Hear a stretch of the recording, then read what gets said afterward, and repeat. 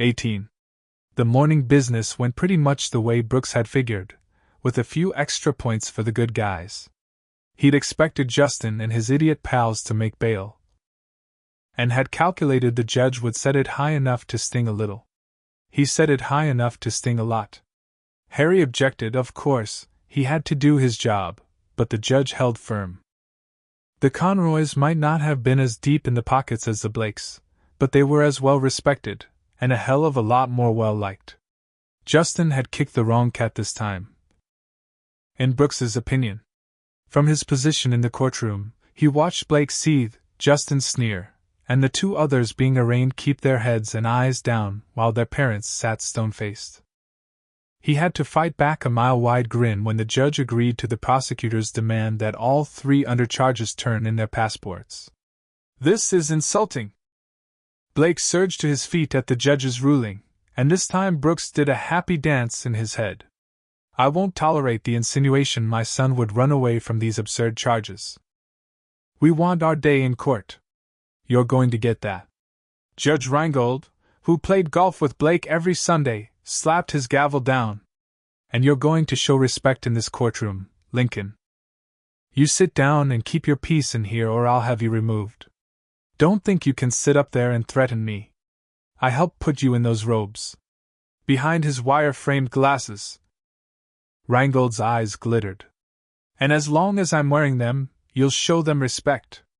Sit down, be quiet, or sure as God made little green apples, I'll hold you in contempt of court." Blake shoved Harry aside when the lawyer tried to intervene. "I'll show you contempt." "You just did." Reingold banged his gavel again.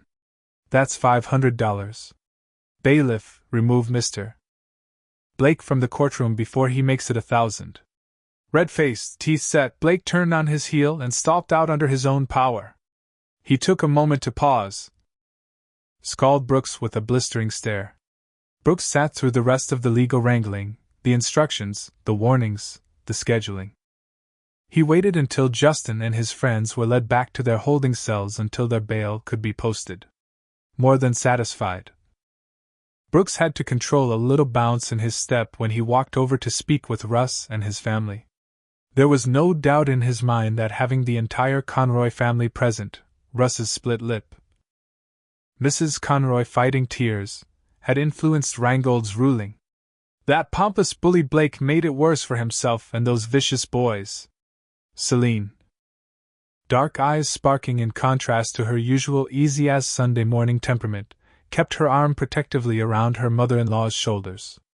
"I loved it. I only wished he'd opened his mouth again. So it cost him more. I wasn't sure Stan would stand up against Lincoln." Mick Conroy nodded toward the bench. "I feel some better about it. I'm going to take your mom home," he said to Russ. "You want me to come?" Hilly, her eyes still shadowed, the bright hair she'd passed to her son pulled back in a haphazard ponytail, shook her head. She kissed Russ's cheek. "We'll be all right." "Brooks." She kissed Brooks's cheek in turn. "We're grateful. There's no need for that. She's still sad," Celine murmured, when her in-laws walked out. "She can't find her mad through it. I want her to find that mad. She'll feel better when she does. You're mad enough for all of us." Celine smiled a little. "God knows. I've got to get to school. The kids V probably traumatized the morning substitute by now." She gave Brooks a hard hug, turned to Russ, held on to him for a long minute. "Don't fret too much, cutie," she told him. "Let me buy you a cup of coffee," Brooks said to Russ when they were alone. "I should get to the hotel. Take a few minutes, decompress. I could use it." "Okay. I'll meet you there." The minute Brooks walked into the diner, Kim grabbed a coffee pot and beelined toward him. She pointed at a booth, turned the mug on the tabletop over, poured. "Well," she said. "Just coffee, thanks." She poked him on the shoulder. "How am I supposed to maintain my status as news queen if you don't give me the dish? Do you want me to get demoted?" "No, indeed. We can't have that. They made bail." Her mouth turned down ferociously. I should have known Stan Rangold would play weasel for Lincoln Blake. Now, I wouldn't say that, Kim. I expected them to make bail. I didn't expect the judge to set it as high as he did, and I can guarantee you Blake didn't either. That's something, then. And he's confiscating their passports until after the trial. Well, now. Lips pursed, she gave a satisfied nod. I take it all back. That had to burn Blake's fat ass. Oh, I'd say he felt the heat. He mouthed off, and the judge fined him $500 for contempt. This time she slapped Brooks's shoulder. You're shitting me. Swear to God. I take it all back double. Next time Stan Rangold comes in, I'm giving him pie on the house. You hear that, Lindy? She called to the man at the grill. Stan Rangold fined Lincoln Blake $500 for contempt. Spatula fisted at his hip, Lindy turned. About time contempt cost him. 'Cause the sumbitch has plenty of it. That coffee's on me, Brooks. Lindy lifted his chin toward the door. And his, too. Kim spotted Russ when he came in, turned the second mug over. You sit right on down here, sweetie. She rose to her toes to kiss his cheek. And no charge for the coffee or anything else you want. You be sure to tell your folks that anybody worth spit in this town is sorry as hell about what happened, and behind them 100%. I will. Thanks, Kim. It means a lot. You look tired out. How about a big wedge of that French apple pie you like to perk you up? Couldn't right now. Maybe next time. I'll leave you to talk then, but you need anything. You just holler. Brooks pretended to sulk. She didn't offer me any damn pie. Russ managed a wan smile. She's got to feel sorry for you first. Did you know about the passports? I knew we were going to request it, but I didn't figure Rangold would rule on our side. He surprised me, and maybe that's on me. He's let the Blake kids slide on plenty before today. Yeah. He has, and I think he's feeling the weight of that. He may be Blake's golf buddy, but he can't, and I think won't, brush off this kind of thing. I believe His Honor was well and truly pissed this morning. And I believe Blake isn't going to let Harry talk his boy into a plea on this. He wants the trial because he absolutely believes he and his are too fucking important to bend to the law. That boy's going down, Russ, and he may go down harder than I expected. I'm not sorry about it. Can't say as I am either. Brooks shifted forward. I wanted to talk to you for a few minutes because I'm dead sure Blake's going to do whatever he can to buy you off or pressure you into dropping the assault charges. He gets that gone. He's going to figure it's mostly about money. Pay the $2, so to speak, try to manipulate community service and some rehab, a suspended sentence for the boy. Russ's bruised mouth set like stone. It's not going to happen, Brooks. Did you see my daddy this morning? He looks 10 years older. I don't give a damn about taking the punch. And if it wasn't for the rest, I'd let it go. But I'm not going to shrug this off so that little bastard slides through this. Good. If Blake starts hounding you, let me know. I'll mention harassment charges and restraining orders. Russ sat back, and his smile came easier. Which one of them are you really after? It's 2 for 1, as I see it. They both need a good, swift kick. I don't know if Justin was born an asshole, but his daddy sure as hell helped make him a bigger one. He stirred at his coffee but found he didn't have a taste for it. I didn't see his mama in court. Word is Mrs. Blake's embarrassed and tired out. About done with it. And Blake's ordered her to keep it shut. He runs that house. That may be. But he doesn't run this town. Do you, Chief? I protect and serve, Brooks said, with a glance out the window. The Blakes are going to learn what that means. How about you, Mr. Mayor? It may be tougher to win an election with Blake backing whoever I run against, but I'm in it. New times. Brooks lifted his mug and toast. Good times. You're pretty sassy this morning, son. Is it all about Rangold's rulings? That didn't suck. But I've got me a fascinating, beautiful woman I'm falling for. Falling hard. Quick work. In the blood. My mama and daddy barely did more than look at each other, and that was that. She's got me, Russ. Right here. He tapped a fist on his heart. Sure it's not considerably lower where she's got you? There, too. But Jesus, Russ, she does it for me. I just think about her and I'm there. I look at her and I swear I could look at her for hours. Days. Brooks let out a half laugh, edged with a little surprise. I'm done. I'm gone. If you don't bring her over for dinner, Celine's going to see to it my life's not worth living. I'll work on it. I figure I'm going to have the women in my family making the same demand before much longer. Abigail's the type who needs to be eased in. Something in there, he added. Something from before.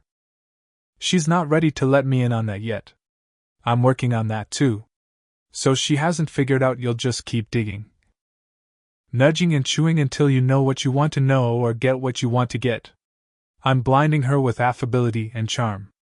How long do you figure that'll last? I've got a little more to spare. She needs help. She just doesn't know it, or isn't ready to take it. Yet. Abigail spent the morning happily at her computer, redesigning and personalizing the security system for a law firm in Rochester. She was particularly pleased with the results, as she'd gotten the job on referral, and had nearly lost it as the senior partner had balked when she refused to meet with him personally. She believed he and the other partners would be more than satisfied with the system and her suggestions. If they weren't, it was the price she paid for doing business on her terms. To give her mind a rest, she shifted gears into gardening. She wanted to create a butterfly garden along the south corner of her cabin, and had read and researched how to best accomplish the goal. With Bert by her side, she gathered tools, loaded her wheelbarrow. It pleased her to see the little vegetable garden she'd already planted doing so well, to smell the herbs soaking up the sunshine as she wheeled by. Her narrow stream bubbled along, and birds sang to its tune. Through the thickening trees, a frisky breeze danced, and wild dogwood peeked out like flowery ghosts. She was happy, she realized, as she marked off her plot with string and stakes. Really happy. With spring, with work, with her home, with Brooks. Had she been really happy before? Surely there had been moments, at least during her childhood, in her brief time at Harvard. Even moments after everything changed so completely, when she'd been happy. But she couldn't remember ever feeling quite like this. Nervous. Brooks was right about the nerves. And she wasn't entirely sure she liked his being right. But over them and through them was a kind of lightness she didn't know quite what to do with. As she switched on her tiller, she hummed along with its churning grind, with the bubbling brook, with the birdsong. No, she didn't know quite what to do with it, but if she could, she'd have held these moments, these feelings tight, so tight, forever. She had satisfying work, had her gardening, which she enjoyed more than she'd ever imagined. She had a man she respected and enjoyed, more than she'd ever imagined, who would come to dinner, talk, laugh, be with her. It couldn't last, but what was the point in projecting? In making herself unhappy? Hold it tight, she reminded herself, as she added compost to her soil. For the moment, she trundled her wheelbarrow back to the greenhouse, wandered through the smell of rich, moist earth, burgeoning flowers, sharp, strong greens, selecting the plants she'd nurtured for this particular project. Good, steady physical labor in the warm afternoon. That made her happy, too. Who knew she had such a capacity for happy? She made 4 trips, her Glock against her hip, her dog trotting at her heels before she began to lay out the plan she'd sketched out on chilly winter nights.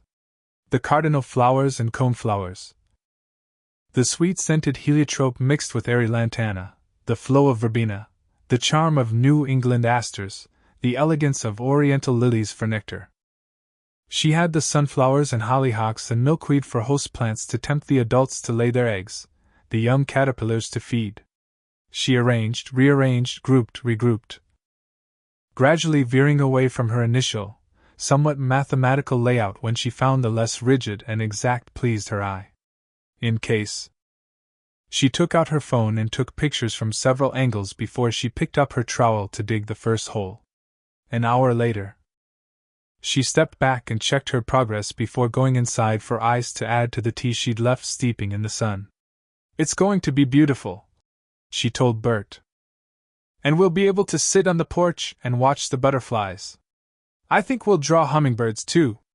I'll love seeing all this grow and bloom, the butterflies and birds. We're putting down roots." "Bert, the deeper they go, the more I want them." She closed her eyes, lifted her face to the sun. Oh, she loved the way the air sounded, loved the way it smelled. She loved the rhythm of work and pleasure she'd found here, the quiet moments, the busy ones. She loved the feel of her dog leaning against her leg and the taste of tea cool on her throat. She loved Brooks. Her eyes popped open. No, she'd just gotten caught up in the happy moments here. In this euphoria of having everything just as she wanted. And she'd let herself mix that with what he'd said to her that morning, how he looked at her. Action and reaction, she told herself. Nothing more. But what if it were more? Her alarm beeped, stiffening her spine and shoulders as she laid a hand on the butt of the Glock. She wasn't expecting a package. She walked quickly to the monitor she'd set up on the porch. She remembered the car even before she made out the driver. Brooks's mother, dear God, and two other women. Talking, laughing, as Sonny drove toward the house. Before she could decide what to do. The car rounded the last curve. Sonny gave the horn a cheery toot-toot when she spotted Abigail. "Hey there!" Sonny shouted out the car window before the three of them piled out. The woman in the front had to be Brooks's sister, Abigail thought. The coloring, the bone structure, the shape of the eyes and mouth were too similar not to be genetic. "Look at this! Butterfly garden." "Yes. I've been working on it this afternoon." "Well, it's just going to be wonderful," Sonny told her. "Smell the heliotrope. I've got Plato in the car. Do you suppose Bert would like to meet him?" I suppose he would. Mama's so busy worrying about introducing the dogs, she doesn't worry about the humans. I'm Maya, Brooks's sister. And our middle sister, Sybil. It's nice to meet you both," Abigail managed, as her hand was gripped and shaken. "We blew the day off." Maya beamed out. A lanky woman with a pixie cut and streaky brunette. "Work, kids, men. We had ourselves a fancy ladies' lunch, and now we're heading in to do some shopping. We thought you might like to come along with us," Sybil said. "Come along?" Baffled, off balance, one eye on her dog, Abigail tried to keep up. "Shopping," Maya repeated. "After. We're talking about frozen margaritas." The puppy bounced, rolled, nipped and generally went crazy around and over Bert, who sat, quivering, his gaze slanted toward Abigail. "Ami. Joer." Instantly. He hunkered, head down, tail up and wagging, and playfully knocked Plato into an ungainly roll. Aren't they cute?" Sonny declared. "He won't hurt the puppy." "Honey, I can see that. That big boy's gentle as a lamb, and God knows Plato can use a little running around time. He's been in the car or on the leash all afternoon. Did you meet my two girls?" "Yes. We're trying to talk her into putting away her trowel and coming along for shopping and margaritas." Sybil offered Abigail a warm, easy smile that showed hints of dimples. "Thank you for asking." Abigail heard the stiffness in her voice when compared with the other women's ease. "But I really need to finish planting. I got a later start than I'd planned." "Well, it looks just beautiful." Sybil wandered over for a closer look. "I didn't inherit Mama's or Daddy's green thumb, so I'm envious. It was very nice of you to come over and invite me." "It was," Maya agreed. "But mostly SYB, and I just wanted to get a close-up look at you and check out the woman who's got Brooks all tangled up." "Oh. You're not the type I imagined would hook him so good and proper." "Oh," was all Abigail could think of again. "Something's in Maya's mind," Sonny began, hooking an arm around her daughter. "It just rolls right off her tongue. I can be tactful and diplomatic, But it's not a natural state for me. Anyway, I meant it as a compliment, a good thing. Thank you? Maya laughed. You're welcome. Mostly, see. Brooks, in the past, tended toward the looks without necessarily much substance to back it up. But here you are, pretty and natural, strong and smart enough to live out here on your own. Clever enough to plant a well-designed garden. I did get the green thumb, and you run your own business, from what I'm told. And I guess since you've got that big gun on your hip, you know how to take care of yourself. Yes, I do. Have you ever shot anyone? Maya. Don't mind her, Sybil said. She's the oldest and has the biggest mouth. Are you sure you wouldn't like to come with us? I really need to finish this garden, but thank you. We'll have a cookout Sunday afternoon, Sonny announced. Brooks'll bring you around. Oh. Thank you, but nothing fancy. Just a backyard barbecue. And I've got some yellow flags I need to divide. I'll give you some. They'll like that sunny spot over by the brook. I'll round up that pup. And we'll see you Sunday. You've been seeing Brooks for a while now, Maya commented. I suppose. You know how he just chips amiably away at you until he gets his way? Yes. Maya winked and grinned. He comes by it naturally. We'll see you Sunday. Don't worry. Sybil surprised Abigail by taking her hand as her sister walked off to help their mother with the puppy. It'll be fine. Your dog's all right with kids around? He wouldn't hurt anyone. Unless I tell him to, she thought. You bring him along. You'll feel easier having your dog with you. We're pretty nice people, and inclined to like anyone who makes Brooks happy. You'll be fine, she said, and gave Abigail's hand a squeeze before she released it and walked back to the car. There was a lot of laughing and chattering, a lot of waving and honking. Shell-shocked, Abigail stood, her deliriously happy dog at her side, and politely lifted her hand as the O'Hara Gleason women drove away. It was like being rolled over by a steamroller made of flowers, Abigail thought. It didn't really hurt. It was all very pretty and sweet-smelling. But you were still flattened. She wouldn't go, of course. It would be impossible on so many levels. Perhaps she'd write a polite note of regret to Brooks's mother. She put her gardening gloves back on. She wanted to finish the bed, plus, she'd used finishing it as an excuse. So finish it she must and would. She'd never been asked to go shopping and have margaritas, and wondered as she dug what it was like. She knew people shopped even when they didn't need anything. She didn't understand the appeal, but she knew others did. She thought of that day, so long ago, in the mall with Julie. How much fun it had been. How exhilarating and liberating it had been to try on clothes and shoes with a friend. Of course, they hadn't been friends. Not really friends. The entire interlude had been one of chance and circumstance and mutual need. And that interlude had led to disaster and tragedy. She knew logically. The harmless rebellion of buying clothes and shoes hadn't caused the tragedy. Even her own reckless stupidity of forging the IDs, agreeing to go to the club hadn't caused the events that followed. The Volkovs and Yakov Karatkii held that responsibility. And yet how could she not link them together, not feel the weight and the guilt even after all this time? The argument with her mother had lit the chain reaction that had ended with the explosion of the safe house. If not fully responsible, she had been one of the links in that chain. And still. As she planted, she wondered what it was like to ride in a car with women who laughed, to shop for unnecessary things, to drink margaritas and gossip. And wondering took some of the bloom off the pleasure of the sounds and smells of her solitude. She planted it all, added more. Worked through the afternoon into soft evening wheeling bags of mulch to the bed. Filthy, sweaty, satisfied, she set up the sprinklers just as her alarm signaled again. This time she saw Brooks driving toward the house. She'd lost track of time, she realized. She'd meant to go in, put the lasagna on warm in the oven before he arrived. And had certainly hoped to have cleaned up at least a little. Well, look at that. He got out, a bouquet of purple iris in his hand. These feel a little dinky now.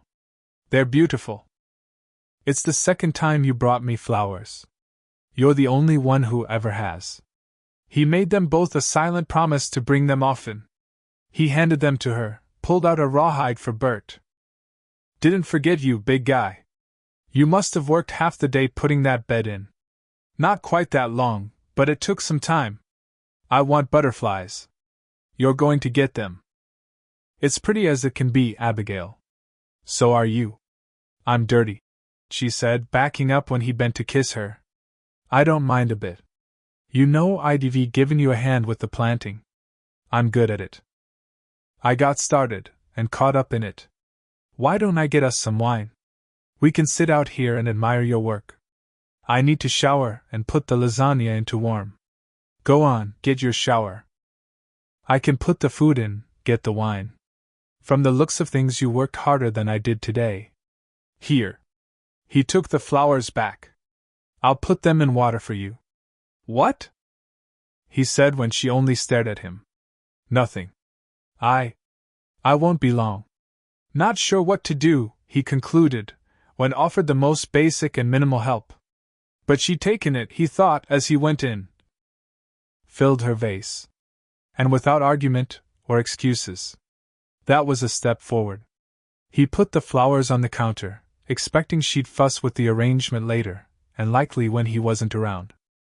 He switched the oven, set it low, slid the casserole in. He took the wine and 2 glasses out on the front porch, and, after pouring, carried his own glass over to lean on the post, study her flowers. He knew enough about gardening to be sure the job had taken her hours. Knew enough about gardening artfully to be sure she had a knack for color and texture and flow. And he knew enough about people to be sure the planting of it was another mark of ownership, of settling in. Her place, done her way. A good sign. When she stepped out, he turned to her. Her damp hair curled a little around her face, and she smelled as fresh as spring itself. It's my first spring back in the Ozarks, he said, picking up her glass to offer it. I'm watching it come back to life. The hills greening up, the wildflowers bursting, the river streaming through it all. The light, the shadows, sunlight on fields of row crops freshly planted. All of it new again for another season. And I know there's nowhere else I want to be. This is home again, for the rest of it. I feel that way. It's the first time I felt that way. I like it. It's good you do. I look at you, Abigail, smelling of that spring, your flowers blooming or waiting to, your eyes so serious, so goddamn beautiful, and I feel the same. There's nowhere else. No one else. I don't know what to do with how you make me feel. And I'm afraid of what my life will be if this changes and I never feel this way again. How do I make you feel? Happy. So happy. And terrified and confused. We'll work on the happy until you're easy and sure. She set down her wine, went to him, held on. I may never be. You came outside without your gun. You have yours. He smiled into her hair. That's something, then. That's trust, and a good start. She didn't know, couldn't analyze through all the feelings. We can sit on the steps. And you could tell me what happened this morning. We can do that. He tipped her face back, kissed her lightly. 'Cause I'm feeling good about it. 19. He filled her in while the shadows lengthened and her new garden soaked up the gentle shower from her sprinklers. She'd always found the law fascinating, the ins and outs of the process. The illogic, and in her opinion, often the bias, infused into the rules and codes and procedures by the human factor.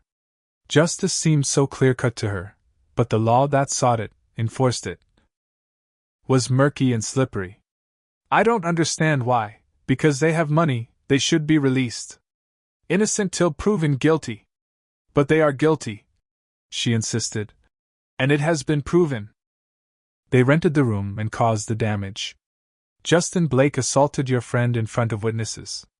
They're entitled to their day in court. She shook her head. But now they're free to use money or intimidation against those witnesses and the others involved, or to run, or to craft delays. Your friend suffered a loss. And the people who caused it are free to go about their lives and business. The legal system is very flawed. That may be, but without it, chaos. From her experience, chaos came with it. Consequences, punishment, justice, should be swift and constant, without the escape hatches of money, clever lawyers, and illogical rulings. I imagine most mobs think that when they get a rope. She frowned at him. You arrest people who break the law. You know they've broken the law when you do so. You should be frustrated, even angry. Knowing one of them finds a way through a legal loophole, or, due to human failure, isn't punished for the crime. I'd rather see a guilty man go free than an innocent one go down. Sometimes there are reasons to break the law. I'm not talking about our 3 current assholes, but in general. Obviously relaxed, Brooks stretched out his legs, gave Bert a little rub with his foot. It's not always black and white, right and wrong. If you don't consider all the shades and circumstances, you haven't reached justice. You believe that? The muscles in her belly twisted, vibrated. That there can be reasons to break the law. Sure there are. Self-defense, defense of others. Or something as simple as speeding. Your wife's in labor? I'm not going to cite you for breaking the speed limit on the way to the hospital. You'd consider the circumstances. Sure. Back when I was on patrol, we got called in on an assault. This guy went into a bar and beat the shit out of his uncle. We'll call him Uncle Harry. Now, we've got to take the guy in on the assault. But it turns out Uncle Harry's been messing with the guy's 12-year-old daughter. Yeah, he should have just called the cops and child services on it. But was he wrong to break Uncle Harry's face? I don't think so. You have to look at the whole picture, weigh those circumstances. That's what the courts are supposed to do. Point of view. She murmured. Yeah. Point of view. He trailed a finger down her arm. Have you broken the law, Abigail? It was a door, she knew, that he invited her to walk through. But what if it locked behind her? I've never had a speeding ticket, but I've exceeded the posted limit. I'm going to check the lasagna. When he wandered in a few minutes later, she was standing at the counter, slicing tomatoes. I harvested some tomatoes and basil from the greenhouse earlier. You've been busy. I like to be busy. I completed a contract a bit earlier than I projected, so I rewarded myself with gardening. And I had visitors. Is that so? Your mother and sisters. He was on the point of topping off her wine. Say what again? They were out this way. They'd had what your mother called a fancy ladies' lunch, and were going shopping and to drink frozen margaritas. They invited me to join them. Uh-huh. Maya explained they essentially came by to check me out. I liked her honesty, though at the time it was somewhat unnerving. Brooks let out a sound that might have been a laugh. She can be. They had Plato with them. Bert enjoyed playing with him. I bet. They laugh a lot. Bert and Plato? No. And that made her laugh. Your mother and sisters. They seem very happy. They seem like friends as well as relatives. I'd say they are. We are. Your other sister, Sybil, has a kind and gentle way. You appear to have qualities of both of your siblings. You also share a strong physical resemblance, particularly with Maya. Did Maya tell you embarrassing stories about me? No, though I would have been interested. I suspect she was more curious about me. She said when it came to women, to relationships. Abigail paused a moment as she layered slices of buffalo mozzarella with the tomatoes. In the past you tended toward the looks without necessarily much substance to back it up. Brooks watched her as she spoke, as she perfected the pattern on the dish. I bet that's word for word. Paraphrasing can impart a different tenor, even a different meaning. Can't argue. Is it true? He considered, shrugged. I guess it is, now that I think about it. I think it's flattering. And it also spoke to the novelty she'd brought up that morning. Novelty wore off. What surprises me is they had you 3-1, and took no for an answer. I was obviously, and honestly, deeply involved with the garden. She picked up the wine now, drank. Your mother did, however, invite me to an impromptu backyard barbecue this Sunday." He laughed, lifted his glass in salute. See? They didn't take no for an answer. She hadn't considered that, and now saw Brooks was right. Your mother seemed to ignore my reasonable excuse to decline. I thought it might be better to write her a polite note of regret. Why? She makes great potato salad. I have my gardening and household chores on my schedule for Sunday. Chicken. I'm sure your mother makes very nice chicken, but... No. You're a chicken. He made a clucking sound that deepened her frown and stirred her temper. There's no need to be rude. Sometimes honest is rude. Look, there's no reason to be nervous about hanging out in the backyard and eating potato salad. You'll have fun. No, I won't, because I'll have neglected my schedule. And I don't know how to behave at a backyard barbecue. I don't know how to have conversations with all those people I don't know, or barely know, or how to meet the curiosity that would, I assume, be aimed at me because you and I have been having sex. That's a lot of don't knows, Brooks decided, but I can help you with all of it. I can give you a hand with the gardening and household chores beforehand. You do just fine with conversations, but I'll stick with you until you're comfortable. And they may be curious, but they're disposed to like you because I do, and my mother does. Plus, I'll make you a promise. He paused now, waited until she lifted her gaze to his. What promise? You give it an hour. And if you're not having a good time, I'll make an excuse. I'll say I've got a call I have to handle, and we'll go. You'd lie to your family? Yeah, I would. They'd know I'm lying, and understand.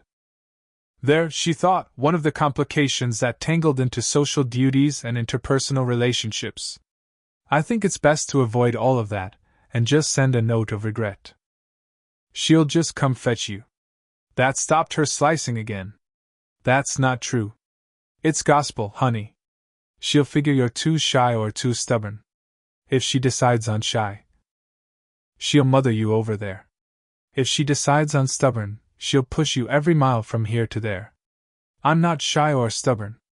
You're both, with some of that clucker tossed in. Deliberately. She brought the knife down on the board a little harder than necessary. I don't see the wisdom in insulting me when I'm preparing you a meal. I don't see being shy or stubborn as insulting. And everybody's got a little clucker pecking around, depending on the circumstances. What are your circumstances? That's a change of subject, but I'll give it to you. Semi-annual dentist visits. Wolf spiders and karaoke. Karaoke. That's funny.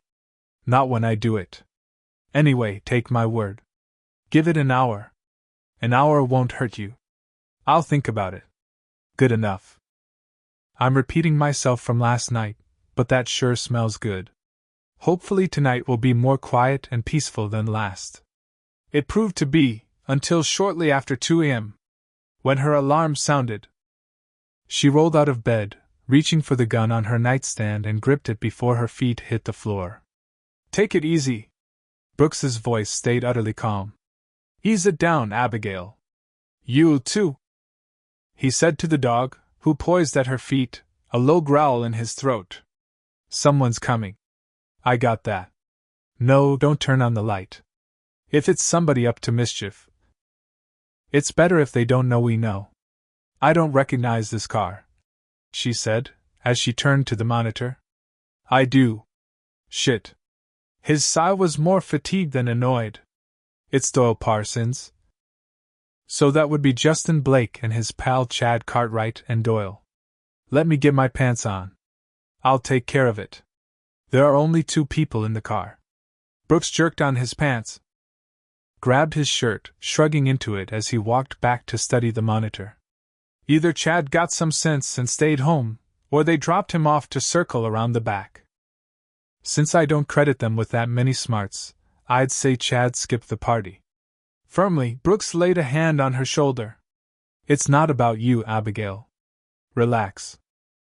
I'm just saying they're looking to cause me some grief. Not you. Most likely creeping up here. See there, they're pulling off some ways from the house. Planning on slashing my tires. Maybe spray painting some obscenities on my car. Figuring I'll get a rude surprise come morning. Jesus, high as hot air balloons, the both of them. If they're under the influence of drugs, they're unlikely to be rational. Rational isn't Justin's default position, straight or high. And coming here like this told Brooks he was escalating, as Tybal had been. Watching them. He took the time to button his shirt. Go on and call 911. Ash is on call tonight. You just give him the situation. I'll go out and see to it. He pulled on boots in case he had to chase them down, strapped on his weapon. You and Bert stay inside. I don't need or want to be protected from a pair of delinquents. Abigail. I'm the one with the badge. His tone brooked no argument. And I'm the one they're here to screw with. No point getting them riled up toward you. Call it in, and wait for me. He went downstairs in the backwash of her outdoor security lights, taking his time. The bus would be clearer, stick harder, if he walked out on them doing something, or about to. Rather than just creeping around, muffling the snorting giggles of the drunk and or high. Abigail would get her view of justice now, he thought. As the pair of them would spend the time until their trial in jail. He watched them through the window, and as he'd anticipated, they crouched beside his cruiser. Justin opened a bag. Tossed a spray can to Doyle. He let them get started. The cruiser would need a paint job, but the evidence would be unarguable. Then he stepped to the front door, dealt with the locks, and walked out. You boys lost? Doyle dropped the can and fell back on his ass. Sorry to interrupt your field trip, but I believe the half-wit pair of you are trespassing. We'll add vandalism to that. And seeing as you've just vandalized police property, it's a tough one for you. And I'm just betting I'm going to find controlled substances and or alcohol in your possession and in your bloodstream. To sum up, boys, you're royally fucked. Brooks shook his head when Doyle tried to scramble to his feet. You run, Doyle, I'll add on fleeing and resisting. I know where you live, you idiot. So stay down, stay put. Justin, you're going to want to let me see your hands. You want to see my hands? Justin punched the knife he held into the rear tire, then surged to his feet. Gonna let the air out of you next, asshole. Let me get this straight. You've got a knife. I've got a gun. See this? Brooks drew it almost casually. And I'm the asshole? Justin, you are deeply stupid. Now toss that knife down, then take a look at your marginally brighter friend. See how he's face down with his hands linked behind his head? Do that. In the security lights. Brooks noted Justin's pupils were the size of pinpricks. You're not going to shoot me. You haven't got the stomach for it. I think he does. With her favorite Glock in her hand. Abigail stepped out from the side of the house. But if he doesn't shoot you, I will. Hiding behind a woman now, Gleason? Brooks shifted, just a little. Not only to block Abigail if Justin was stupid enough to come for them with the knife, but because he wasn't sure, at all, she wouldn't shoot the moron. Do I look like I'm hiding? I'd like to shoot him, Abigail said conversationally. He's trespassing, and he's armed, so I believe I'm within my rights. I could shoot him in the leg. I'm a very good shot, as you know. Abigail. Torn between amusement and concern, Brooks stepped forward. Drop that knife now, Justin, before this gets ugly. You're not putting me in jail. How many ways can you be wrong tonight? Brooks wondered. Justin lunged forward. Don't shoot him, for Christ's sake. Brooks shouted. He blocked the knife hand with his left arm, swung up his right elbow and jabbed it into Justin's nose. He heard the satisfying crunch an instant before blood spurted. As the knife dropped, he simply gripped Justin by the collar, propelled him forward so he stumbled to his knees. Out of patience. He shoved Justin down on his face, put a boot on his neck. Abigail, do me a favor and go up and get my cuffs, will you? I have them. Brooks lifted his brows when she pulled them out of her back pocket. You're a planner. Toss them over. He caught them, knelt down to yank Justin's arms behind his back. Doyle, you keep still now. Or Miss Lowry might shoot you in the leg. Yes, sir. I didn't know he was going to do that, I swear. We were just going to mess around with the cruiser. I swear to God. Keep quiet, Doyle. You're too stupid to talk. Brooks glanced up as he heard the siren. Jesus, what's he doing coming in hot? I saw the knife when I was relating the situation. Your deputy became very concerned. All right. Hell. Justin, you just came at a cop with a knife. That's assault with a deadly on a police officer. The prosecutor might even bump that to attempted murder when we add in the trash talk. You're done, boy, and it didn't have to go like this. You're under arrest for trespassing, vandalism, defacing police property, and assault with a deadly weapon on a police officer. You have the right to remain silent. You broke my fucking nose. I'll kill you for that. Do yourself a favor. Take that right to silence to heart. He finished the Miranda as he spotted the lights from Ash's cruiser zipping down the road. Doyle? Where's Chad Cartwright? He wouldn't come. Said he was in enough trouble, and his daddy's likely to kick his ass he gets in more. A glimmer of sanity. He got to his feet as Ash slammed out of his car. Chief. You all right? Jesus. You're bleeding. What? Where? Shit. Brooks looked down, hissed in disgust. That's Justin's nose blood. God damn it, I like this shirt. You should soak it in cold water and salt. Both Brooks and his deputy looked over to where Abigail stood, the dog at full alert at her side. Ma'am, Ash said. Siren screamed out again. What the hell, Ash? It'll be Boyd. When MS. Lowry reported she saw a knife, and only had a visual on 2 when this bunch usually runs in 3. I thought I should call Boyd in for backup. Are you sure he didn't cut you? Yeah, I'm sure. He was stupid enough to try, so he's charged with assault on a police officer. I guess you and Boyd can take the pair of them in. I'll be along shortly. All right, Chief. Sorry for the trouble, MS. Lowry. You didn't cause it, Deputy Heiderman. Brooks stepped over to her. Why don't you take Bert and go on inside? I'll be in just a couple minutes. Yes. She signaled to the dog and went back the way she'd come. In the kitchen, she rewarded Bert with one of his favorite cookies, then put on coffee. She considered a moment, then opened a container to put human cookies on a plate. Somehow it seemed like the right thing to do. She sat at the table and watched Brooks and the others on the monitor. The boy he'd called Doyle cried a little, but she found she couldn't feel any sympathy. Justin remained sullen, snarling like a bad dog, in her opinion. Sneering out of eyes she expected would be swollen and bruised from the broken nose shortly. Once the prisoners were secured in the back of the first deputy's cruiser, Brooks spoke to his men for another moment, then said something that made them laugh. Breaking the tension, she deduced. Yes, that would be a sign of a good leader. She started to rise and go unlock the front door, but saw Brooks head toward the back as she had.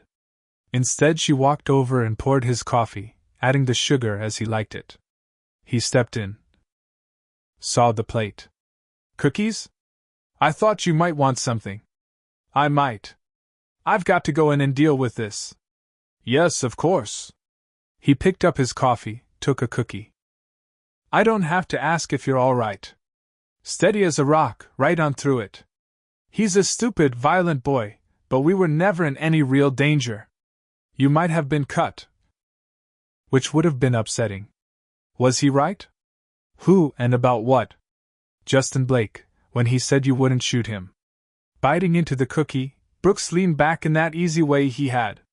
Mostly. If I'd had to, yeah, but I didn't have to. Better all around. Would you have shot him? Yes. She didn't hesitate. I'd wondered if I could or would, as he's young and stupid, but yes. If he'd cut you, I would have. But you have excellent reflexes, and he telegraphed his move, and was slow due, I suspect, to drugs or alcohol. You weren't afraid. You gave me a moment, initially. I told you to stay inside. And I told you I didn't need or want to be protected. It's my property, and I was armed. As always. He took another bite of the cookie. Added to that, though nothing registered on the monitor, I wanted to be sure there wasn't a third who might have flanked you. I appreciate it. You should soak that shirt before the stain sets. I've got a spare at the station. Abigail, I'm going to need for you to give a statement. You can come in, or I can send one of my men to take it here. Oh. Yes, of course. I couldn't give you the statement under the circumstances. No. I think I'd prefer to go in. I could do it now. Morning's fine. If I came in now, it would be done. I'd rather it be done. I'll change and drive in now. I can wait for you. That's all right. You should go now, do what you need to do. Yeah. The way you handled this makes me think you've handled trouble before. I'm hoping you'll trust me enough to tell me about that someday soon. Wanting the link, she curled her fingers around his wrists for a moment. If I could tell anyone, it would be you. Okay then. He set the coffee down, took her face in his hands and kissed her. Thanks for the backup. And the cookie. You're welcome. 30 minutes behind Brooks, Abigail walked into the station. The older deputy, Boyd Fitzwater, she remembered, immediately got up from his desk and came around to meet her. Ms. Lowry, we sure appreciate you coming in like this. The chief's in his office, talking to the prosecutor and all. I'm going to take your statement. Yes. You want some coffee, something cold? No, thank you. We can sit down right here. Should be quiet. Ash is back with the paramedic we called in to treat the Blake boy's nose. He smiled when he said it. It's busted good. I'm sure a broken nose is preferable to a bullet. I believe Chief Gleason would have been justified in firing his weapon when Justin lunged toward him with a knife. I'm not going to argue. But if we could start this from the beginning. I'm going to record it so we get it all straight. I'll be taking notes, too. All right with you? Of course. All righty then. Boyd switched on a tape recorder, read off the date, the time, the names of all involved. Ms. Lowry, why don't you just tell me what happened tonight? At 2:07 a.m., my perimeter alarm signaled a breach. She spoke clearly, precisely. As Chief Gleason had indicated, Justin Blake most usually traveled with two individuals. I wanted to be certain there wasn't indeed a third man who might have circled around. My alarms didn't register, but I felt it best to be certain. After I spoke with Deputy Heidemann on the phone, I took my dog and went out the back of the house.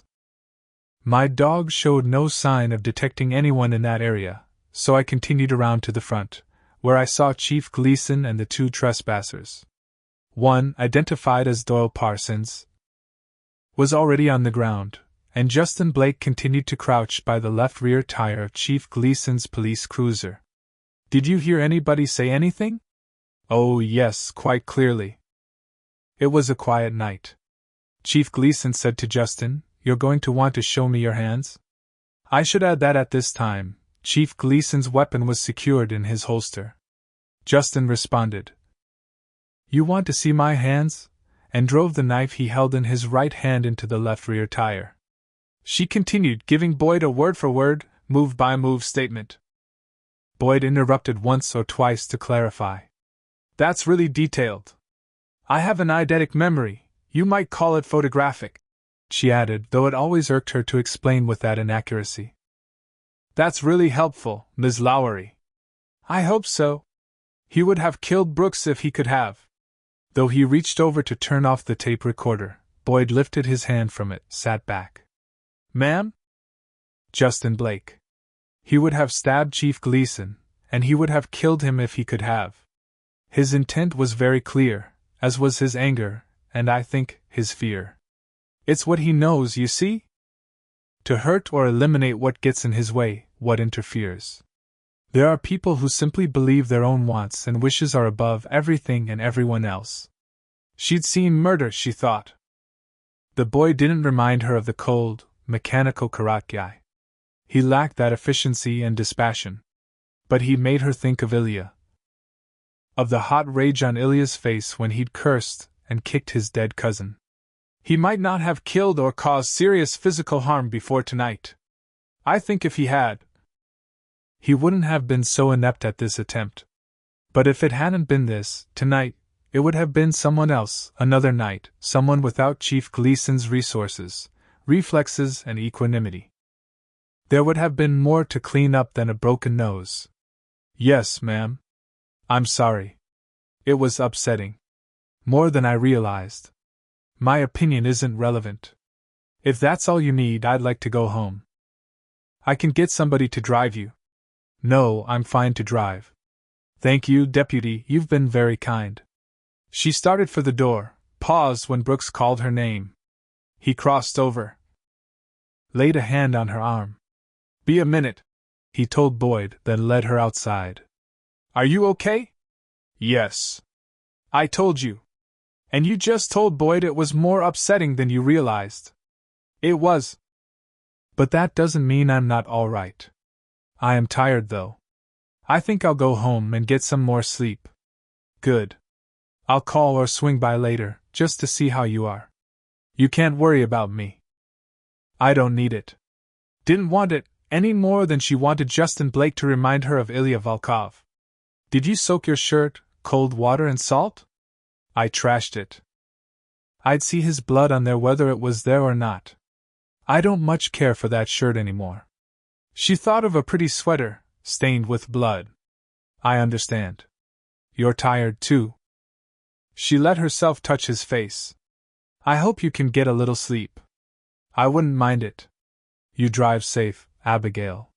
He kissed her forehead, then her lips, before stepping over to open her car door. You were right, what you said in there. It was only a matter of time before he pulled a knife or a gun, picked up a bat, before he did somebody serious harm. I know. You don't have to worry about him anymore. Then I won't. Leading with emotion, she threw her arms around him, held tight. I'm very glad you have good reflexes. She slid into the car and drove away. 20. Just past 3 that afternoon, Abigail watched on her monitor as a dark Mercedes sedan cruised toward her house. The look of it sent a quick tingle up her spine. She didn't recognize the car, the driver, late 30s, early 40s, broad shoulders, short, dark hair, or the passenger, 50-ish, dark gray hair. Wide face. She keyed the license plate into her system, reminding herself she was prepared for anything. Her quick search through DMV records popped Lincoln Blake as the owner. And her shoulders relaxed. An annoying interruption, but not a threat. Blake looked prosperous, she noted, when he got out of the passenger side. It struck her that he looked deliberately prosperous in his perfectly cut suit and city shoes.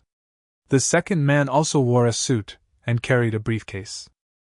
She believed she saw a slight bulge on his right hip that disturbed the line of his jacket. He carried a weapon. Well, she thought, so did she. She considered ignoring the knock on her door. She wasn't under any obligation to answer, to speak with the father of the boy who'd tried to kill Brooks.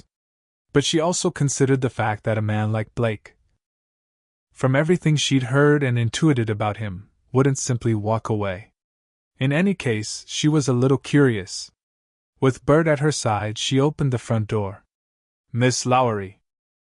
Blake offered a wide smile and his hand. Forgive the intrusion. I'm Lincoln Blake, one of your neighbors. Your home is several miles away, in fact, on the other side of Bickford. Therefore, you don't live close enough to my property to be considered a neighbor. We're all neighbors here, Blake said jovially. This is my personal assistant, Mark. I'd like to apologize for my son's inadvertent trespass on your property last night. May we come in, discuss this situation? No. It always puzzled her why people look so surprised, even annoyed, when they asked a question and the response was negative. Now, Miss Lowry, I came out here to offer my apologies, as I understand my son caused you some inconvenience, and to sort this all out. It'll be helpful if we could be comfortable while we talk this out. I'm comfortable. Thank you for your apology, Mr. Blake, though it hardly applies, as it was your son who came on my property without permission in the middle of the night, and who attempted to stab Chief Gleason. I believe the police are sorting all this out. And we really don't have anything to discuss at this point. Now, that's just why I came by. I dislike trying to have a conversation through a doorway. I dislike having strangers in my house. I'd like you to go now. You can discuss this with the police. I'm not finished. He jabbed out a finger. I understand you're friendly with Brooks Gleason and that. Yes, we are friendly. He wouldn't have been here at 2 in the morning when your son and your son's friend came illegally onto my property with the intent to deface Chief Gleason's police cruiser if we weren't friendly. However, my relationship with Chief Gleason doesn't alter the facts. One fact is you haven't lived here long. You're not fully aware of my position in this community, or the history behind it. She wondered, sincerely, why he thought any of that was relevant, but didn't bother to ask. I'm aware. And your position and history don't alter the facts of what transpired here early this morning. It was very disturbing to be awakened in that manner. And to witness your son attack Chief Gleason with a knife. Fact. Blake slapped an index finger on his open palm. It was the middle of the night, and therefore dark. I have no doubt Brooks Gleason goaded my boy, threatened him. Justin was simply defending himself. That's inaccurate, Abigail said calmly. My security lights were on. I have excellent vision and was less than 10 feet away during the attempted assault. Chief Gleason clearly asked your son to show his hands, and when your son did so it was, first, to puncture the cruiser's tire and, second, to threaten Brooks with the knife. My son. I haven't finished correcting your inaccuracies, she pointed out, and stunned Blake into momentary silence. Only then, when your son threatened him verbally and with gestures, did Brooks draw his weapon. And still your son would not drop the knife. Instead, even when I stepped out with my own weapon, your son lunged at Brooks with the knife. In my opinion, Brooks would have been fully justified in shooting your son at that time. But he chose to disarm him hand to hand at a greater risk to his own safety. Nobody knows you around here. You're an odd, solitary woman with no background or history in the community. If and when you tell that ridiculous story in court, my lawyers will rip your testimony to bits and humiliate you. I don't think so, but I'm sure your lawyers will do their jobs. If that's all, I'd like you to leave. You just wait a damn minute. Blake stepped forward, and Bert quivered, growled. You're upsetting my dog, Abigail said coldly. And if your assistant attempts to draw his sidearm, I'll release my dog. I can assure you he'll move faster than he can draw his weapon. I'm also armed, as you can plainly see. I'm a very good shot. I don't like strangers coming to my home, trying to intimidate and threaten me. I don't like men who raise violent, angry young men. Like Sergei Volkov, she thought. I don't like you, Mr. Blake. And I'll ask you to leave for the last time. I came here to settle this with you, to apologize and offer you compensation for the inconvenience. Compensation? $10,000. A generous apology for a mishap, for a misunderstanding. It certainly would be. Abigail agreed. The money's yours, in cash, for your agreement that this was, indeed, a misunderstanding. Your proposal is I accept $10,000 in cash from you to misrepresent what happened here this morning? Don't be stubborn. My proposal is you accept the cash in my assistant's briefcase as an apology, and you simply agree what occurred here was a misunderstanding. You'll also have my word that my son will never step foot on your property again. First, your word can hardly regulate your son's behavior. Second, it would be your son, not you, who owes me an apology for this morning. And last, your proposal constitutes a bribe, an exchange of money for my misrepresenting the facts. I believe attempting to bribe a witness in a criminal investigation is a crime. The simplest solution, and certainly the best outcome for you, is for me to say no, thank you, and goodbye. She stepped back, shut the door, clicked the locks in place. He actually beat on the door with his fist. It didn't surprise her, Abigail realized.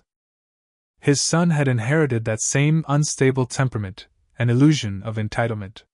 With her hand resting lightly on the butt of her gun, she walked back to the kitchen monitor. Watched the assistant attempt to calm his employer down. She didn't want to call the police. More trouble, more interruptions, more ugly behavior. It had shaken her a little. There was no shame in admitting it. But she'd stood up to the intimidation, the threats. No panic, she thought now, no urge to run. She didn't believe in fate, in anything being meant, but if she did. Maybe, theoretically, she'd been meant to go through these two experiences, the reminder of Ilya, and now of his father, to prove to herself she could and would stand up. She wouldn't run again. If she believed in fate. We'll give him 2 minutes, from now, to regain some composure and leave. If he doesn't, we'll go out again.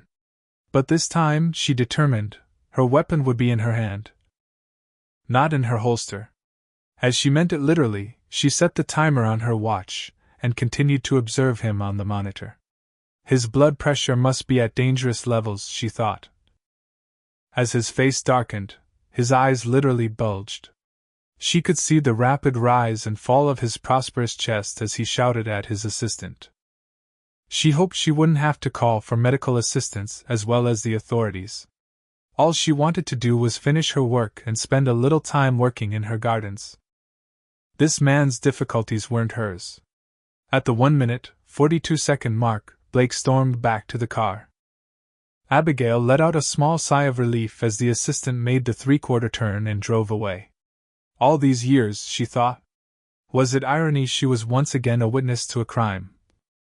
And once again the subject of threats and intimidation? No, she didn't believe in fate, and yet, it certainly felt as though fate had decided to twist her life. And circle it right back to where she'd begun. It was something to think about. She looked at her work, sighed again. I think we'll take a walk, she said to Bert. I'm too annoyed to work right now. Her mood leveled out in the air, calmed when she walked through the trees, studied the progress of wildflowers, considered again her private seating area with its view of the hills. She would start a search for the proper bench very soon. She felt happy, she realized, when she received a text from Brooks.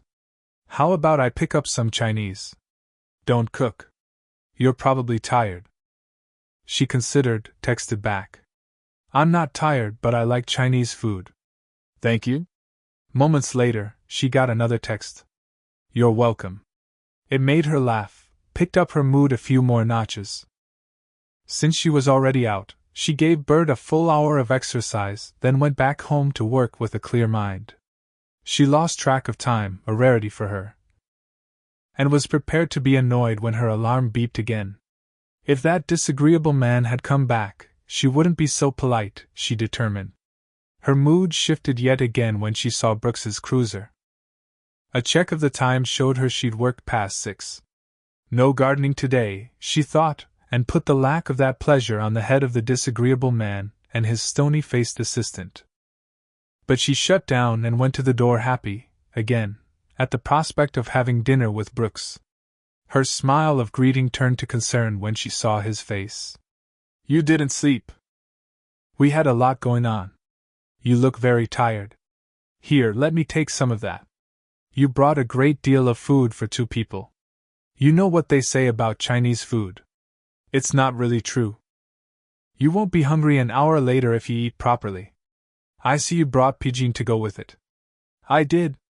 Chinese beer, she said, as she led the way in. Chinese villagers brewed beer as far back as 7000 BC. I don't think the Zhujiang I picked up is that old. That's a joke. It was used, not the beer you bought, in rituals. It wasn't until the 17th century that modern beer brewing was introduced to China. Good to know. You sound tired, too. You should sit, have one of the beers. I slept another 2 hours. And had an hour's walk. I feel rested. I'll take care of the food. I just told them to load me up. I didn't know what you wanted, especially. I'm not fussy. She opened cartons. I'm sorry you had a difficult day. You can tell me about it if you like. Lawyers, arguments, accusations, threats. He opened a beer, sat at her counter. Paperwork, meetings. You don't have to put all that in bowls. The beauty of Chinese is you can eat right out of the carton, which is rushed and less soothing. She believed he required soothing. I can fix your plate if you tell me what you'd like. Whatever. I'm not fussy either. We should take a walk after dinner, then you should try a warm bath and try to sleep. You seem very tense. And you rarely are. I guess I'm just annoyed at having lawyers in my face, who try to push and intimidate me and my deputies. Yes, he's a very annoying man. She scooped rice out of the bowl, ladled sweet and sour pork over it, added a dumpling, some noodles, some butterfly shrimp. I had to walk off my own mood after he left this afternoon. Left? Here? Blake came here? This afternoon. With his assistant. Ostensibly to apologize for his son's inadvertent trespassing. But that was just a ruse, not well disguised. He was displeased when I wouldn't let him come in to discuss the situation. I bet he was. He doesn't like being refused. It's good you didn't open the door. I did open the door. Oh no. No, don't be upset. She'd meant to soothe and had accomplished the opposite. Of course he didn't. I just noticed the line of his suit, and then his body language when Bert growled. Brooks took a long pull of beer. Why don't you tell me what was said and done? You are upset, she murmured. I shouldn't have mentioned it. Yes, you should have. It wasn't anything important, really. He said he'd come to apologize, then was clearly put out when I refused to invite them in. He termed what happened a misunderstanding, and indicated it was of your doing. I disabused him of that, as I was a witness. He implied I didn't understand his position in the community, and that my relationship with you made my standing as witness suspicious. Not in those words, but that was the meaning. Do you want me to relay the exact conversation? Not just yet. The gist is fine. The gist. All right. He was displeased and angry as I told him to leave, and warned him and his assistant that if the assistant drew his weapon on Bert, I would release Bert, who would disarm the assistant handily, and reminded them I was also armed. Jesus Christ. I was, clearly. It seemed best to point out the obvious.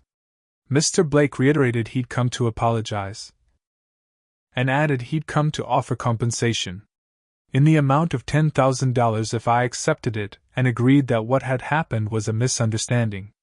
It annoyed me. How many times did you ask them to leave? 3. I didn't bother to ask again, simply said goodbye and closed the door. He did bang on the door for nearly 2 minutes after that. He's very rude. Then his assistant convinced him to get back in the car. Brooks pushed back from the counter, paced the kitchen. Why didn't you call me? There wasn't any need. It was relatively simple to deal with. Irritating, but simple. She broke off because when he turned to her, the controlled rage on his face snapped her throat closed. Listen to me. 2 men you don't know come to your door, one of them's armed. They refuse to leave when you tell them to, multiple times. What's the logical thing to do? Close the door. I did. No, Abigail. The logical thing to do is close the door, then call the police. I don't agree. I'm sorry if that makes you angry, but I don't. They left. She decided to avoid more anger by not mentioning she'd intended to go back out, weapon drawn, at the 2-minute mark. Later, she'd wonder if the avoidance equaled one of those interpersonal relationship tangles. I was armed, Brooks, and Bert was on alert. I wasn't in any danger. In fact, Blake became so agitated. I would have called both you and medical assistance if he hadn't left when he did. Do you want to press charges? No. You're angry with me. I don't want you to be angry with me. I did exactly as I felt best at that time, under those circumstances. If your ego's threatened because I didn't call for help. Maybe some. Yeah, I'll own that. And I'm not going to say it's not a relief to me knowing I'm with a woman who can handle herself. But I know Blake. He tried to bully and intimidate you. Yes, he tried. He failed. Trying's enough. And he attempted to bribe you. I told him his attempt to bribe a witness in a criminal matter was illegal. I bet you did. Brooks shoved a hand through his hair, sat again. You don't know him. You don't know the kind of enemy you made today, and believe me, you made one.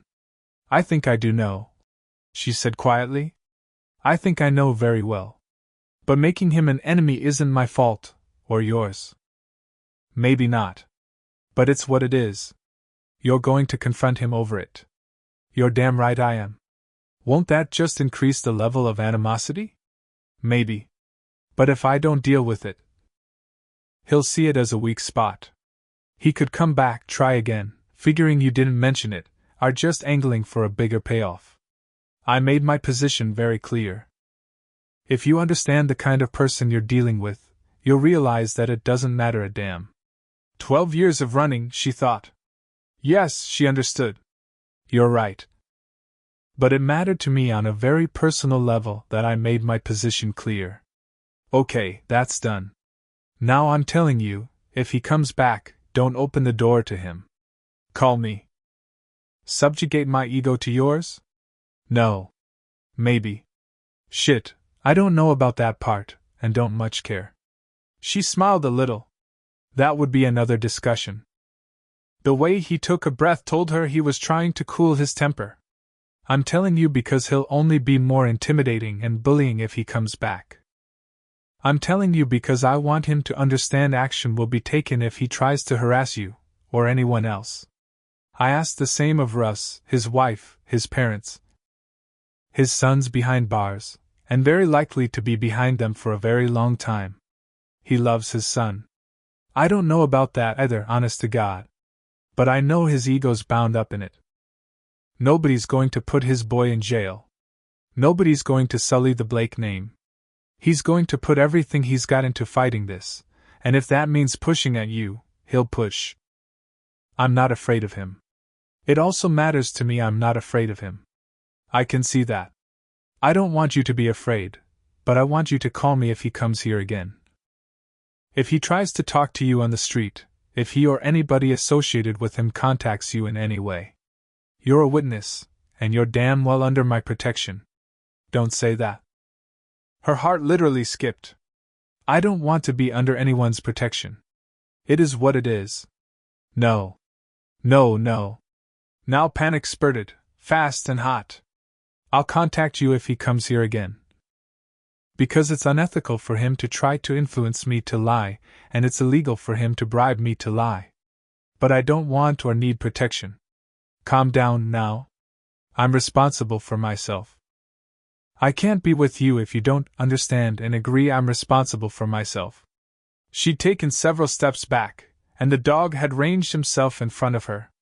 Abigail, you are, as far as I can tell, capable of handling most anything that comes at you. But I'm duty-bound to protect everybody within my jurisdiction. That includes you. And I don't like you using my feeling for you as a weapon to get your own way. I'm not doing that. You damn well are. I'm not. She broke off, searched for calm, for a sense. It's not what I meant to do. I apologize. Screw apologize. Don't ever use what I feel as a hammer. You're so angry with me. I didn't mean to use your feelings. I didn't. I'm clumsy in this kind of situation. I've never been in this kind of situation. I don't know what to do, what to say or how to say it. I just don't want you to feel particular responsibility for me. I don't know how to explain how uneasy it would make me if you did. Why don't you try?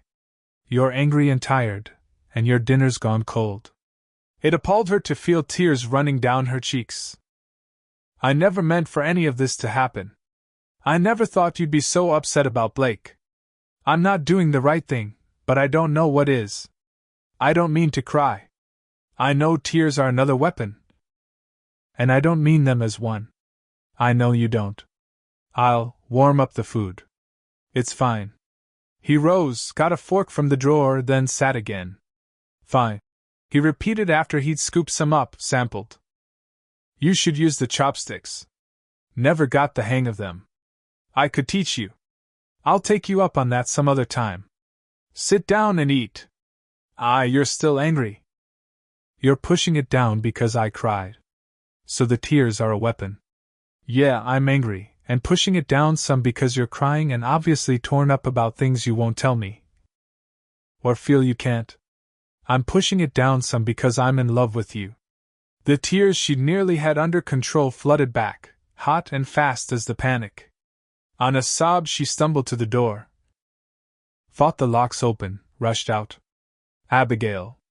Don't. I don't know what to do. I need to think, to find some composure.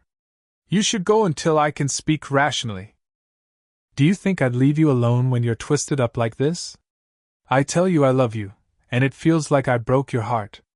She turned, her hand fisted over her heart. Her eyes drenched with tears and emotion. No one ever said that to me. In my life, no one's ever said those words to me. I'm making you a promise right here that you'll hear them from me every day. No, don't promise. Don't. I don't know what I'm feeling. How do I know it's not just hearing those words? It's overwhelming to hear them, to look at you, and to see you mean them. Or it seems you do. How do I know? You can't know everything. Sometimes you have to trust. Sometimes you have to just feel. I want it. She kept her hand clutched over her heart, as if opening her fingers would allow it all to fly away. I want it more than I can stand. Then take it. It's right here. It's not right. It's not fair to you. You don't understand, you can't. Abigail. That's not even my name.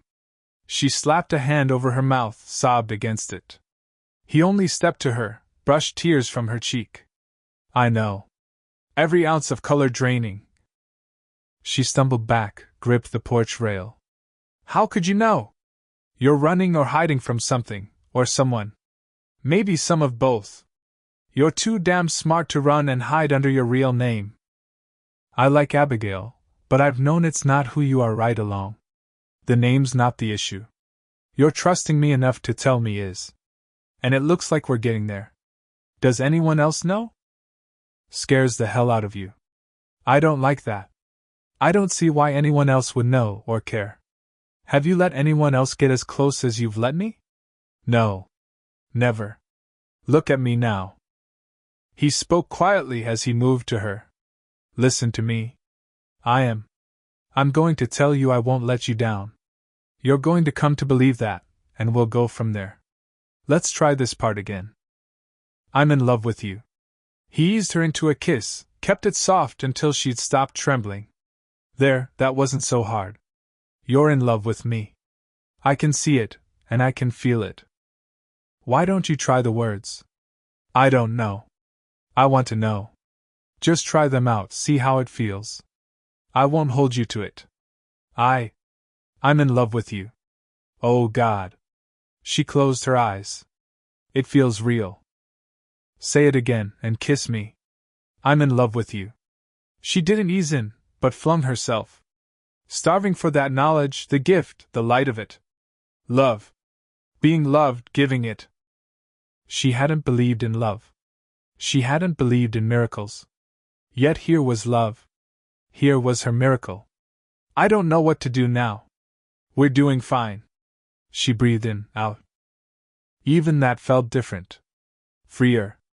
Fuller. I want to heat up the food. I want to teach you how to use chopsticks, and have dinner with you. Can we do that? Can we just be for a while? Sure we can. If she needed a little time, he could give it. But I'm not promising anything on the chopsticks. You changed everything. Good or bad? She held on another minute. I don't know. But you changed it. 21. Dealing with the meal settled her down, the simplicity and routine. He didn't pressure her for more. That, she understood, was his skill and his weapon. He knew how to wait. And he knew how to change the tone, to give her room, to help her relax so her thoughts weren't tied up in knots of tension. His clumsiness with the chopsticks. though she suspected at least some of it was deliberate, made her laugh. She'd laughed more since he'd come into her life than she had in the whole of it before him. That alone might be worth the risk. She could refuse it, ask for more time. He would give it to her, and she could use it to research another location, another identity, make plans to run again. And if she ran again, she'd never know what might have been. She'd never feel what she felt now, with him. She'd never again allow herself to try. She would, find contentment, security. She had before. But she'd never know love. Her choice was to take the rational route, leave, stay safe. Or to risk it all, that safety, her freedom, even her life, for love. "Can we walk?" she asked him. "Sure. I know you're tired," she began, as they stepped outside. "We should wait to talk about everything. Tomorrow's as good as today." "I don't know if I'll have the courage tomorrow." "Then tell me what you're afraid of." "So many things. But now, most of all, that if I tell you everything, you won't feel the same about me, and for me." Brooks reached down, picked up a stick, threw it. Bert looked at Abigail, got her signal and chased after it. Love doesn't turn on and off like a light switch. I don't know. I've never been in love. I'm afraid to lose it, and you. And this. All of this. You have a duty, but more, you have a code. I knew a man like you, more like you than I realized at first. He died protecting me. From whom? It's complicated. Okay. Did he love you? Not the way I think you mean. It wasn't romantic or sexual. It was duty. But he cared about me, beyond that. He was the first person who cared for me. She pressed a hand to her heart. Not for what I represented or what I accomplished, or what I was expected to be, but who I was. You said you don't know who your father was, so not your father. A cop? Duty. Were you in witness protection, Abigail? Her hand trembled. Did he see it or just sense it? She wondered. But he took it in his, warmed and stilled it. I was being protected. I would have been given a new identity, a new life, but it all went very wrong. How long ago? I was 16. 16? I turned 17 on the day. John's blood on her hands. I'm not telling you the way I should. I never even imagined telling anyone. Why don't you tell me the beginning? I'm not sure where it is. Maybe it was when I realized I didn't want to be a doctor, and I knew that for certain in my first semester of pre-med. After things went very wrong? No. I'd completed pre-med. The requirement for medical school by then. If I'd continued per my mother's agenda, I'd have continued into medical school the next fall. You said you were 16. Yes. I'm very smart. I took accelerated courses throughout my education. My first term at Harvard I lived with a family she selected. They were very strict. She paid them to be. Then I had one term on my own in a dorm. But carefully supervised. I think my rebellion started the day I bought my first pair of jeans and a hoodie. It was thrilling. Back up. You were, at 16, in Harvard in pre-med. And bought your first pair of jeans? My mother bought or supervised the acquiring of my wardrobe. Because it still seemed huge to her, she smiled. It was horrible. You wouldn't have looked at me. I wanted, so much, to be like the other girls. I wanted to talk on the phone and text about boys. I wanted to look the way the girls my age looked. And God, I didn't want to be a doctor. I wanted to apply to the FBI, to work in their cybercrimes unit. I should have figured. He murmured. I monitored courses, studied online. If she'd known. I don't know what she would have done. She stopped at the view where she'd wanted a bench, and wondered if she'd ever have reason to buy one now. Now that it was too late to stop in the telling. She'd promised me the summer off from studies. A trip, a week in New York, then the beach. She'd promised, and that had gotten me through the last term. But she'd made arrangements for me to participate in one of her associate's summer programs. Intense study lab work. It would have looked well on my record, accelerated my degree. And I, for the first time in my life, defied her. About damn time. Maybe, but it started a terrible chain of events. She was packing. She was covering for another associate. And keynoting at a conference. She'd be gone a week. And we argued. No, not accurate. Annoyed with herself, Abigail shook her head. At such times, accuracy was vital. She didn't argue. There was simply her way, and she had no doubt I'd fall in line. She concluded my behavior, my demands, my attitude, was a normal phase. I'm sure she noted it down for my files. And she left me. The cook had been given 2 weeks off, so I was alone in the house. She left without a word while I was sulking in my room. I don't know why I was so shocked she'd leave that way, but I was. Sincerely shocked. Then I was angry, and maybe exhilarated. I took her car keys, and I drove to the mall. To the mall? It sounds so silly, doesn't it? My first real taste of freedom. And I went to the mall. But I had a fantasy about roaming the mall with a pack of girlfriends, giggling about boys, helping each other try on clothes. And I ran into Julie. We'd gone to school together for a while. She was a year or so older, and so popular, so pretty. I think she spoke to me that day because she'd broken up with her boyfriend and was at loose ends. Everything just happened from there. She told him about shopping, how it made her feel. About the hair dye, the plans to make fake IDs and go to the club. That's a lot of teenage rebellion in one day. I think it was stored up. I bet. You could make passable IDs at 16? Excellent ones.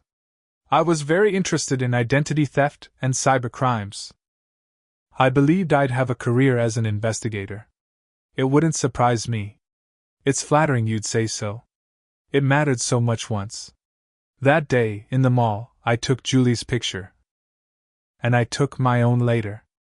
I cut my hair, and I dyed it black. Very black, and I bought makeup, used it the way Julie showed me. And I'd studied the other girls in college, so I knew how to apply it. Hold on a minute, I'm trying to picture you with short, black hair. He studied her, narrowed his eyes. A little goth, a little funky. I'm not sure. But I looked very different from the way my mother wanted me to look. I suppose that was the point. Sure it was, and the other point is you were entitled to it. Every kid is. Maybe that's true. I should have stopped there. It should have been enough. The clothes, the hair and makeup. And the program she'd assigned me to started that Monday, and I'd made up my mind not to go. She would have been furious, and that should have been enough. But I didn't stop there. You were on a roll, he commented. You created the fake IDs and got into a club. Yes. Julie picked the club. I didn't know anything about them, but I looked up the one she wanted, so I knew it was owned by a family known, really, to be Russian mafia. The Volkovs. Rings a dim bell. We didn't deal with the Russians as a rule in Little Rock. Some Irish, some Italian mob types. Sergei Volkov is, the Pakhan, the boss of the Volkov Bratva. He and his brother owned the club. I learned later it was run primarily by Sergei's son Ilya. His cousin Alexei worked there, ostensibly. Primarily, again, I learned later, Alexei drank there, did drugs and women there. I didn't know or understand any of that when we met him. We drank Cosmopolitans, Julie and I. They were popular because of the television show Sex and the City.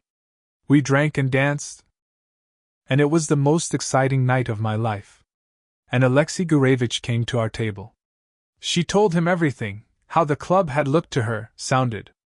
How Ilya had come, how he'd looked at her. Talked to her. How she'd been kissed for the first time in her life, and by a Russian gangster. We were so young and so foolish, she continued. I didn't want to go to Alexei's house. But I didn't know how not to go. I felt ill, and when Ilya had to stay back, promising to meet us later, it was worse. Alexei's house wasn't far from my mother's, really. I imagined just going home. lying down. I'd never been drunk before. It had stopped being pleasant. It'll do that. Did you ever, when you were a teenager? Russ and I got drunk and sick together a few times before we hit the legal age, and a few times after.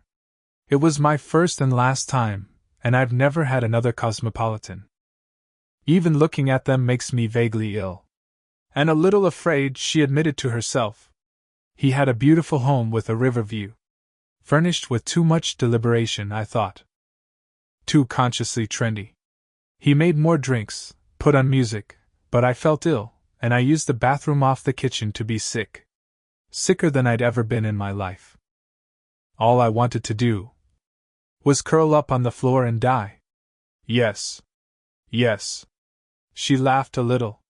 I suppose it's something a lot of people experience at least once. I still didn't feel well when I came out. And I saw Julie and Alexei were having sex on the sofa. I was fascinated and horrified at the same time, and so embarrassed. I went out through the kitchen to the terrace. It felt better in the air. I sat on a chair and fell asleep. And the voices woke me. You're cold. Because she'd started to shiver, Brooks put an arm around her shoulders. I was cold that night. With the breeze off the water, or the sickness, or with what happened next. This feels the same. I'd like to walk back. It may be easier to tell you when we're walking. Okay. I plan to put a bench here, something organic. Something that looks like it just grew here. I like the view, and it's so quiet, with just the stream gurgling and the birds. See how Bert likes to play in the water? It feels like it's all mine. Silly. It's not. Silly, she repeated in her head. That night, I looked through the glass of the sliding doors. And I saw two men with Alexei. I didn't see Julie. They were speaking Russian at first, but I'd studied Russian. I like languages, and I have an aptitude for them. I understood. The man. His name was Karakiai. Yakov Karakiai accused Alexei of taking money from the family. They argued, and at first Alexei was very arrogant. But that didn't last. They said he'd informed to the police because he'd been arrested for drugs. The other man, he was big, forced Alexei to his knees, and Alexei became afraid. He tried to bargain, to threaten. Then to beg. Would you hold my hand? He took it, squeezed gently. Stop when you need to stop. It needs to be finished. Karakiai shot him once, then twice at the temple. He shot him the way you might start your car or put on your shirt. An ordinary thing. Then Julie came out. She wasn't dressed, she'd been sick. She barely spoke, barely saw, and Karakiai shot her. Like a reflex, like you sweat at a gnat. God. God. Here, now, lean on me. He released her hand, but only to wrap an arm around her, tuck her in as they walked. He was angry, though, Karakiai. Because he hadn't known she was there. Because his information hadn't included her. Or me. They didn't know about me, huddled outside the sliding door, frozen. Just frozen. She shouldn't have come outside, Abigail thought. Her legs didn't feel steady, and her stomach had begun to churn. She wished she could sit. Wished she couldn't, still, see and hear and feel it all so clearly. That's enough now, Brooks murmured. Let's get you back inside. Ilya came. He'd kissed me, my first. He was so beautiful. And he'd kissed me and made me feel like I was real. I don't think I'd ever felt quite real. Except when I'd bought the jeans and the hoodie, then when I dyed my hair. Then when Ilya Volkov kissed me. That's not relevant. Yes, it is. He came in, and he was angry. Not that his cousin had been murdered, but because Karakiai was supposed to assassinate Alexei the next night. And I knew the man. The first man who'd kissed me would kill me. He knew I was there, and they'd find me and kill me. He cursed Alexei, he kicked him, and kicked him. He was already dead, but Ilya was so angry. He kicked him. I saw that in Justin Blake last night. I saw what I saw in Ilya in him. It's more terrifying than any weapon. She smelled her garden now, just a hint of it, spice and sweet, on the air. It comforted as much as Brooks's arm around her. So I ran. I'd taken off my new shoes, but I didn't think of that.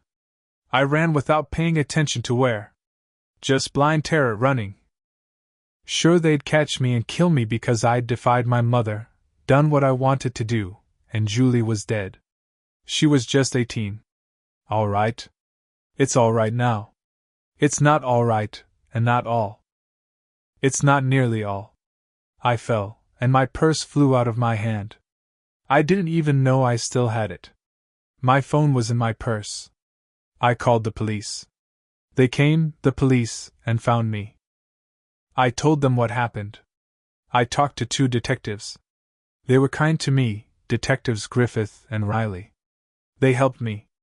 Okay, give me your keys. My keys? We'll go inside now. I need your keys.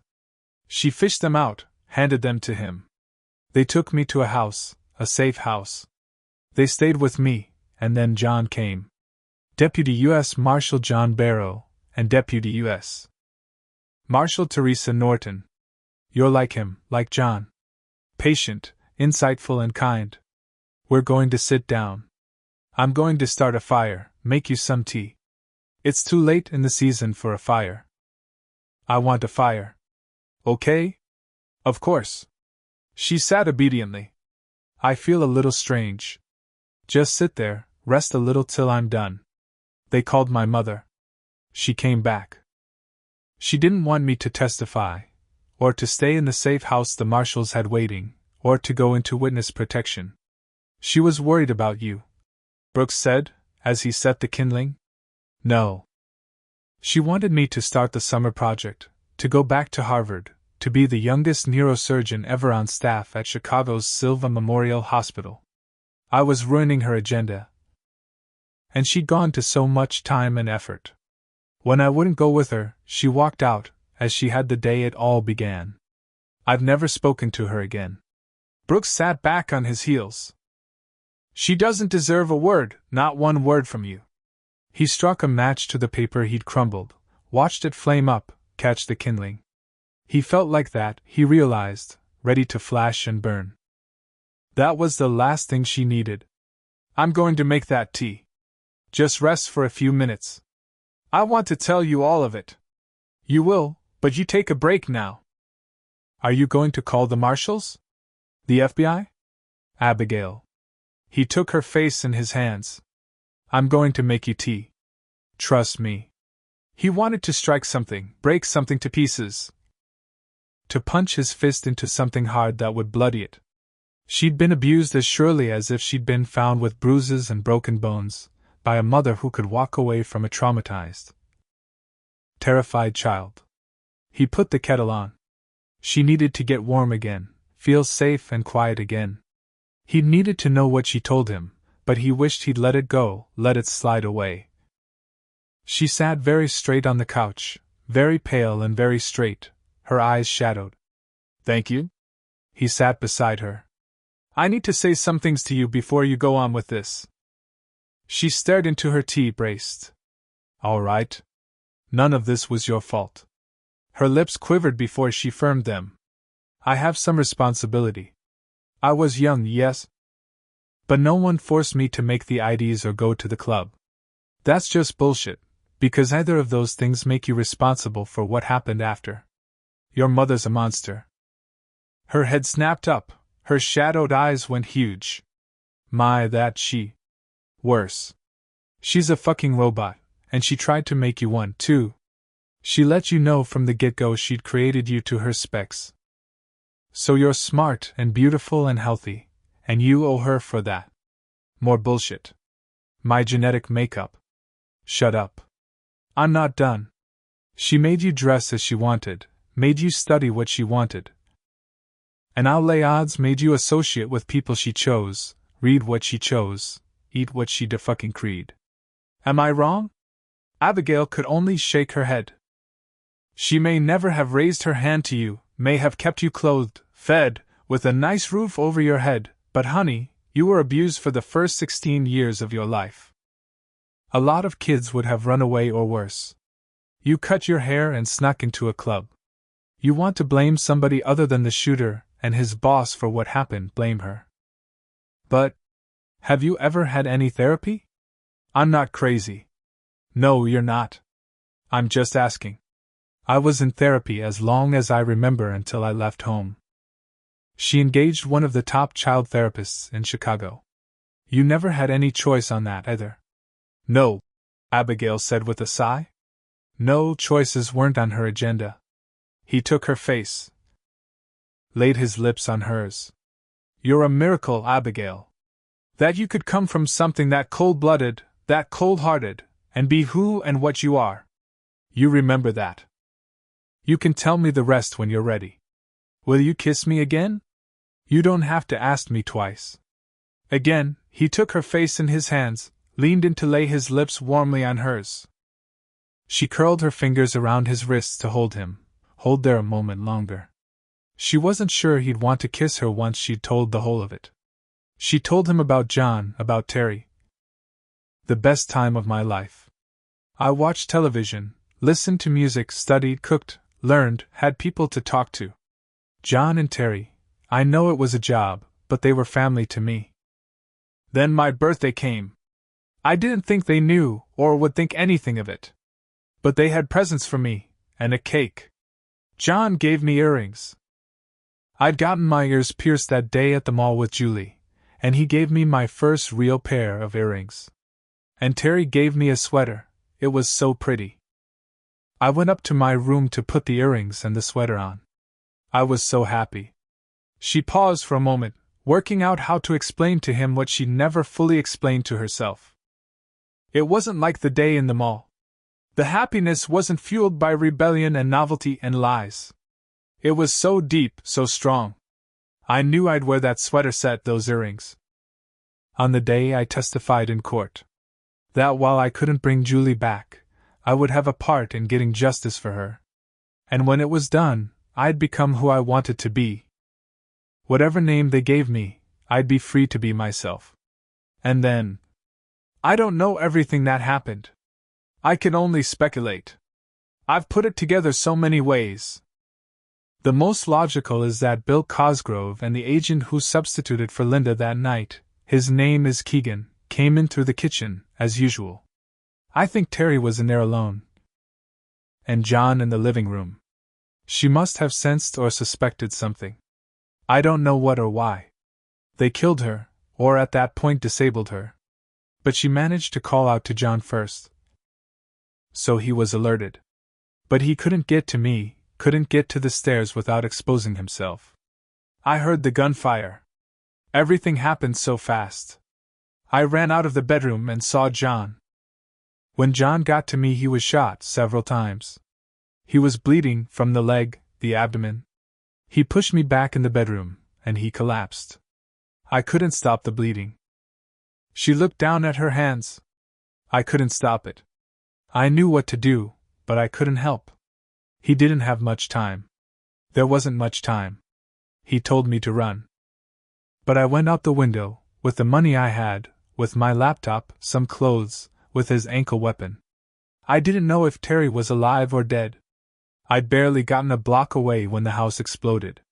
I think they'd planned to blow it up, with me in it. They'd have taken over from John and Terry. Staged something and blown up the house. Where did you go? I went home. My mother would be at work, and the cook would have gone for the day. I still had my key. I went home so I could hide until my mother got home. And I found she'd boxed up all my things. Some were already gone. I don't know why that upset me so much, considering. I do. Well, I opened her safe, and I took money from her. $10,000. It was wrong, but I stole from my mother, and I left. I've never been back. I walked, tried to think.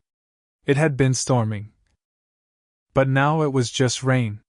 Just rainy and dark. I knew John and Terry were dead, and the last thing he told me to do was run.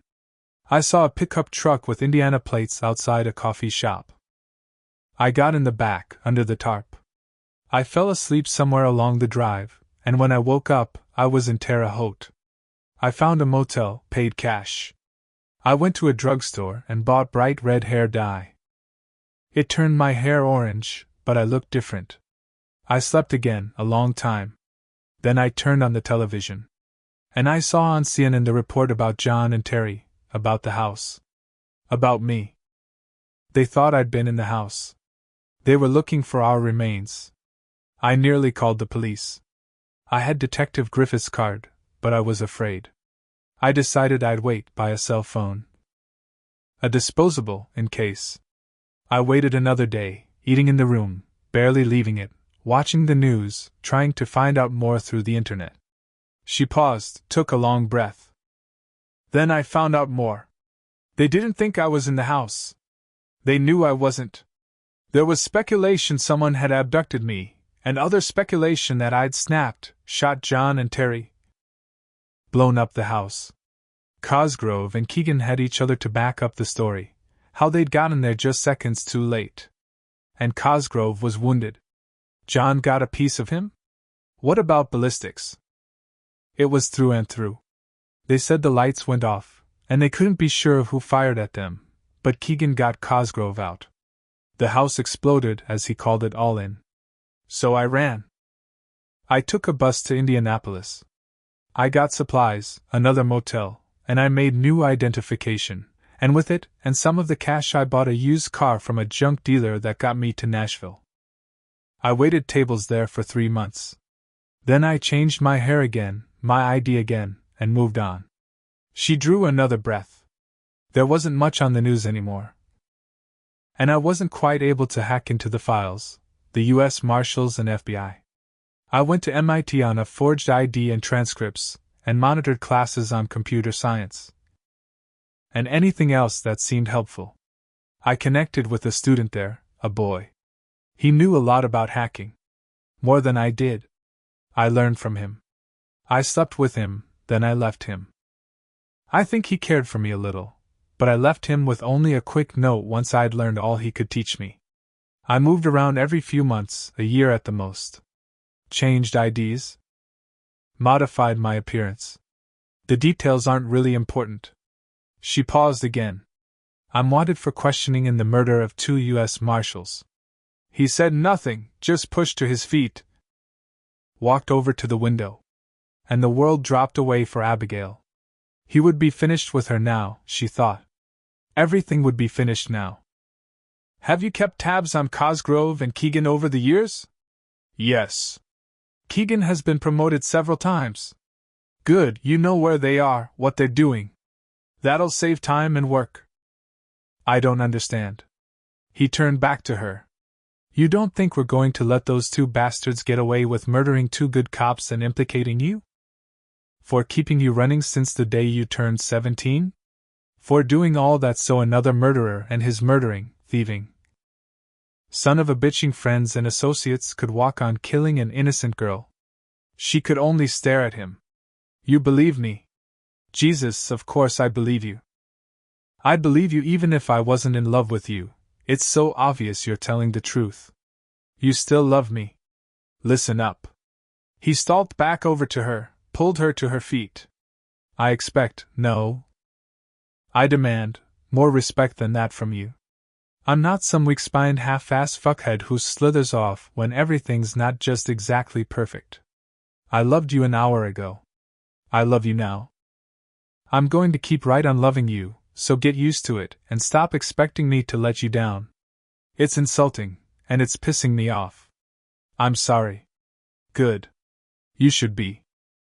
He yanked her in for a kiss, let her go. Where'd you learn to shoot? John taught me initially. I lived in Arizona for a time, and took lessons from an old man. He was a conspiracy theorist and a survivalist. He was interesting but not entirely stable. But he liked me, and was very knowledgeable. I spent time at a number of universities, under assumed names. I needed to learn. What's in the locked room upstairs? I'll show you. She led him up, unlocked the triple locks. It's a safe room, she said, as she opened the door. And a frigging arsenal. he noted. Handguns, long guns, knives. Shelves of packaged food, bottled water, a computer set up as elaborate as her station downstairs, a chem toilet, clothes, wigs, hair dye, batteries he saw as he wandered. Flashlights, dog food, books, a freaking grappling hook, tools. Did you set this up yourself? Yes. I needed to learn, as I said. I learned. I have several alternate IDs and passports in here, in a lockbox. Cash, credit cards, and the laminate and paper I need to make still more IDs, if necessary. It's against the law. Oh, yeah? I'll arrest you later. Okay, you know how to protect yourself, and you think ahead. You've been at this how long now? 12 years? Long enough. Time to stop running. I want to. Today. I thought. What? It's not rational. Jesus, Abigail. Despite it all, he had to laugh. Be irrational. It seemed like a circle. Seeing Ilya and Justin Blake. Seeing what I thought of Sergei Volkov and Lincoln Blake. Seeing so much of what I admired in John and you. And finding I could stand up to the Blakes, I could do the right thing and not panic or run. It seemed like I could make the running stop, but I don't know if I can. You can. I want another beer. I want to think. We'll figure this out, and we'll fix it. Brooks. Beer, thinking. Figuring and fixing. You've stopped being alone, Abigail. You'll have to get used to that, too. What's your real name, anyway? She took a breath. Elizabeth. Her voice sounded rusty on the word. Elizabeth Fitch. He angled his head. You don't strike me as an Elizabeth. For a little while I was Liz. Yeah, I can see that. I'm partial to Abigail, but I can see Liz. So. He stepped forward, took her hand. Nice to meet you, Liz. 22. It wore her out, Brooks realized, as he sat drinking his beer and thinking. The telling of it, and, he imagined, the reliving of it. She'd wedged herself into the corner of the couch, drooping. So he kept his silence, let her drift away a while the fire went to simmer and the breeze kicked up against the windows. Storm coming on, he thought. 12 years on the run. She'd turned 17 and had, or believed she'd had, nothing and no one to depend on but herself. He pictured himself at 17, considered his biggest worry or problem at the time. Wishing he'd had a mightier bat, a faster glove, he remembered, to drive him toward his fantasy of living up to his name as a hot major league third baseman. And longing, lusting, for Sylvie. And that, he concluded, had been pretty much that. Some schoolwork stress, fights with the long for Sylvie, annoyance with parental demands and rules. But he'd had parents, family, home, friends, structure. He couldn't imagine what it had been like for her, being 17 and in constant fear for her life. Witnessing cold-blooded murder, watching the man who'd given her a sense of security. Even family, bleeding to death and trying so damn hard to obey his dying request. John Barrow told her to run, no questions, saving her life with the order. And she'd never stopped. He shifted. Studying her while she slept. Time to stop running, he thought. Time to trust someone to help, to make it right. Sergei and Ilya Volkov, Yakov Karatkei, Alexei Gurevich. He needed to do some research on the players, or utilize Abigail's research. He imagined anything that was or could be known about them was in her files. And in her head. There was a special circle of hell reserved for them. He wanted a part in putting Cosgrove and Keegan dead center of that circle. He had some ideas, a few ideas on that.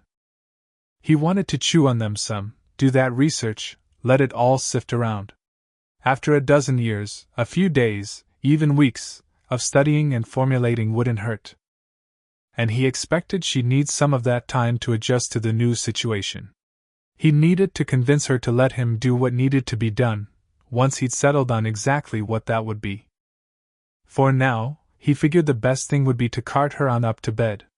They could both sleep on it a while. He got up, started to lift her. And she kneed him dead in the balls.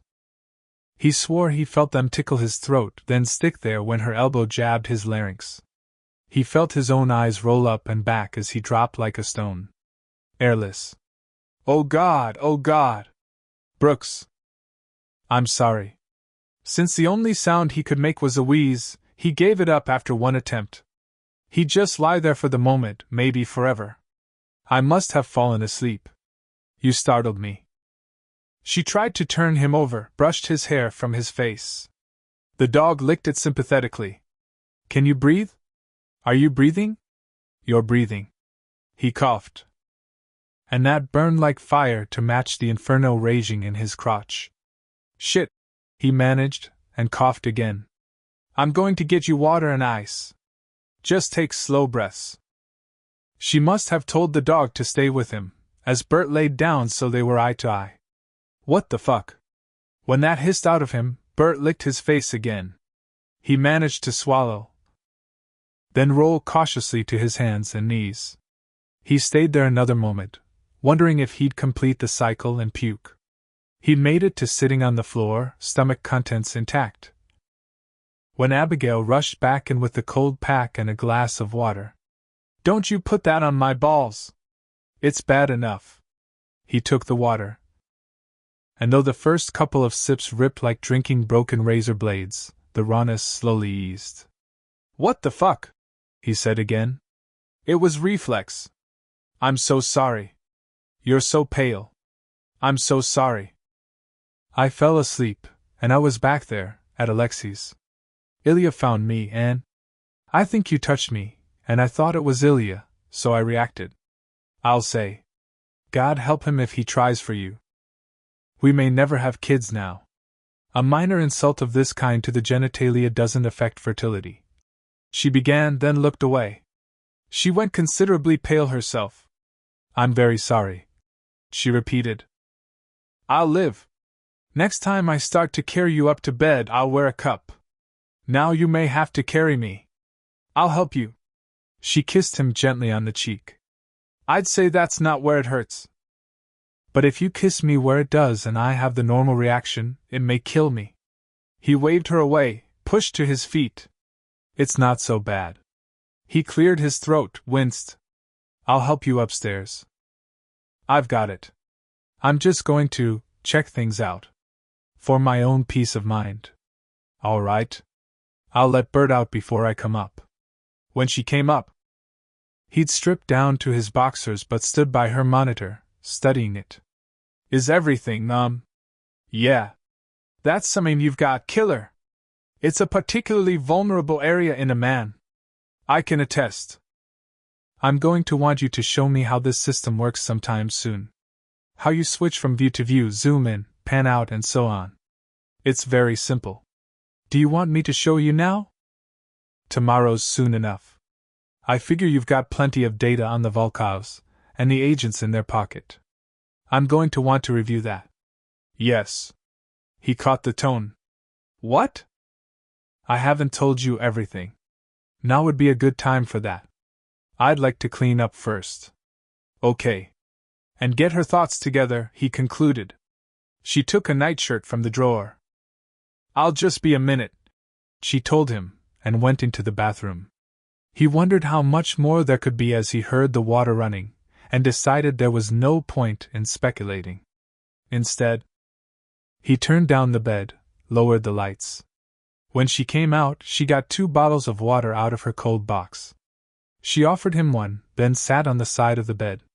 I think if I were you, I'd wonder why I never tried to go to the authorities, tell everything that happened. You didn't know who to trust. That's true, at least initially. And I was afraid. For a long time I had nightmares and flashbacks, panic attacks. I still have occasional anxiety attacks. Well, you've seen. And even above that, though it took me time to understand it, I believed I had to do what John told me. He died protecting me. It all happened so quickly, so violently, and was so urgent, so insistent. I realized now we were both very much in the moment. And in that moment, my survival hinged on escape. If you hadn't run, you'd be dead. That's clear. Yes, I've never questioned that. In those first weeks, it was all panic. Get away, stay away. Stay concealed. If the Volkovs found me, they'd kill me. If the authorities found me, and they were involved with the Volkovs, they'd kill me. If they weren't involved, they might arrest me for murder. So I ran, and I hid, the way I told you. No one could blame you for that. Maybe not. I was young and traumatized. No matter what the intellect. 17 is still immature, undeveloped. But after some time had passed, I began to think more clearly, think beyond the moment. There had to be others like John and Terry. Others who'd believe me. Who'd listen, do whatever they could to protect me. How could I keep running, hiding? How could I do nothing when I was the only one who'd seen Julie's murder? Who knew the truth of how John and Terry had died? So I hacked into the FBI's and U.S. Marshals databases. You can do that? I do it routinely. But I learned a considerable amount in the first year or two after I went into hiding. Some from the boy I told you about, some on my own. I wanted to learn everything I could about Cosgrove and Keegan, about Linda Pesky, too. She'd called in sick that day. Was that true? Was she another Volkov mole? Her medical records showed she'd been treated for food poisoning, so... You accessed her medical records? I'd broken many laws. You said sometimes it's necessary to break the law. He rubbed his forehead. Yeah, I did. Let's put that on the shelf. You were, what, about 19 or 20, and capable of hacking into the files of government agencies? I would have been a very good cyber investigator. Law enforcement's loss. I believed, and still believe, Linda Pesky wasn't part of it. I can't be sure even now. But there's nothing to indicate she was anything but a marshal in good standing, retired now, married with 2 children. I suspect Cosgrove put something in her food to make her ill that day. But I can't prove it, and I didn't feel safe contacting her. I believed, and still believe, Detectives Griffith and Riley are good, honest police officers. But I hesitated, as they're Chicago police. Not federal, and federal often takes over from the local police. Added to that, I worried I'd put their lives in danger. It seemed more productive, safer, to research and study. At the same time, I needed money. I had $15,000 when I ran, but there are expenses in flight, in generating documents, in transportation and clothing and so on. As my primary skill was in computers, I worked on programming. I developed some software, sold it. It was lucrative. Is that so? Yes, and I developed a computer game, actually 3 connecting games. It was more lucrative. What game? It's called Street Wars. My research indicated most game players are male and enjoy battle or war-type games. I've played that game. Eyes narrowed, he pointed at her. Russ and I used to have marathon tournaments whenever I came home from Little Rock. It's bloody and brutal. And really cool. My target demographic enjoys brutal and bloody in their gaming. Having 3 was also key. If the first gains popularity, the target audience will want, and pay, for a follow-up. I was able to sell the 3-part package outright for a considerable amount. It seemed less complicated, under my circumstances, than a royalty-based contract. You rich? Yes. I have a great deal of money, which I add to with my current security business. He smiled at her. I like having a rich girlfriend. I've never been anyone's girlfriend. Well, I'm sewing you into that. Because you're rich. He made her smile. You said you loved me before you knew I was rich. It's less complicated and stressful to relocate, to arrange private transportation, if necessary, to equip and secure a new location, if there's money. I didn't want to steal it. And you could have? Oh, yes, of course. I accessed Cosgrove's and Keegan's bank accounts, found what I believe are payments from the Volkovs. I could have siphoned funds from them. Even from the Volkovs themselves. Wait. Now he held up a hand circled around. You've hacked into the Volkov's network? Yes. I'll explain. I secured the money I made in several different accounts, under various identifications. I felt safer, less afraid with money, and with the information I'd gathered. I wanted more time. I'd started to study a particular FBI agent. I wanted to follow her, review her files, reports, her evaluations for at least a year before contact. I'd moved to New York. I felt safe there. So many people, all so busy. Too busy to pay attention to me. And by that time I could work almost entirely out of my brownstone. She thought back on it, a bit wistfully. I had a very nice house in Soho. It was there I considered getting a dog. For security. And companionship. I'd started my security business, and at that time dealt face-to-face with clients. I would go to them, evaluate their system, their needs. When was this? I located in New York 6 years ago. I was 23, but my identification claimed I was 26. Older is better in these cases. I started fairly small. Designing and installing security systems for homes and small businesses, business computer networks. It gave me considerable time for my research. And in researching I found the agent I felt might be the one. I wanted what I wanted at 16. Friends, relationships, normal. And I wanted to do the right thing, for Julie, for John and Terry. I was there more than a year, the longest I'd stayed in one place. I thought about buying a home in the country, because I realized, though I enjoyed the convenience of the city, I preferred the quiet. But it felt safe there, in Soho. All those people, the busy pace. And I'd landed a big account, a law firm. I'd done the personal security for one of the associates. And he'd recommended me. 6 more months, I told myself. I'd stay in New York, complete the new contract, continue my research. Then, if I felt absolutely sure of this agent, I'd contact her and begin the process. What happened? I was nearly there, nearly ready. I'd completed the contract, and that had netted me another for one of the clients of the firm. My first corporation. It was good work, exhilarating, challenging. I believed, absolutely, my life was about to begin again. And I came out of the client's building. Houston Street, downtown.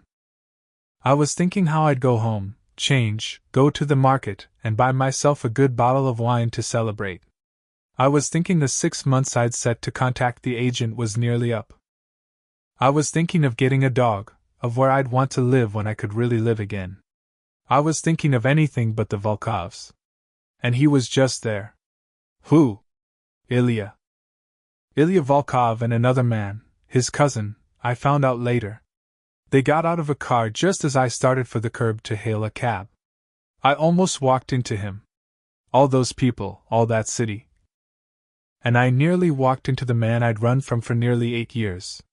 He looked right at me, and I froze just as I had on the terrace that night. He started to smile. As a man does at a woman who's staring at him, I suppose. And then he knew me, and the smile went away. He recognized you? Are you sure? He said my name. Liz. Here you are. Just like that. He reached for me. He nearly had my arm. His fingers brushed my sleeve before I jerked away, and I ran. He came after me. I heard him shouting in Russian. I heard the car gun away from the curb. I thought, he'll shoot me in the back, or catch me and drag me into that car. She pressed a hand to her heart, rubbed it there as the beat began to thud as it had that day in New York. I ran into the street. It was crazy. I was nearly run over. I didn't care. Anything would be better. I lost my shoes. It was like that night again, running in my bare feet. But I was smarter now. Panicked at first, but more prepared. I knew the streets. I'd studied them, and I'd pulled away when I'd run into traffic, and his driver couldn't make the turn. I don't know how far I'd run before I realized I'd gotten away. I got on a crosstown bus, then I got in a cab. Too warm now, she thought, and crossed to a window to open it. I didn't have any shoes. But no one seemed to notice or care. It was a benefit of a large city. I guess I'm a country boy, as that doesn't strike me as a benefit. It was that day. When I got home, I got out my go bag. I would have run again with only that, but I calmed down, packed up what I felt I'd need. I wasn't sure how much time I had. If he'd seen which building I'd come out of. If he'd managed to dig out the name I was using, find my address. I kept a car, in another name, in a garage. It was, I thought, worth the expense. And it proved to be true. I called a private car service, had it take me to the garage. They might trace me there, but that would take time. By then I'd be gone, I'd buy a new car, change my ID. Where did you go? I stayed mobile for weeks. Motels, paid cash. I watched Ilya's email. I learned they hadn't been able to trace me for several days. I didn't have to leave so quickly after all. And they weren't able to trace me once I left the brownstone. No one had seen, or paid attention to, me leaving. But I learned a lesson. I'd gotten careless. I'd let myself plan for a normal life. Even in some way to live one. They'd never stopped coming after me, so I had to accept the way it was. And do what I could to get justice for John and Terry and Julie another way. I'm tied into the Volkov's network, email, e-files, even text messaging. When I have something that seems worthwhile, I leak the data anonymously to the FBI agent I studied and cleared to my specifications. I don't know how much longer it'll be safe to use her as contact. If Volkov's people connect her, they may eliminate her. I think, logically, they try to use her to find the source of the leaks before they eliminate her. But that may be worse. They could torture her. And she couldn't tell them because she doesn't know. I'd be safe, but she wouldn't. Neither will you, if you involve yourself. You'd have made a good cop, cyber or otherwise, to my way of thinking. But I am a cop. You're just a cop's rich girlfriend. Don't joke. If they connect you to me, in any way, they'll kill you. But not just you. They'll kill your family. Your mother, your father. Your sisters, their children. Everyone you care about. I'll take care of my family, Abigail. I guess we'll stick with Abigail for now. He stroked a hand over her hair. I'll have to get used to Liz when this is finished. It's never going to be finished. You're wrong. I want you to promise me something. To keep their eyes level. He shifted his hand to cup her chin. I want your word on this. You won't run out on me. You won't run figuring you're doing what's best for me and mine. I don't want to make a promise I might break. Your word. I'm going to trust your word, and you're going to trust mine. You promise me that. And I'll promise you I won't do anything without your full knowledge and approval. That's no easy promise for me to make, but I'll make it. You won't do anything unless I agree? That's my promise. Now I want yours. You won't run. What if they find me, the way Ilya did in New York? If you have to run, you run to me. You're like John. They killed John. Because he didn't know what was coming. Now, if you look me in the eyes and tell me you're seriously worried the Russian mafia is going to infiltrate the Bickford Police Department, we'll pack up Bert and whatever else we need and head out tonight. Name the place. I don't think that. Good. Then promise me. You won't do anything without telling me. I won't run without telling you. I guess that's close enough. You've had enough for tonight. We're going to get some sleep. I'm going to think about all this. I may have more questions, but they can wait. And after I've thought on it a while, we'll talk about what we'll do. That's we. You're not alone anymore. You're not going to be alone anymore.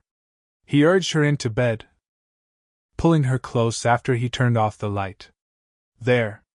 That feels right. Maybe I do have one question for tonight. All right. Did you hack into our system at the station? She sighed. And in the dark didn't see him smile at the sound. I felt it was important to know details about local law enforcement. The security on your network isn't very good. Maybe I should talk to the selectmen about hiring you to fix that. I'm very expensive. But under the circumstances, I could offer you a large discount on my usual fee. She sighed again. I'd secure your personal computer for free. Jesus! He had to laugh. You're in my personal email and all that?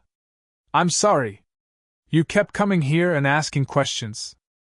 You'd looked up information on me. Well, the information I generated, but it was disturbing.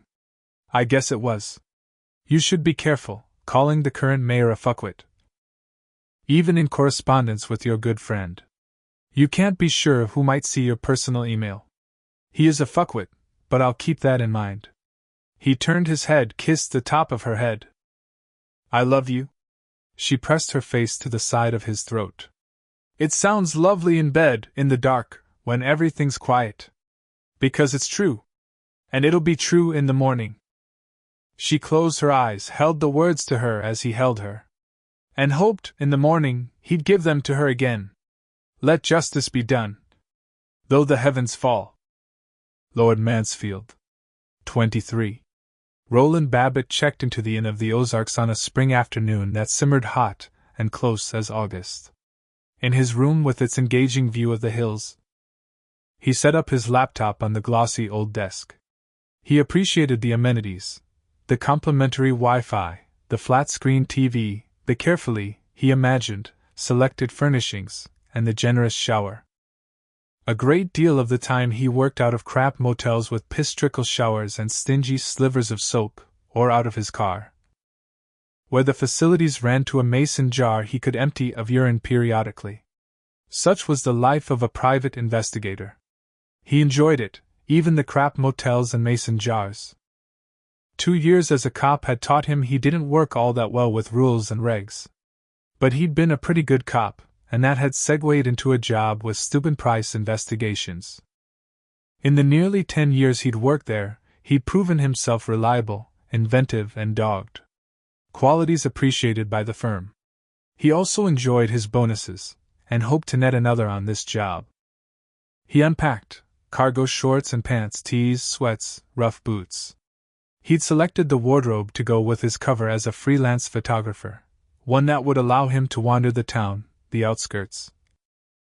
Take photographs, talk to locals. He didn't like the client. Roland considered Lincoln Blake a first-degree asshole, and the fruit of Blake's loins a raw pimple on society's ass. But work was work. And Blake generated a lot of income, being a nosy, pushy, scheming first-degree asshole. When the boss said go, Roland went. Especially since he had one kid in private school. Another who'd enroll in the fall and, surprise, a third on the way. He loved his family, and the pay from Steuben Price, plus bonuses, gave them a good life.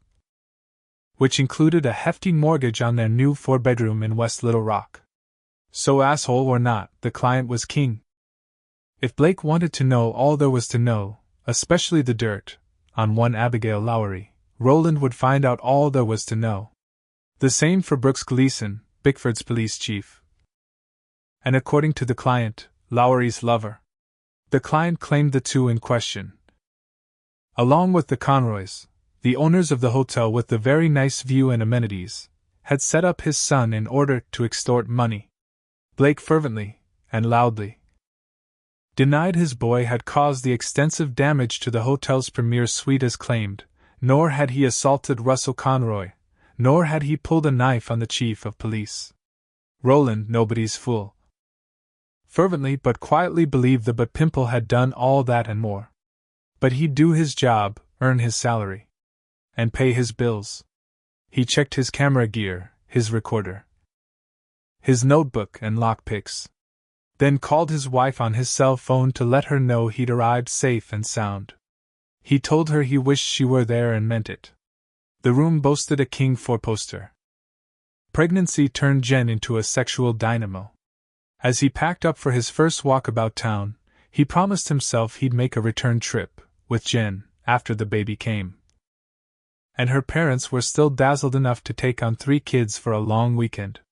He shouldered the camera bag, hung the Nikon around his neck on a strap decorated with peace signs.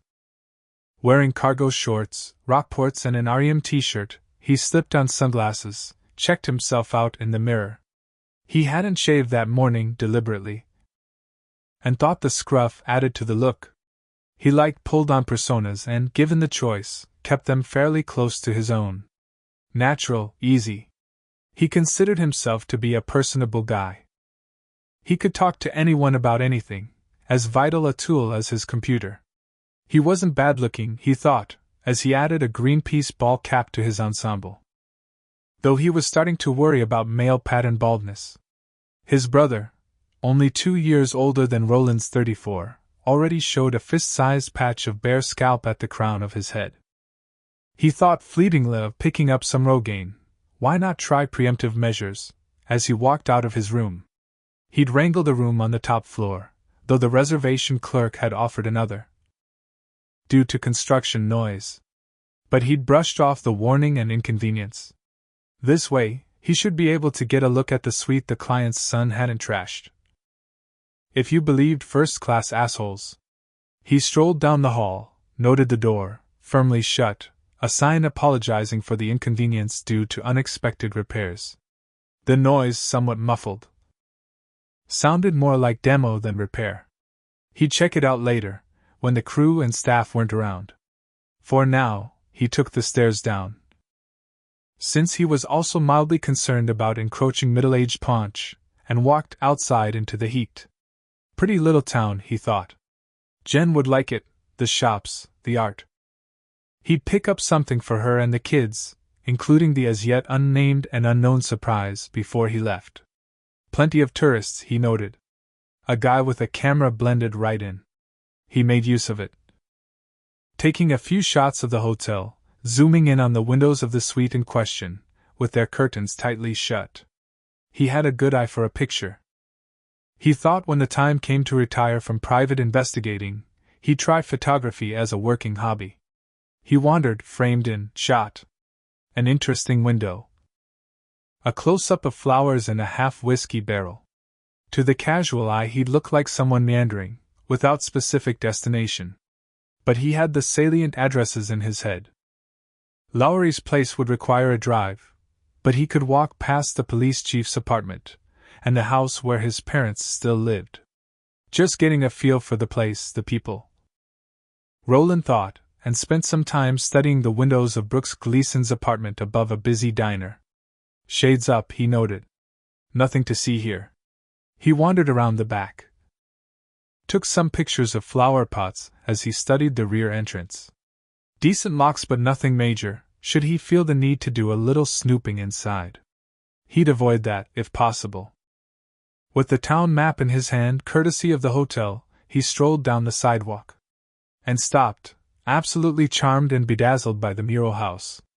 He checked the address, and confirmed it was indeed the residence of the police chief's parents. Information already gathered told him the mother was an artist, the father a high school teacher.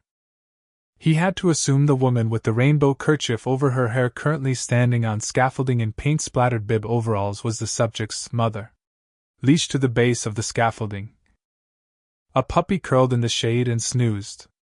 As much for his own interest as the job, Roland took a few pictures, moved closer. When he got to the edge of the yard, the puppy woke in a yappy frenzy. And the woman looked down. She tipped her head. "Help you? I'm sorry to interrupt. I was just walking around, and this is just amazing. Did you paint all of this?" "I did." "Visiting?" "I'm spending a few days in town. I'm a photographer, and I'm taking a few weeks in the Ozarks. I want to put a show together. You won't lack for subject matter around here." "All right, Plato. I'm coming." She climbed down nimbly, unclipped the dog, who instantly raced over to sniff at Roland. Good dog. He hunkered down to give the dog a rub. "I guess I woke him up. He's a fear-scarred dog, as you can see.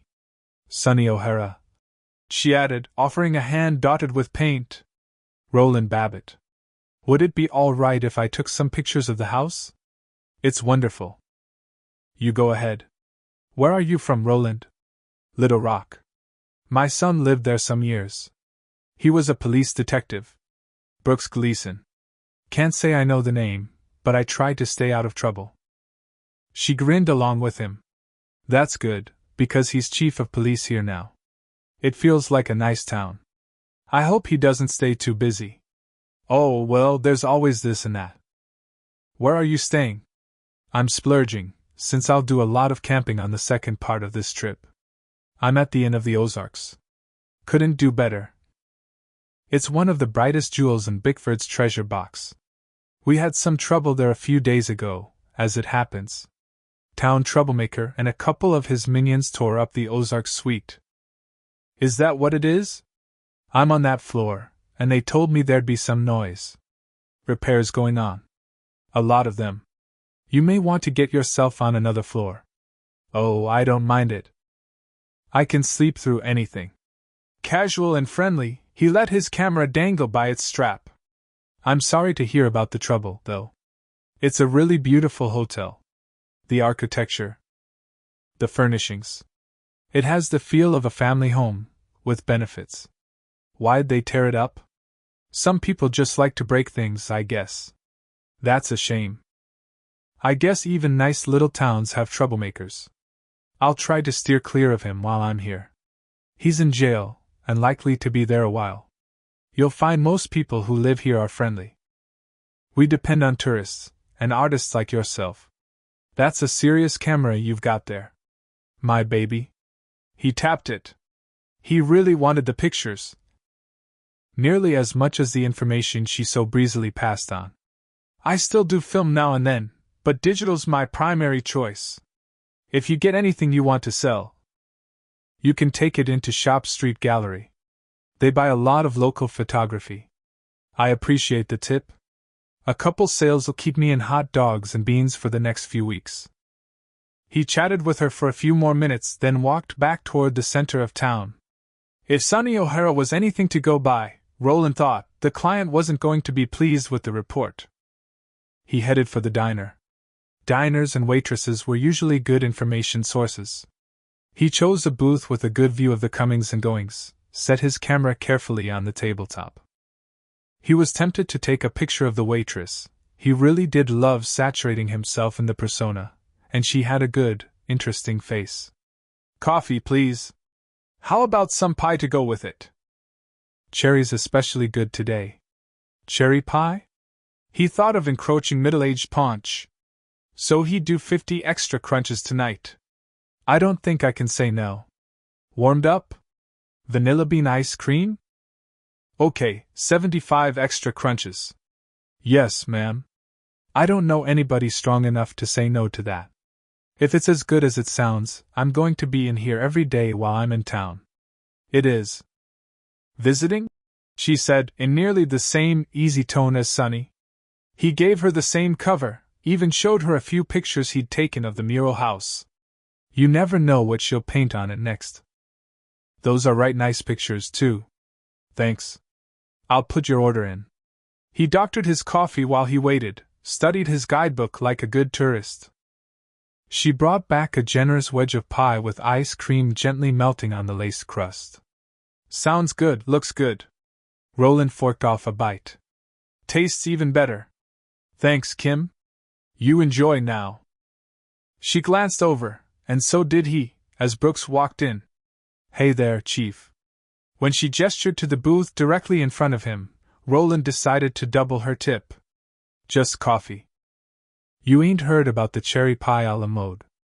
I got it on good authority, nobody can say no. She sent Roland a wink as she spoke, and he toasted her with a forkful. It'd be wasted on me right now. Lawyers. Well, sweetie, that calls for 2 scoops of vanilla bean on the pie. Next time. I just came in for a decent cup of coffee. And some breathing room to review my notes. All right then. Blake's lawyers? She asked, as she poured the coffee. New ones? Harry got the axe, and between you and me, I think he's doing a dance of joy at the firing. Blake hired on a firm from up north.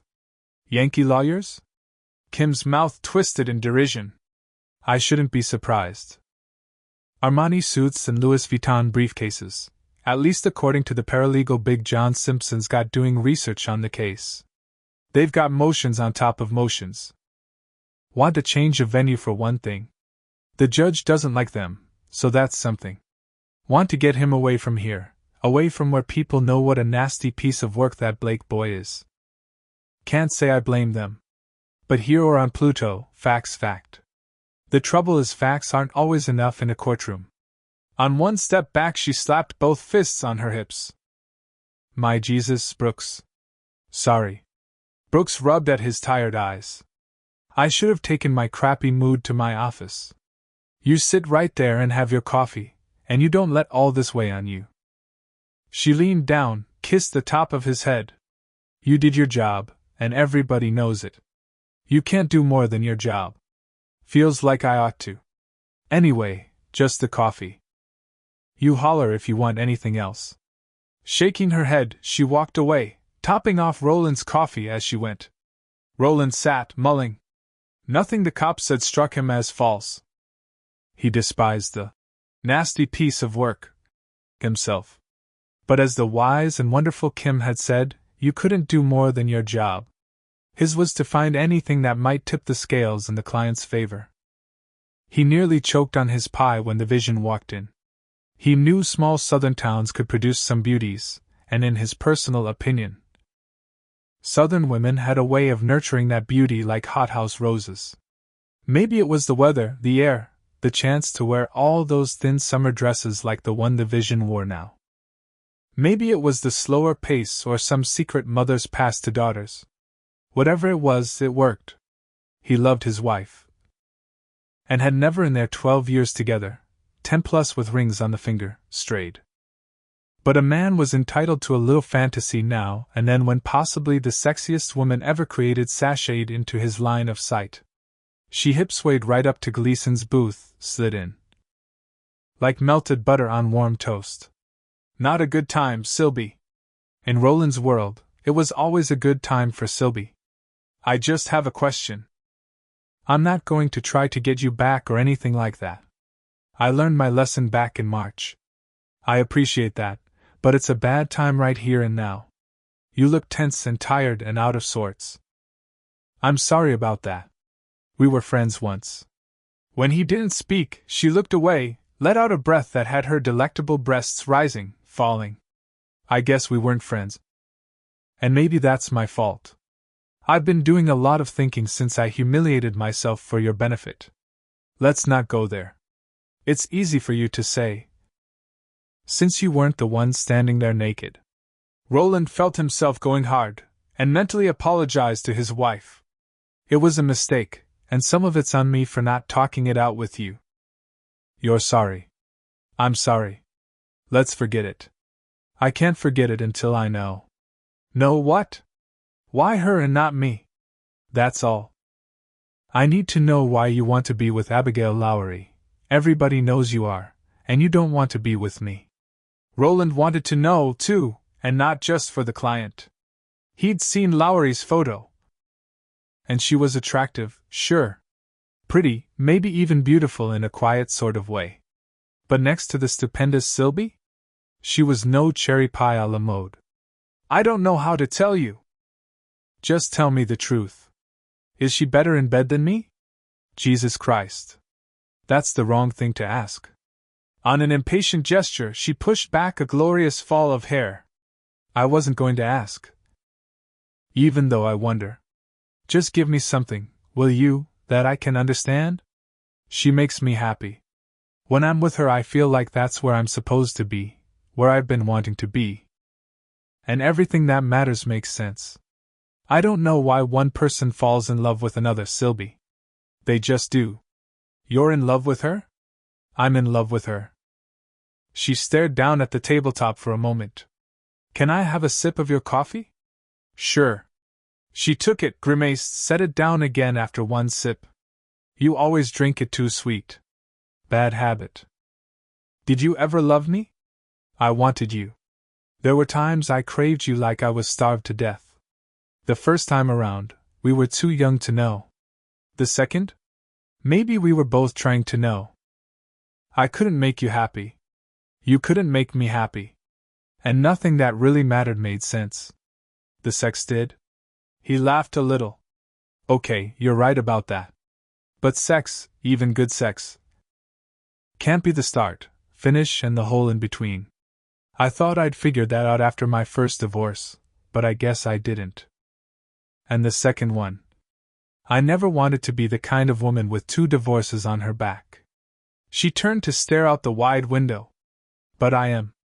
Maybe you should think of it as 2 marriages.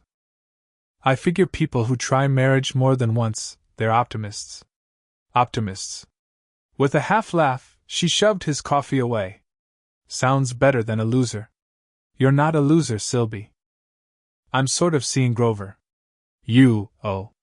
Brooks picked up his coffee, gulped some down. Well, I know. He's not the type I usually aim for. He's not handsome, and he's a little paunchy. But he's got a sweetness to him. You did too, but I didn't appreciate it. I'm appreciating his. We're not sleeping together yet, but I feel good when I'm with him. I feel better about myself. I guess we're friends the way you and I never were. That's good. He makes me happy, and I didn't expect to be. I guess I'll find out if I can stay happy. I hope you can. So do I. She slid out. I don't think I'm ready to say I hope you stay happy with Abigail Lowry, but I nearly am. That's a start. I'll see you around. She sashayed out. Roland decided he had a lot more mulling to do, but since he'd finished his pie, he needed to do it elsewhere. In any case, Gleason was leaving, laying money on the tabletop for the coffee. Maybe he'd drive out toward Lowry's place, get the lay of the land. Taking a break from work, Abigail paged through recipes online. It kept her from worrying. Nearly kept her from worrying. She knew Brooks would want to talk about what happened next when he came. She worried about what he thought should happen next. So she worked, did laundry, worked, weeded the garden, worked. Looked through recipes. She couldn't seem to settle, focus on one chore until she completed it. It wasn't like her. She wished he'd come. She wished she could be alone. She wished she knew what she really wished. She hated this indecision, the gnawing anxiety. It wasn't productive. When her alarm sounded, she spun in her chair. Certain that telling Brooks, telling anyone, the story had brought the Volkovs to her door. Illogical. Actually ridiculous, she admitted. But her pulse hammered as she watched the man in the ball cap on her monitor. A good camera, she noted. Boots that had seen somewhere. A backpack. A hiker or tourist who'd wandered onto her property. Despite the postings. That was it, probably. When he took out binoculars, aimed them toward her cabin, the anxiety increased. Who was he? What was he doing? Coming closer. Still closer. He stopped again, scanned with his compact field glasses, turning slowly until it seemed to Abigail he stared through them right at one of the cameras. Then he continued on, continuing the circle. He took off his cap, scrubbed at his hair before taking out a water bottle and drinking deeply. Reaching into his pocket, he took out a compass, took a step, stumbled. He fumbled with the compass. Dropped it. She saw his mouth move as he dived for it, snatched it off the ground. He shook it, lifted his face to the sky, then sat on the ground, dropped his head to his knees. He stayed as he was for several moments before pushing to his feet. He mopped at his face, then continued toward her cabin. After checking her weapon, Abigail took the dog outside, circled around. She could hear him coming. Nothing stealthy in his approach, she thought, and he was muttering to himself, breathing fast, heavy. From the side of the greenhouse, she watched him come into view. Heard him say, very clearly, "Thank God," as he arrowed straight toward her rear door. He knocked, swiped sweat from his face, waited. He knocked again, more forcefully. "Hello? Is anybody there? Please let somebody be there." He walked down the porch, cupped his hand on the window glass. And she stepped out, the dog by her side. "What do you want?"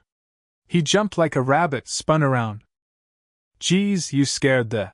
His eyes went huge when he saw the gun, and his hands shot straight up in the air. "Jesus, don't shoot me. I'm lost. I got lost. I'm just looking for the way back to my car.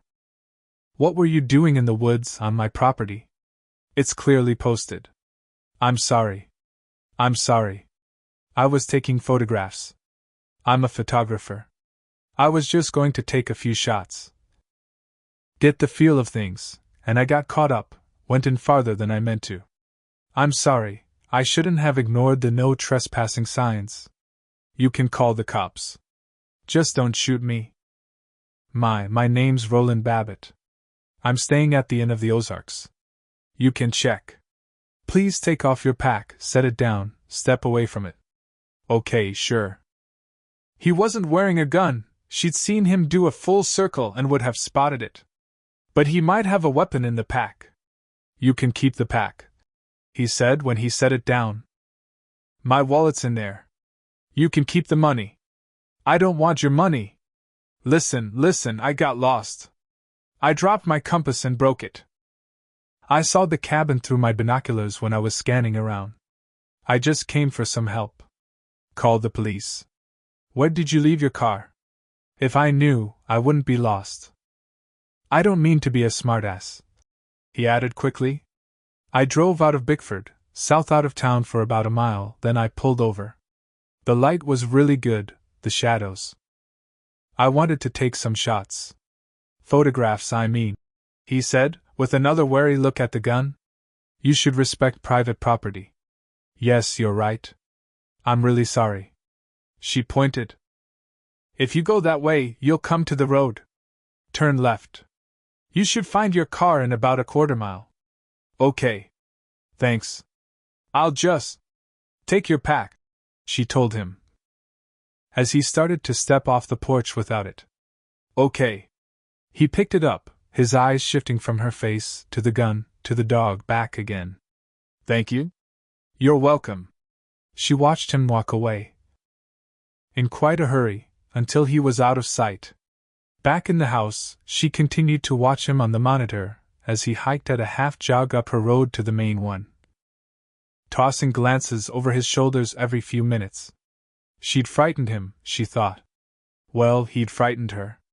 She supposed that made them even. Roland knew exactly where his car was parked. He hadn't been expecting the gun. He hadn't been expecting the cameras either.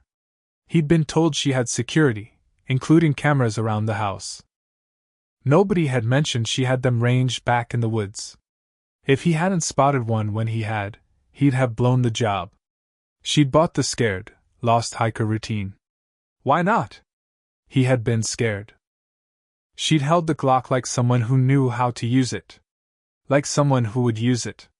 He had to admire that, now that he wasn't standing on the wrong side of it. And the dog. He'd known about the dog, but goddamn, that was one big bastard. Then the locks on the back door. As good as it came, he mused, as he tossed the pack in the back seat.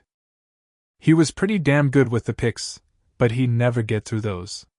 Moot point, as he couldn't get by the cameras, not without a whole lot of equipment. That much security? Overkill. The job just got a lot more interesting. Anybody with security like that, the big dog, the Glock, the Tude? She had something to hide. He loved finding out what people wanted to hide. 24. Brooks came into the kitchen with a clutch of white daisies with bright yellow buttons and a rawhide bone for Bert. You brought me flowers again. My daddy brings my mama flowers once or twice a week, and I figured out it's because they make her smile, just like you are now. I worried things wouldn't be right when you came tonight. That it would feel awkward after everything. And you brought me daisies. Then you can stop worrying. She got a vase, wished she had a pretty little picture instead, and vowed to buy one the next time she went into town. Every time I come in here something smells good, in addition to you. It's the rosemary, she told him, as she arranged the flowers. It's very fragrant. I found a new recipe for chicken I wanted to try. Happy to be, then indulged himself with a nuzzle of her neck. How'd your day go? I was restless and distracted, but I finished some work. And I was interrupted by a lost hiker, a photographer. I don't understand why people don't respect boundary lines. There's so much land here open to the public, there's no need to come onto private property. Grass is always greener. He came to the house? Yes. He set off the alarm, and I saw him on the monitor. He dropped and broke his compass, and apparently saw the cabin through his binoculars. Brooks paused in the act of pouring their wine. Binoculars? She checked the chicken. Yes. I wondered if he'd seen the camera through them, but apparently he was looking for his way, or some help. I went outside around the greenhouse, so I could come up behind him. You went out when some strange guy was coming to the house? I know how to take care of myself. Brooks finished pouring the wine, took a long swallow. Yeah, I can see that. I didn't mind frightening him. He shouldn't have come onto posted property. I questioned him briefly, then directed him to where, if he told me accurately, he'd left his car. He left quickly. An armed woman with a big dog? He'd been a fool not to. What was he doing out here? Photography. He said his name was Roland Babbitt, and he was staying at the Conroy's Hotel. That's easy enough to check on. Brooks dug out his cell phone. What did he look like? Mid-30s. Between 5'10" and 5'11", about 170 pounds. Medium complexion, light brown hair, brown eyes, prominent chin. He wore a brown cap with the Greenpeace logo. A black t-shirt with the name of the band REM, khaki cargo shorts and hiking boots. He had a navy backpack, and a Nikon camera on a strap. The strap had multicolored peace signs on it. Yeah. You would have made a good cop, Brooks replied.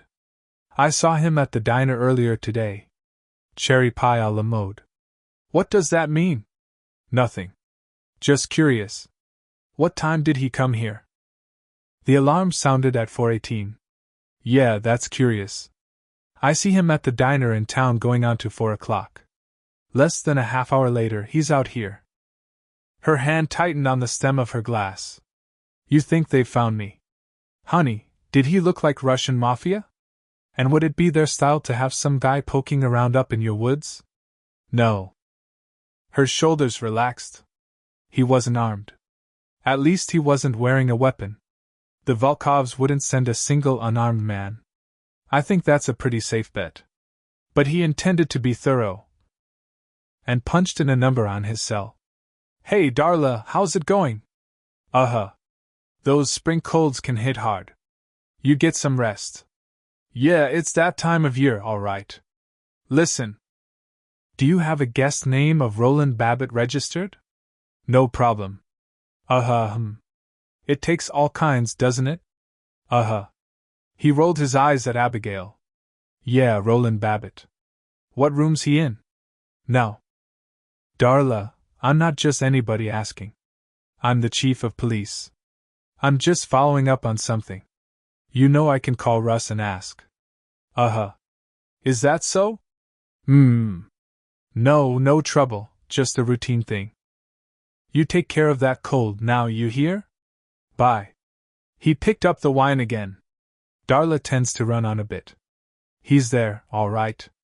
Took a room, requested it, right down the hall from the Ozarks suite. The one Justin Blake and his friends vandalized? That would be right.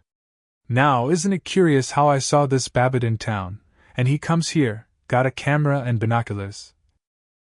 And he's staying down from that particular suite? It could be a coincidence, but it feels designed. Designed is a good word for it. Designed by Blake. Leaning a hip on the counter, he picked up his wine. What do you bet if I scratched the surface some, I'd find out Roland Babbitt is a high-priced private investigator? I think I'd win the bet. He did see the camera. And he thought very quickly, pretending to be lost. Duping her, she thought, with considerable annoyance. But I don't see what he gained by coming here. A little legwork. Check out your setup here, get a feel. He had some luck today, spotting one of your cameras, using it to his advantage to make contact. I don't doubt the reception gave him a bad moment. But all in all, it worked for him. He had a conversation, a close-up look.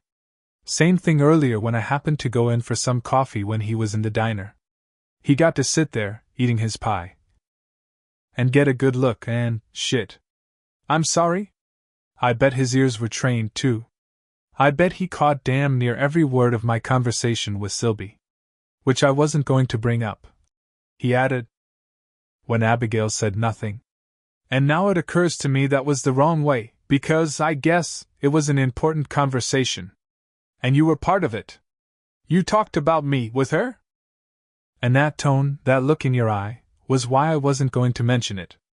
I don't know what you mean. She turned away to put the green bean she'd bought earlier in the week and had already prepped on the stove to steam. I don't have a tone. You could cut brick with it. Not that I mind. He didn't bother to hide the grin when he gave her a friendly poke at the base of the spine. It's sort of flattering. I wouldn't be flattered.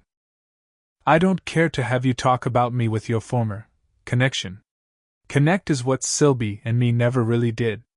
She came in while I was having coffee, and she sat down. Partly to apologize for that, we'll say unfortunate, incident back in March. The other was to ask a question. She wanted to know why you and not her. Considering. Abigail took the chicken off the heat. It's a legitimate question, from her point of view. That's what you'd think. From mine, it's both awkward and annoying. A woman who looks like she does would be used to having anyone she wants, and wouldn't see me, fairly enough, in that same light. However true that might be, it's still annoying.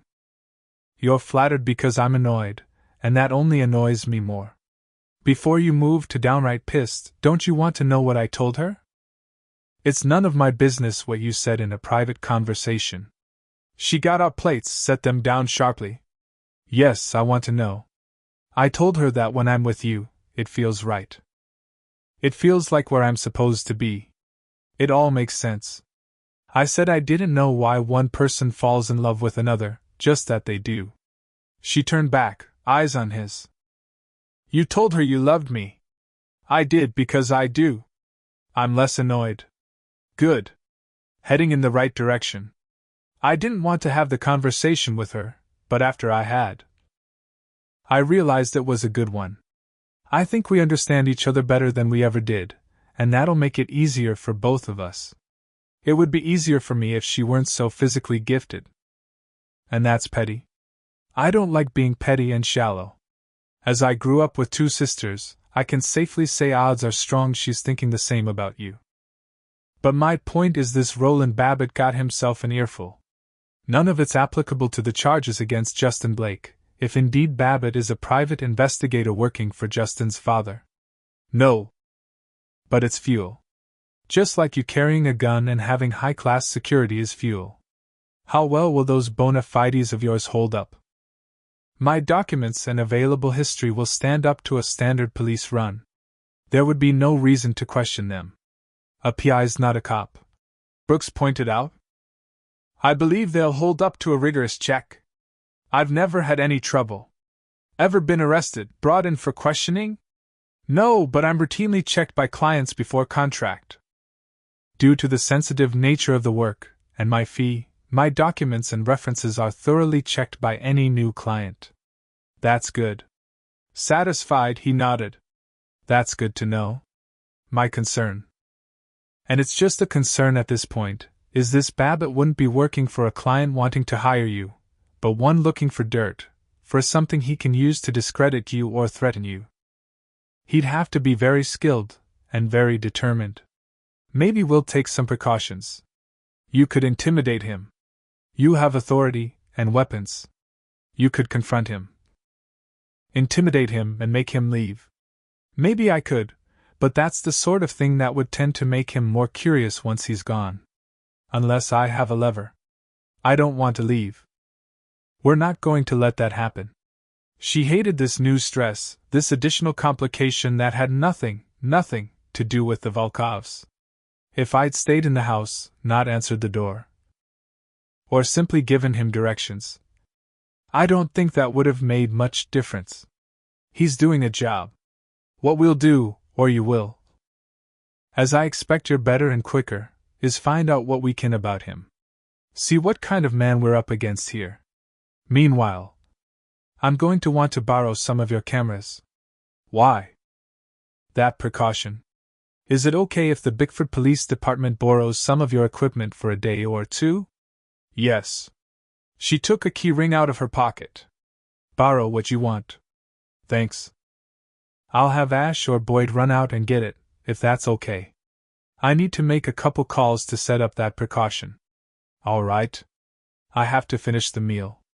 Hopefully it would settle her nerves. I don't want to overcook the vegetables. She had to do something, keep doing something, so the panic couldn't push through. If she performed normal tasks, add fresh thyme and butter to the green beans, drizzle the wine sauce over the chicken, plate them with the roasted potatoes, she could cling to the illusion of normality. She'd prepared and presented the meal very well, but she could barely force down a few bites. She had a contingency plan. She always did. All the documents she needed for the next identity were inside her safe room, locked away. Waiting. But she didn't want to use them, didn't want to become someone else again. That meant she'd have to fight to protect who she was now. What she had now. If this investigator is very skilled and very determined, it will still take time for him to discredit my documents and history. She began. I need more time to plan and organize any sort of contact with Special Agent Garrison. She's in Chicago? I wanted someone in Chicago, where the Volkovs are based. She would have more incentive, and more access. Her response time would be quicker, once she learned to trust my information. Good thinking. But unless I can formulate an alternative, if I make direct contact, she'd be duty-bound to detain me. If that happens, I don't believe I'll have the time or opportunity to clear myself before I'm eliminated. He reached over, took both her hands. You're not going to be detained. And you're sure as hell not going to be eliminated. Look at me. Whatever it takes. And I've given some thought on alternatives and methods. I've considered sending Special Agent Garrison an email on her personal account, telling her who I am, relating the entire story, all the details. I can route it as I do the data I send her. And it wouldn't be possible to track. But it could leak. If the information I give her gets in the wrong hands, the Volkovs will know I'm not only still alive. Ilya Volkov saw you. They know you're alive. They knew I was alive 5 years ago in New York. I might have had an accident or contracted a terminal illness. Okay, Slim, but point taken. They'll also know I've accessed their accounts, their electronics, and have given information to the FBI. Naturally, they'd take steps to block me from the access, which would cost me time and effort. They'd also be much more careful about what they put in emails and e-files. But more, it would make them very angry and increase their effort to locate and eliminate me. They have very skilled techs. Part of their income is from computer fraud, scams, from identity theft. You're better than their techs. Yes. I am, but I've also had considerable time to study and program, to break through firewalls, elude alerts. It would take time to do that again, with newer, stronger security in place. In their position, I'd lay traps. If I made a mistake, they might track me. Time, again, is important. If and when I contact the FBI, the process of taking Keegan and Cosgrove, identifying other moles, arresting Karakiai, Ilya, all of that would have to happen quickly. Like dominoes falling. He suggested. Yes, along those lines. Bureaucracies don't, in general, operate in a timely fashion. And before the process can begin, the agent, her superiors, would have to believe me. They will. The word of a fugitive, suspected at least by some of killing or certainly causing the deaths of 2 U.S. Marshals, against the word of 2 other marshals, one of whom has been decorated and promoted. He covered her restless hand with his. The word of a woman who at 16 handed them a top-level mafia assassin on a damn platter. They're the ones who screwed up. You're biased because you love me. I love you, but I also have good instincts. You think the FBI, the marshals, The CPD wouldn't bend and twist to break the back of the Volkov organization? They'll deal with you, Abigail. It took an effort not to pull her hand from his. Are you asking me to trust them to protect me? No. I'm asking you to trust yourself, and me, to do that. I think I could. Then what we need is, first, a conduit. I don't understand. Someone to speak for you, to make contact and open the door to negotiations. You can't. No. He agreed. Before she'd finished. I can't. I'm too close to you, emotionally and geographically. They'll check out the conduit. But they'd have no reason to connect me, or you, to my former captain on the Little Rock PD. I don't know him. I do. Just hear me out. Captain Joseph Anson. You can research him. He's a solid cop. Decorated, a 25-year man. He's got a wife, first and only, 2 kids. He's a good boss, a smart cop. By the book, but not so much that he can't skip a page if it's the right thing to do.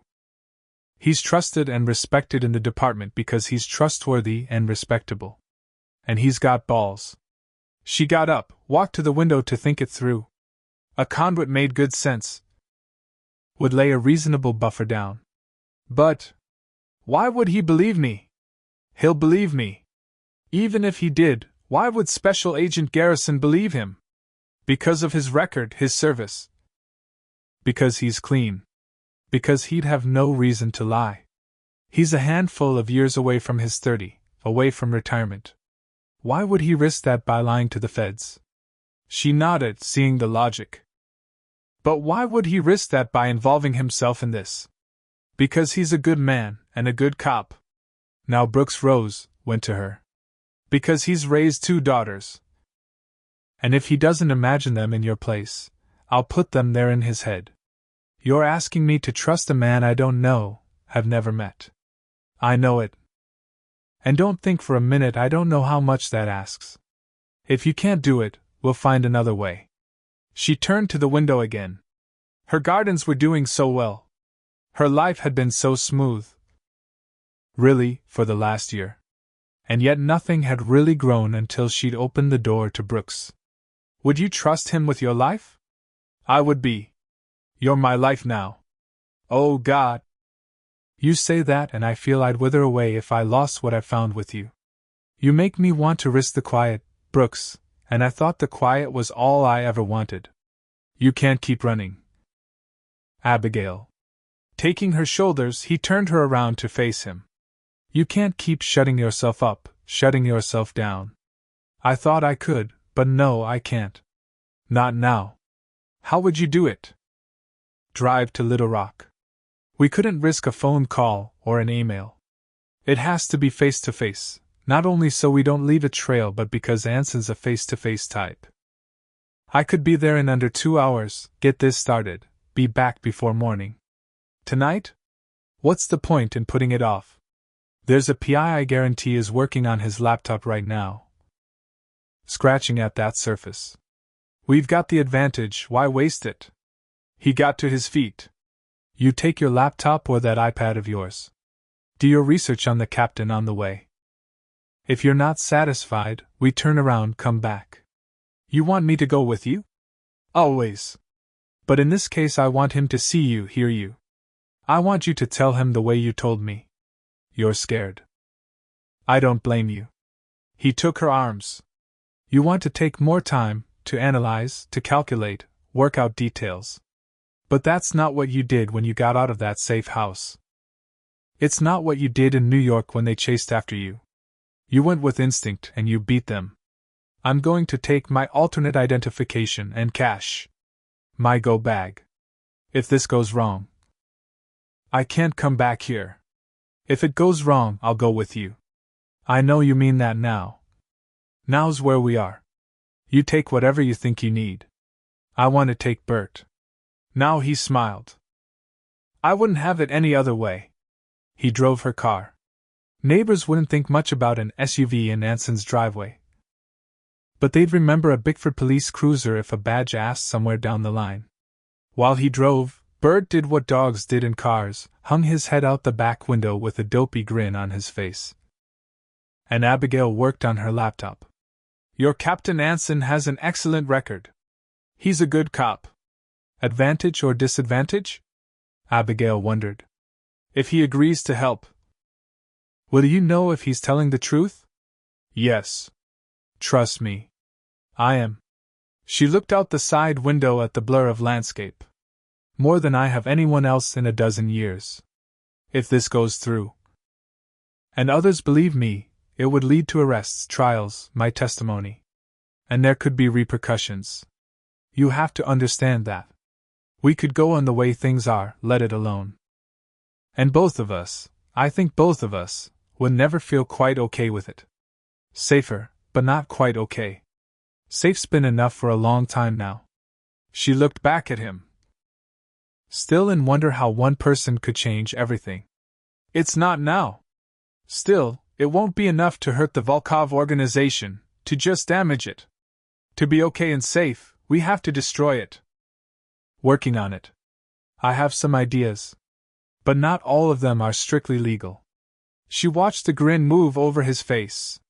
That doesn't surprise me. What do you have in mind? I've been working on something, but I need to refine it a bit more. It's technical. He glanced over and down at her laptop. Nerd stuff. I suppose. Yes, nerd stuff. If we do this, I'll need to spend more time and effort on the programs I've been developing. In the meantime, and again, if your captain agrees, you have to decide on your communication. Once he makes contact with the FBI on this matter, they'll track his communications. We're going to make a stop on the way, pick up some prepaid cell phones. That should cover it for the time being. It should. He reached over, briefly laid his hand over hers. We're going to find a way. She believed him. It made no sense, defied all logic, and yet she believed him. Her nerves ratcheted up when Brooks drove down the quiet street in the pretty neighborhood. Old leafy trees, green lawns, lights glowing against window glass. Captain Anson might attempt to arrest her on the spot. He might insist on contacting the Federals. He might not be home, which would be anticlimactic and somehow more stressful. He might relax, Brooks said, and stopped in front of a tidy 2-story house with attached garage and a lovely red maple in the front yard. That's not possible. He shifted so they were face to face. In or out? Abigail? It's your choice. In, but I can't relax about it. If she had to run, she wouldn't allow him to run with her. She wouldn't allow him to give up his life, his family, his world. She had an extra set of keys in her bag, and could be out and gone, if necessary. If that happened. Whatever happens, I need you to know these past weeks have been the best of my life. Being with you changed me. Nothing will be the same for me again, and I'm glad of it. We're going to win this, starting now. All right. She ordered Bert to stay, and got out of the car. After Brooks skirted the hood, he took her hand. She did her best to focus on that contact as her heart began to thud in her throat. Lights glowed in the window, and she could smell spring. And the oncoming summer, the grass, the heliotrope, dianthus, some early roses. She felt the anxiety build, an anvil on her chest, and closed her eyes against it for a moment, while Brooks knocked. The man who answered boasted broad shoulders and heavily salted dark hair gone thin at the temples.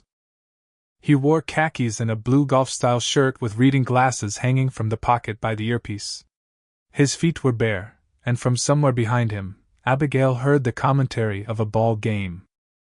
His eyes were a hard steel blue, until the smile burst onto his face. Son of a bitch, it's Chief Gleason at my door. It's good to see you, Captain. Son of a bitch, Anson repeated. Then gave Brooks a one-armed hug while he measured up Abigail. Are you going to introduce the lady? Abigail Lowry, Captain Joe Anson. Nice to meet you, Abigail. Man. Nadine's going to be sorry she missed you. She took her mom on a girls' trip, a spa thing, for her mom's birthday. She won't be back till Sunday. Well, come on in. The living room looked comfortable. Abigail thought, lived in and easy, with framed family photographs on a wall shelf and prettily potted houseplants on the windowsill. I was catching the game back in the den. Seconds later the sound went off, and an ancient yellow lab followed Anson creakily out of the den. He's harmless, Anson said to Abigail. I like dogs. He has a very intelligent face. Huck was always smart. Mostly blind now, and more'n half deaf, but he's still got his smarts. Why don't we go on back to the great room, have a seat? How's your dad doing, Brooks? He's good. Really good. That's good to hear. And the job? I like it, Captain. I like where I am and who I am there. He's a good cop, Anson said to Abigail. I hated losing him. How about a beer? I wouldn't say no. I would, Abigail said, then realized the simple truth sounded rude. I mean, if I could have some water. Sure. I got some lemonade. It's not half bad. That would be nice. Thank you. At Anson's direction, they settled into a seating area off the large, open kitchen. At the back, wide glass doors led out to a patio, where she saw what she assumed was an enormous grill under a black cover, and several outdoor chairs and tables. As Anson got the drinks, the old dog shuffled over, sniffed at her, then rested his head on her knee. She stroked his head, rubbed his ears. If he bothers you, just tell him to go sit. He isn't bothering me. Abigail's got a dog. Great dog. Bert's out in the car. What the hell did you leave him out there for? Go get him. We'll take this out back, let the two of them get acquainted and pal around. Bert would like that. If you're sure, I'll go get him. I ordered him to stay, so he wouldn't get out of the car for Brooks. You go ahead, and just bring him on around the back. Side gates on the left. Thank you. When she went out, Anson handed Brooks the beer, jerked a thumb toward the sliders. What's going on, Brooks? He asked, as they stepped out. A lot. Your lady covers it well. But she's got enough nerves lighting her up to power the whole city of Little Rock. She's got reason for them. I talked her into coming here to you, because she needs help. And because I'm in love with her. Anson let out a breath, took a long swallow of beer. What kind of trouble is she in? I want her to tell you, and I need you to hear her out. All the way. I'm counting on you, Captain. She's not from around here, or up where you come from either. No, but Bickford's her home now. We both want it to stay that way. They heard the gate open and shut. Huck's head went up, not at the sound, Anson knew, at the scent. Anson's eyebrows lifted when Abigail walked around the house with Bert. That's one big, handsome bastard. He's very well behaved, Abigail assured him. Ami, she said when Huck, quivering, walked over to sniff the newcomer. Ami. Joer. Tails slashing the air, the dogs sniffed each other. Huck walked over to the fence line, lifted his leg. Bert followed suit. Then they wrestled. Huck's got some life in him yet. Anson offered Abigail the lemonade, gestured to a seat. Brooks said you had a story to tell me, Abigail. Yes. I should start by saying my name isn't Abigail Lowry. Technically, it's Elizabeth Fitch. When I was 16, I witnessed a man named Yakov Karakiai, who is a lieutenant in the Volkov crime organization, murder his cousin Alexei Gurevich and my friend Julie Masters. Anson sat back. After a moment, he glanced at Brooks. You did say a lot. Then he turned those steely eyes back on Abigail.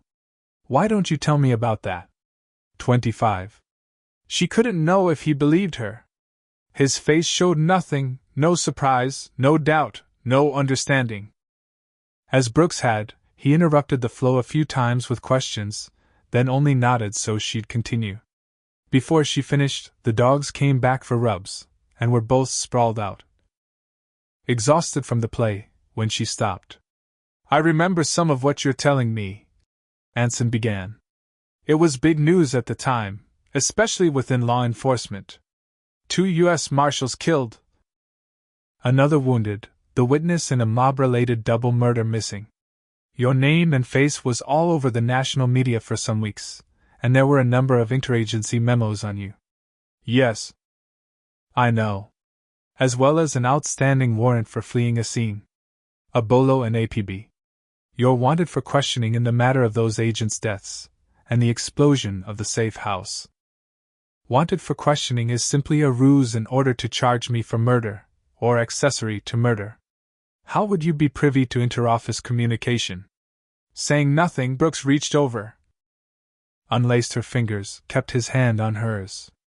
I'm a computer scientist, and specialize in security.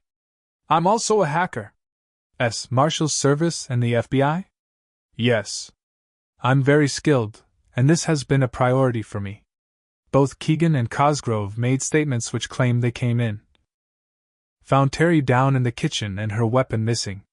As they began to call it in, they were fired on by persons unknown, and Cosgrove sustained a wound. As Keegan returned fire, the lights went out. Keegan was able to get Cosgrove outside, call in the incident.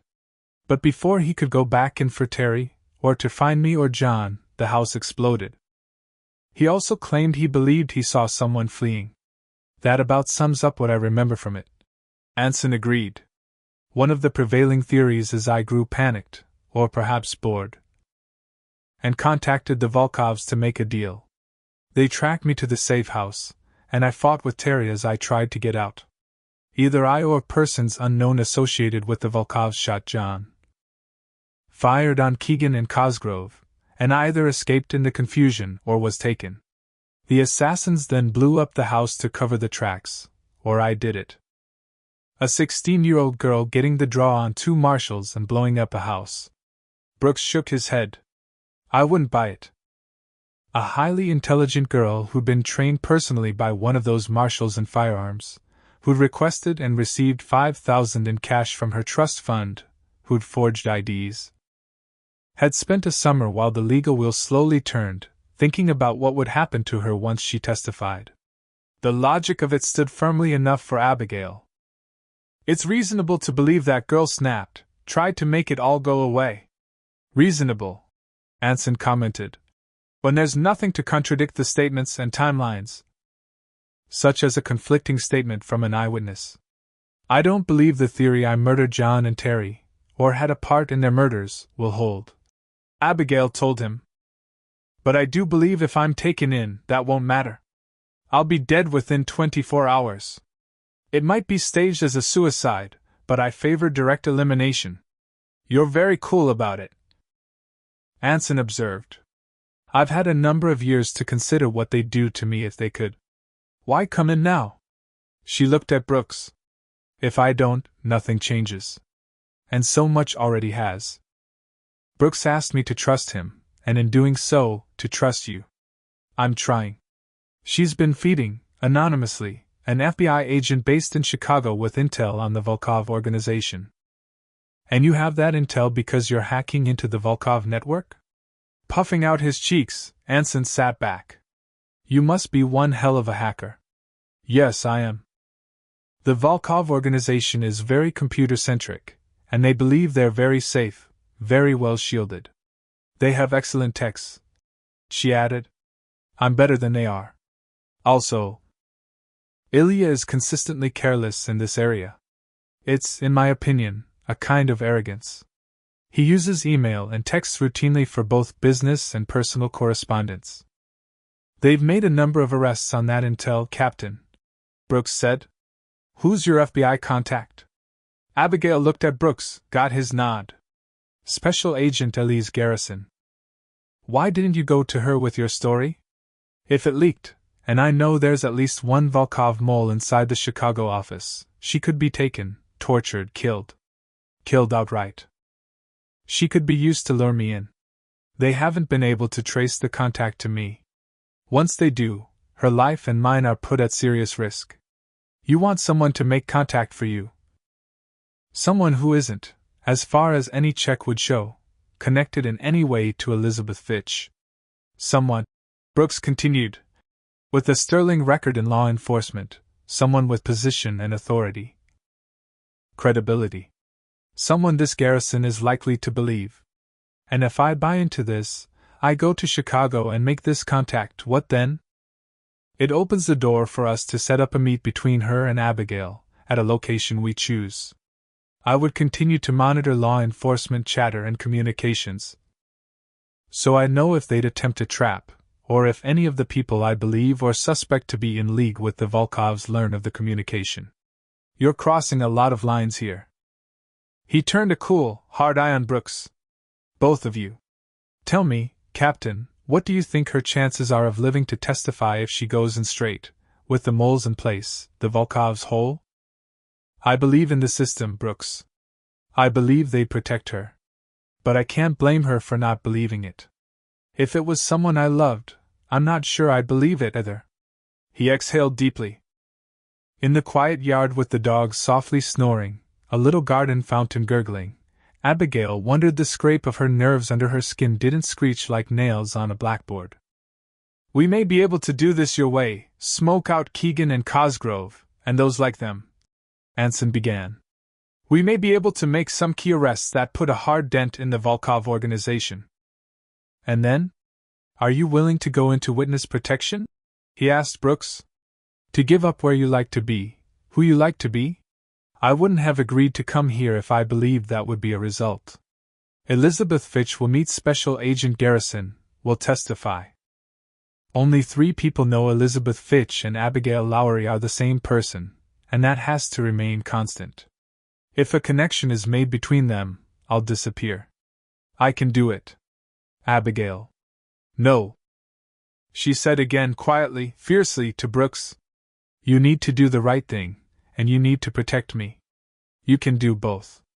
I'm trusting you to do both. You have to trust me.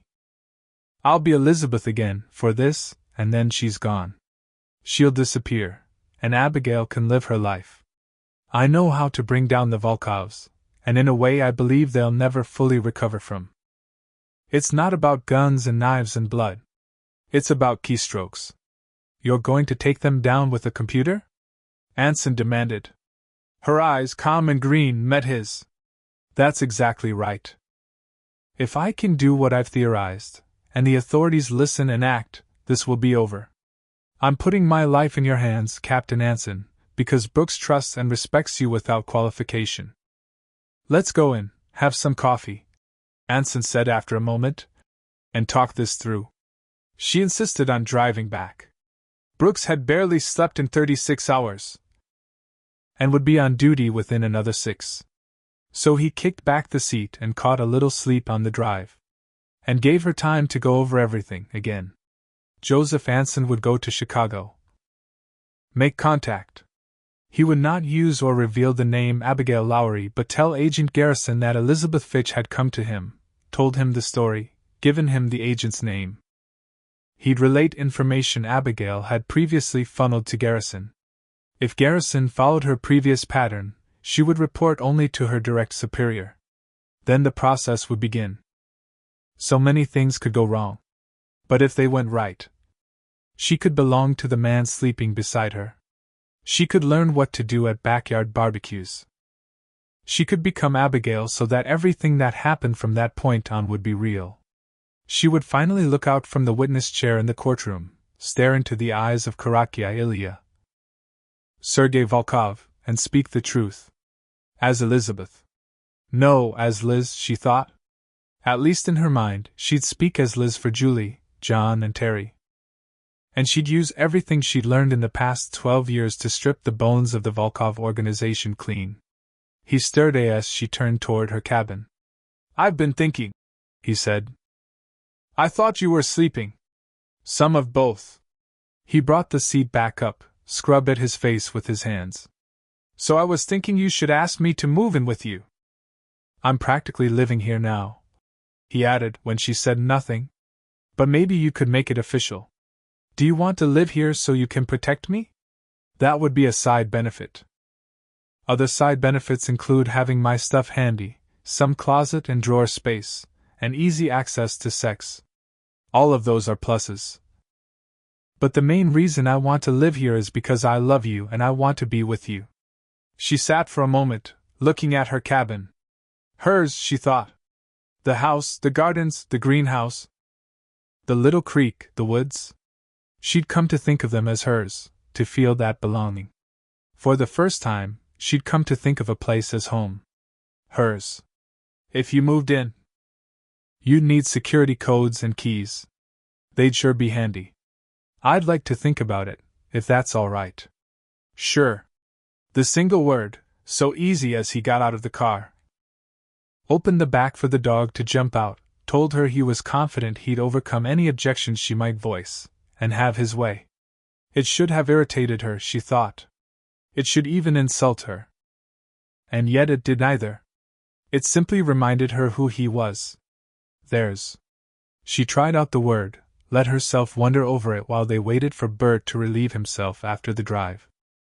Theirs in the pretty, star-dazzled night, with the flowers glowing, the creek murmuring and the soft breeze urging the leaves to whisper in answer. Their house, their gardens. Their greenhouse and creek and woods. Hers was safer. Quieter. Theirs. Full of compromise and questions. And promise. She unlocked the front door, reset the alarm. Would you like to move in with me? Well, that's a big step. I'm going to have to think about it. You just said. She turned into his grin, felt her lips curve in response as she locked up. You're teasing. Caught me. He laid his hands on her shoulders, turned her to face him again. But it is a big step for you, I know. It's a more natural progression for you. You were raised in a traditional two-parent home. Boy, my mother'd be pissed to be labeled traditional. He put an arm around her shoulders to lead her upstairs. We'll keep that between you and me. I never considered sharing a home with anyone. And I've only begun to believe it's possible for me to stay here, to have a home here.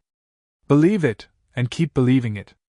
No point sending negative thoughts out into the universe. Optimistic or pessimistic thoughts don't influence events. How do you know? Playfully, he gave her hair a quick tug. You can't know what other people are thinking or wishing or believing unless they tell you. And what about the whole faith can move mountains deal? I've never seen a mountain move. Much less through faith. Literal brain. He tapped her forehead. What about volcanoes? A volcano moves the hell out of a mountain. It's ludicrous to posit that a rupture in the Earth's crust, the diverging and converging of tectonic plates, the release of lava, gases and ash through those ruptures can be caused by faith, or the lack of it. Did I posit? I don't know what got into me. He saw her roll her eyes as she walked toward the bathroom. I made a volcano for a science project in 6th grade. It was very cool. For the first time she didn't shut the door, but continued to talk to him as she prepared for bed. It's a very good project for a young student. Plus cool. He walked in, picked up his toothbrush as she washed her face. I wanted to name it the Devil's Fart, but my father convinced me my grade could be adversely affected. Wise. I called it that in my head though, so it made the whole baking soda, food coloring and vinegar lava spewing out of the flour paste over soda bottle cone more memorable. I bet you killed in science projects. I did well. It felt odd, but in an interesting way, to share the bathroom sink with him.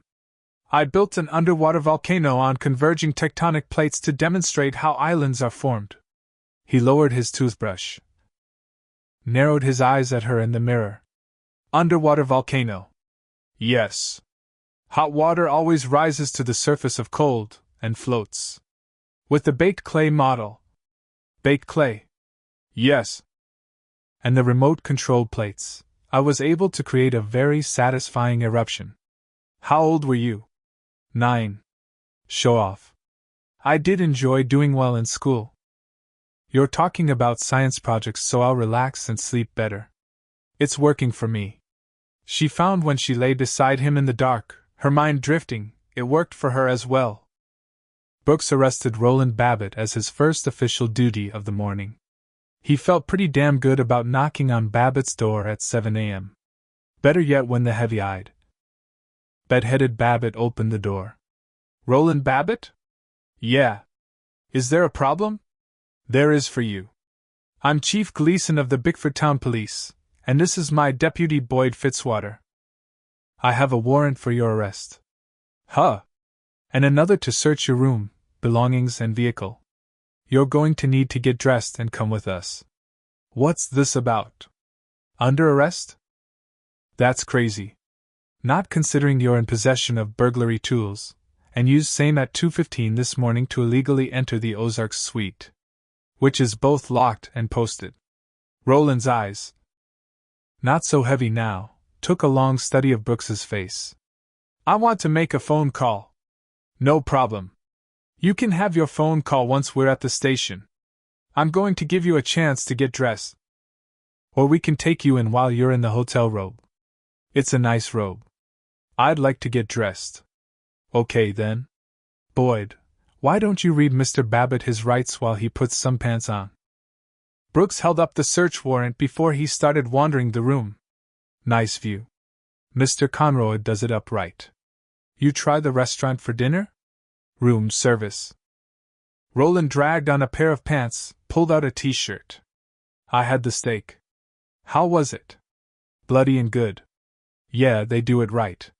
He opened the navy backpack, poked through.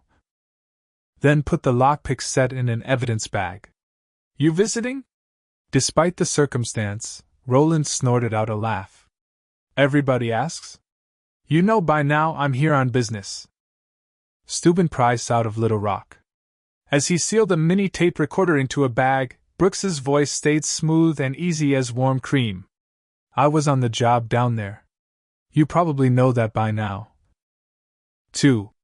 That's a fancy firm, with fancy prices, Mr. Babbitt. We do good work. I don't doubt it. He shot Roland a friendly smile. Too bad you don't have better taste in clients. Not my call. Do you mind if I brush my teeth, empty my bladder? I'd mind if you didn't. Brooks continued to search the room while Boyd stood in the open bathroom doorway. We're a quiet town, Brooks said conversationally.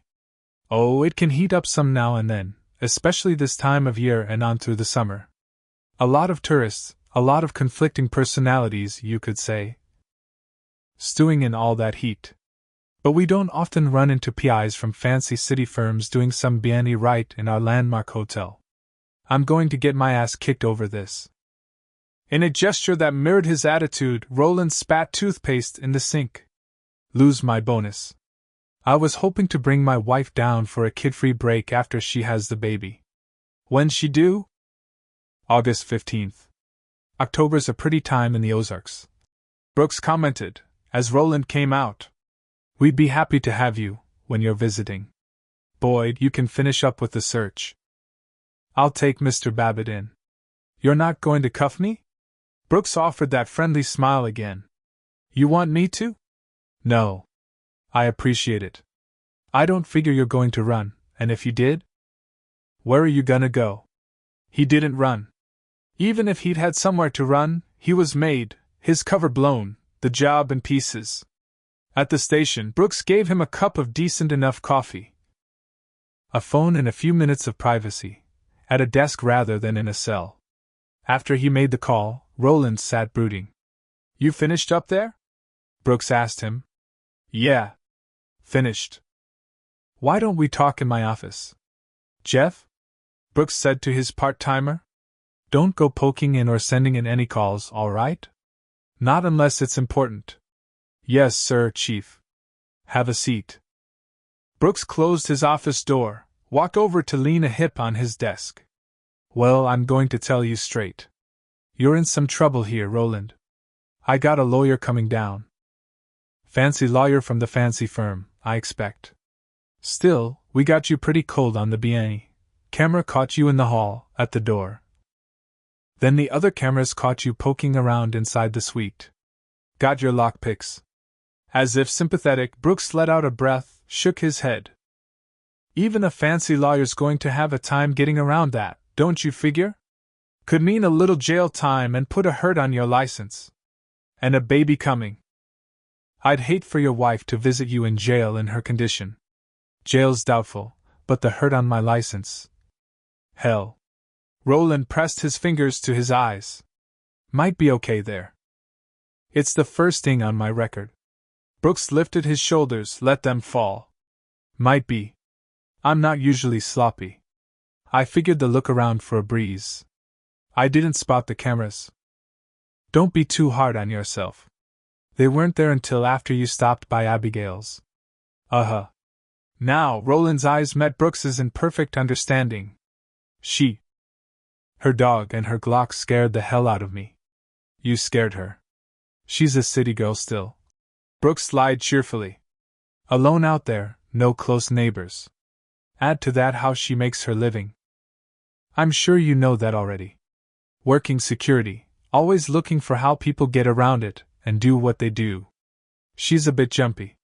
You'd have to be to have security cameras in the woods. Oh. She's always experimenting, running programs and what she calls scenarios. It happens you walked into one. Shook her up enough to have her lock herself in the house till I got home. You know. In case you were some axe murderer instead of a lost photographer. She didn't look shook up. Roland muttered. Well, Abigail, she puts on a good front, and the dog helps her confidence. She told me about you, and I had to wonder. You gave her your real name. ID was in my pack. She had the gun. I didn't want to annoy her with a lie if she checked my pack. But I didn't consider she or you would run me. Cops. We're just naturally cynical and suspicious. So, Roland, here's the thing. I know who'd hire a PI from a fancy firm to poke around at Abigail, at me. At the Conroys and the hotel. I can't confirm or deny without my legal counsel. I'm not asking you to, I'm telling you.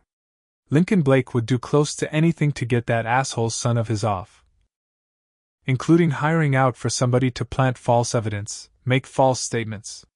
Where he'd been slouched and sulky in his seat, Roland now straightened. Listen. I don't go there. Not for any client, not for any fee. Neither does the firm. We wouldn't have the reputation we do otherwise. Off the record, I'll say I believe that. But on it? Brooks gave a careless shrug. Is there a deal coming along? Might be. Russ Connor's my oldest and closest friend. His parents are family to me. And his mama broke down and cried after she saw what that fucker and his friends did to that suite. It's considerably better now, but...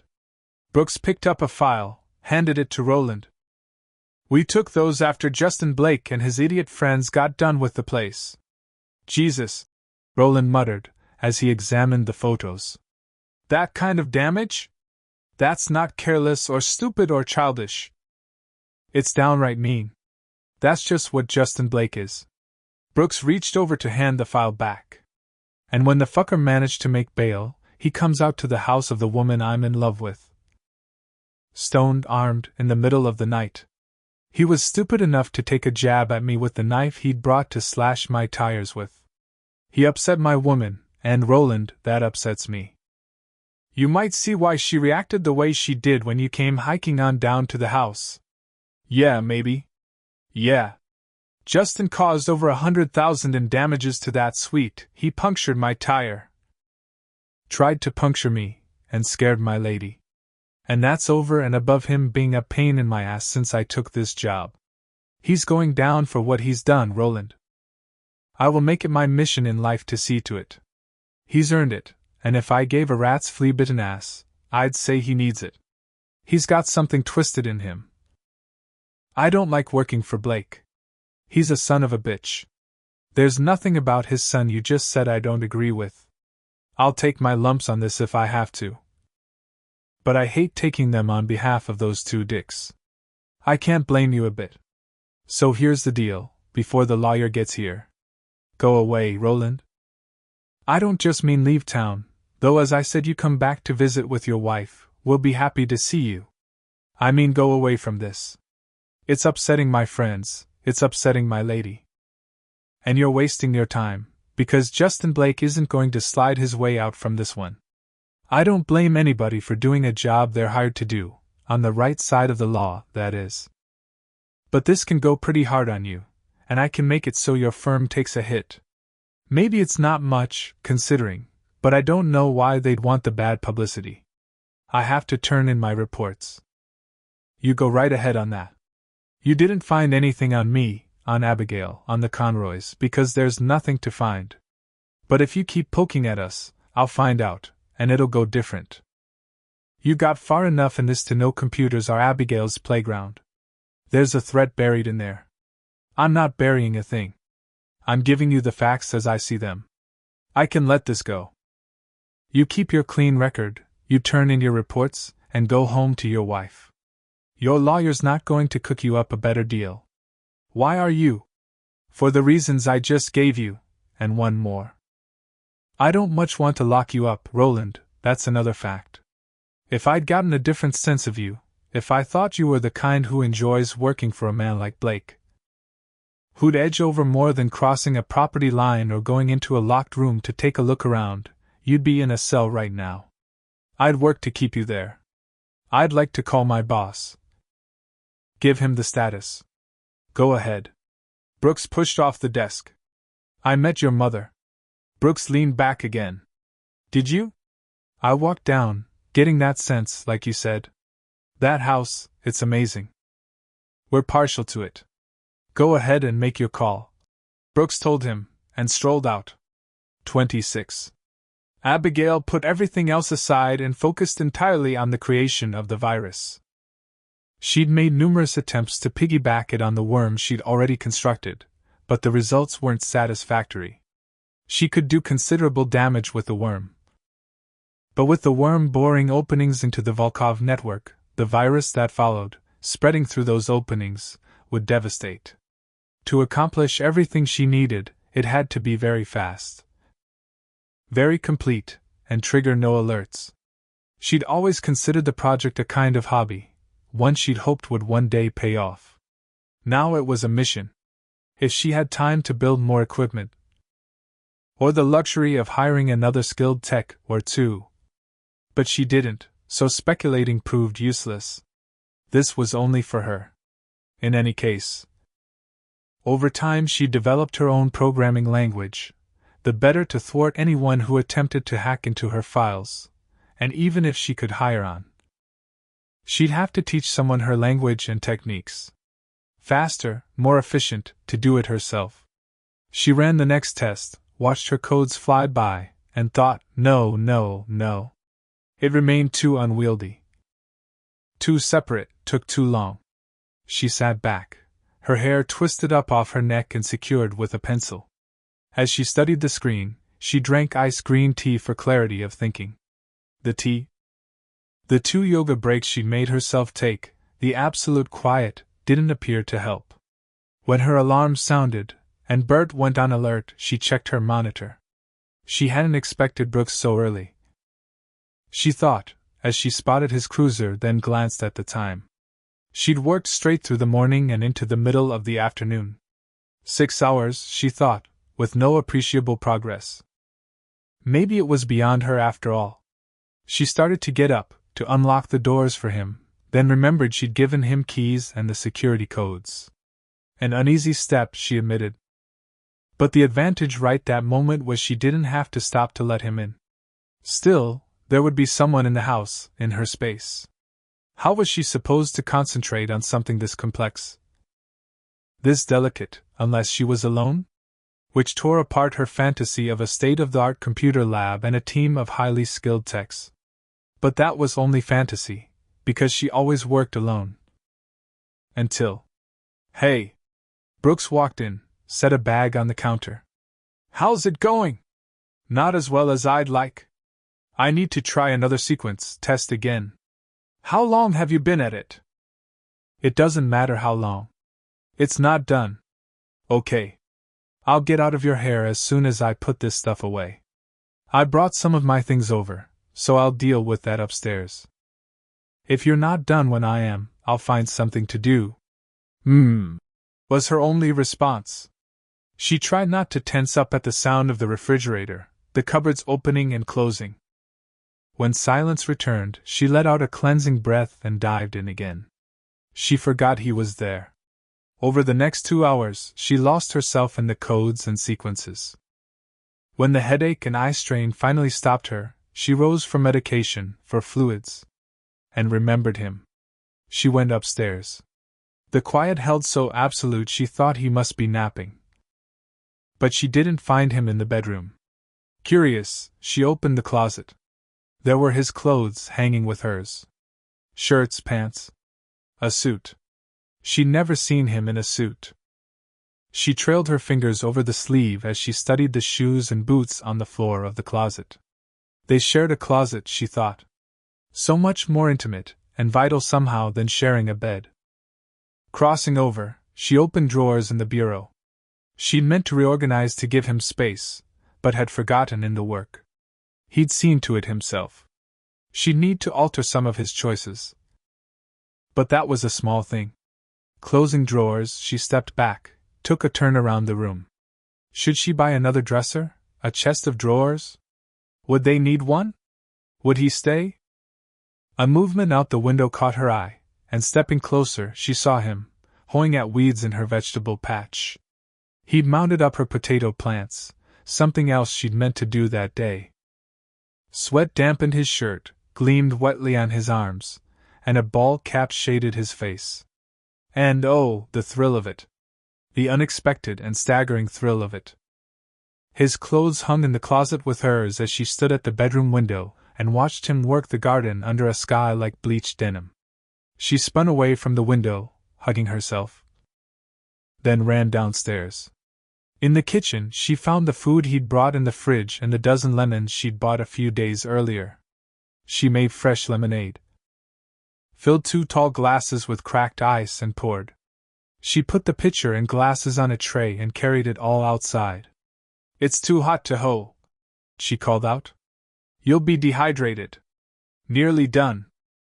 She walked out to him with the glasses as he finished the last row. "It's fresh." While sweat tricked down his temples, he downed half the glass without pause. "Thanks. You've done so much work." Leaning on the hoe, he studied the garden.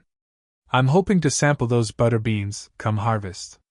I'm fond of butter beans. Those are lima beans. You're standing in the south, honey." After a roll of his shoulders, he downed the rest of his lemonade.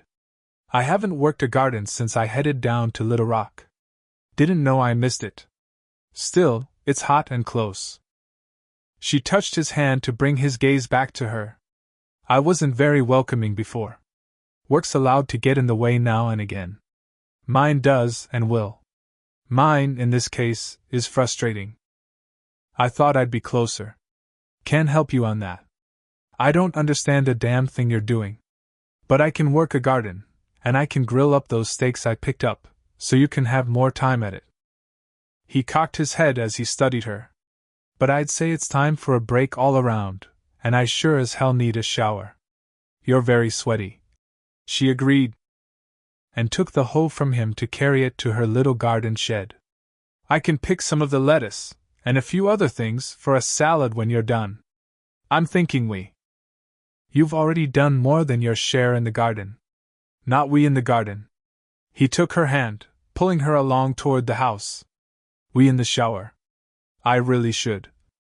Get wet with me." He paused to take off his dirty boots, sweaty socks. "Did I ever tell you about this swimming hole we used to frequent?" "No.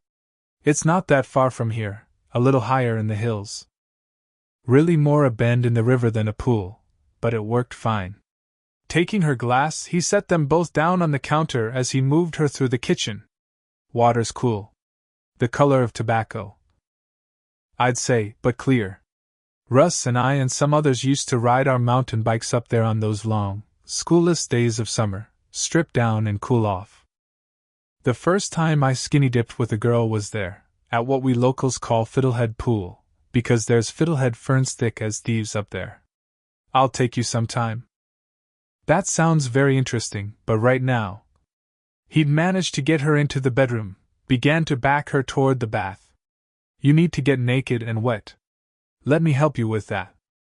"You appear to be very determined," she commented, when he pulled her shirt over her head. "Oh, I am. And flicked open the catch of her brow. "Then I suppose there's no point in arguing." No point at all. Reaching behind her, he turned the shower on, then flipped open the button of her fly. Then I should cooperate. That'd be the sensible thing. I prefer doing the sensible thing. She drew his shirt off, let it drop. Hallelujah. But he started to hold her back when she would have moved into him. Let me rinse some of this sweat off first. I don't mind it. It's basic and natural and… She pressed her lips to the side of his throat. Salty. You about kill me, Abigail. That's God's truth. She wanted to make him want and yearn and quiver as he made her. She embraced the musky scent of him, the good sweat of physical labor as she stripped off his pants. As he stripped off hers. And the water ran cool over her head, down her body. It feels good, she murmured. So good when his mouth took her mouth, when his hands took her body. When she tasted his hunger for her, felt his need for her. She imagined them sinking into cool, tobacco-colored water in the bend of a river where fiddlehead ferns grew thick and green and moonlight shimmered and raised through a canopy of trees. I want to go to your swimming hole. We will. In the moonlight, she said as her head fell back, as his lips skimmed over the column of her throat. I've never been romantic, not before you. But you make me want moonlight. And wildflowers and whispers in the dark. I'll give you all of it, and more. He slicked her wet hair back, framed her face to lift it to his. And more. Promises and secrets. And all the things I never understood. I want them with you. I love you so much. I love you. That's already more than I ever had. More still. He drew her into the kiss, long and slow and deep. As the water showered over them. He'd have given her the moon itself if he could, and an ocean of wildflowers. Promises. He could give her those. A promise to love her, to help her find peace of mind. A safe haven. And moments like this, alone, where they could tend to each other, pleasure each other. Shut the world and all its troubles, its pressures and its demands away. She watched him. And he her, inch by inch. Arousing, lingering, prolonging. Now the scent of honey and almond rising up, the slick, slippery slide of hands, of bodies, the quick catch of breath, the long, low sigh. So when he braced her, when he filled her, there was moonlight and wildflowers, there were whispers and promises. And more. There was, she thought as she surrendered, everything. The sensation of contentment stayed with her as she stood in the kitchen, contemplating doing something interesting with potatoes. Brooks liked potatoes, to go with the steak and salad. She glanced, a little guiltily, at her computer as she poured wine for both of them. I should try again, now that we've had our break. Give your big brain a little rest. Let's sit down a minute. I've got a couple updates for you. Updates? Why didn't you already tell me? You were involved when I first got home. He reminded her. Then I was distracted by shower sex. He sat at the counter. And since she'd already poured it for him, picked up his second glass of lemonade. I guess we'll take them in order. I had a talk with Roland Babbitt. The cameras I borrowed from you did the trick. Caught him going into the Ozarks suite using BNE tools to do it. You arrested him? In a manner of speaking.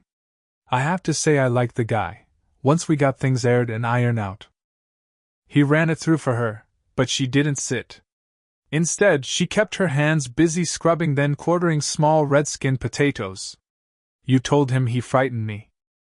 I may have colored your reaction a little differently than the reality of it, but I figure your pride can handle it.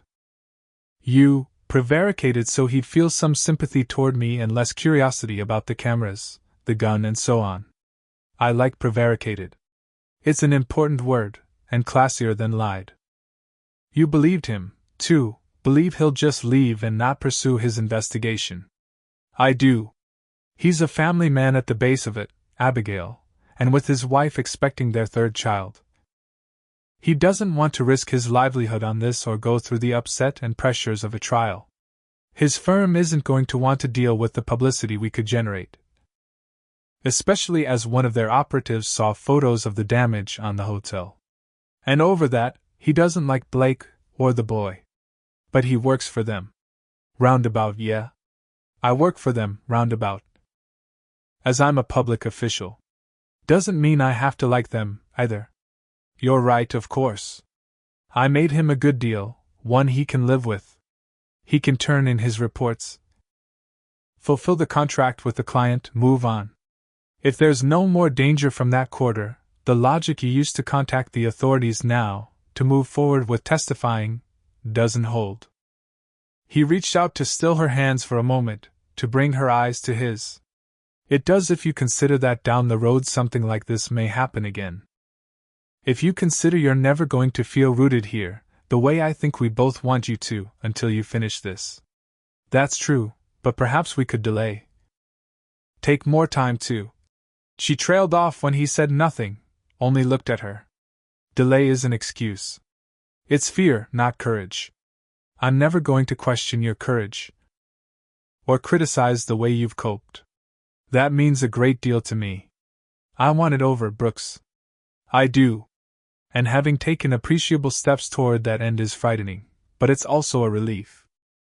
Then I hope you'll be relieved to know Captain Anson's in Chicago.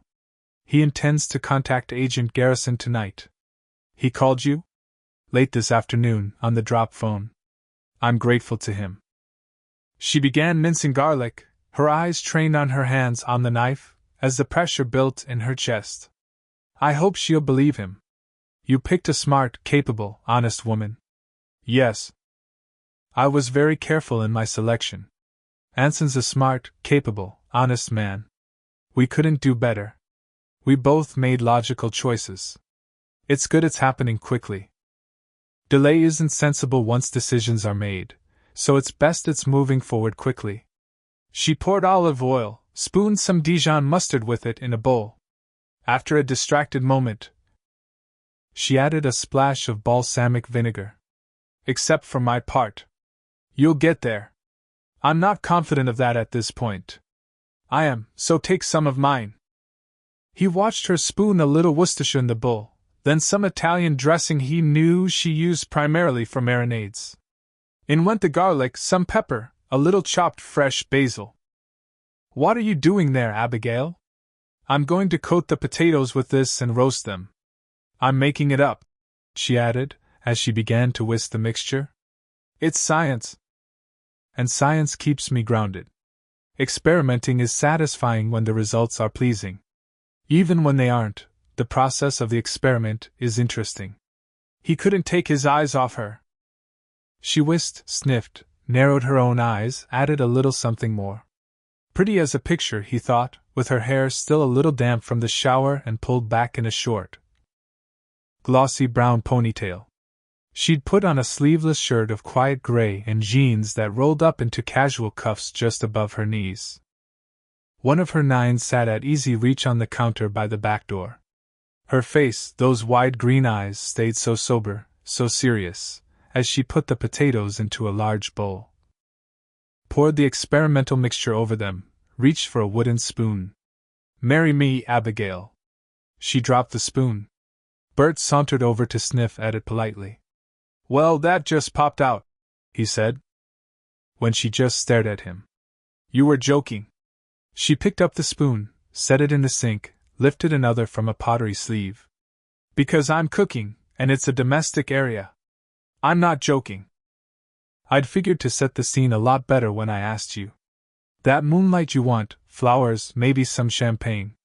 A picnic's what I had in mind. A moonlight picnic up at the spot you like with the view of the hills. But I'm sitting here, looking at you, and it just popped out. He came around the counter, took the spoon, set it aside so he could take both her hands. So marry me, Abigail. You're not thinking clearly. This isn't something we can consider, much less discuss. Particularly when my situation remains in flux. Things are always in flux. Not this, he added. I swear to you we'll end this, we'll fix this. But there's always going to be something. And I think now's the perfect time, before it's ended, before it's fixed, Because we should be able to promise each other when things outside aren't perfect. If it goes wrong, then it goes wrong. We don't. Marriage. She drew her hands free, used them to stir the coating on the potatoes. It's a civil contract broken at least half the time with another document. People enter into it promising forever, when in reality, I'm promising you forever. You can't know. I believe. You've just moved in. Just hung clothes in the closet. Noticed that. Did you? Yes. We've known each other less than 3 months. She got out a casserole, and busy, scooped and poured the coated potatoes into it. We have a very difficult situation to address. If you feel strongly about the subject, and continue to feel strongly, I'd be willing to discuss our views on the matter at some more rational time. Delay is an excuse. She slammed the casserole into the oven, whirled on him. You think it's clever to throw my own words back at me. I think it's apartment. And why do you make me lose my temper? I don't like to lose my temper. Why don't you lose yours? I don't mind getting pissed. He shrugged, picked up his lemonade again.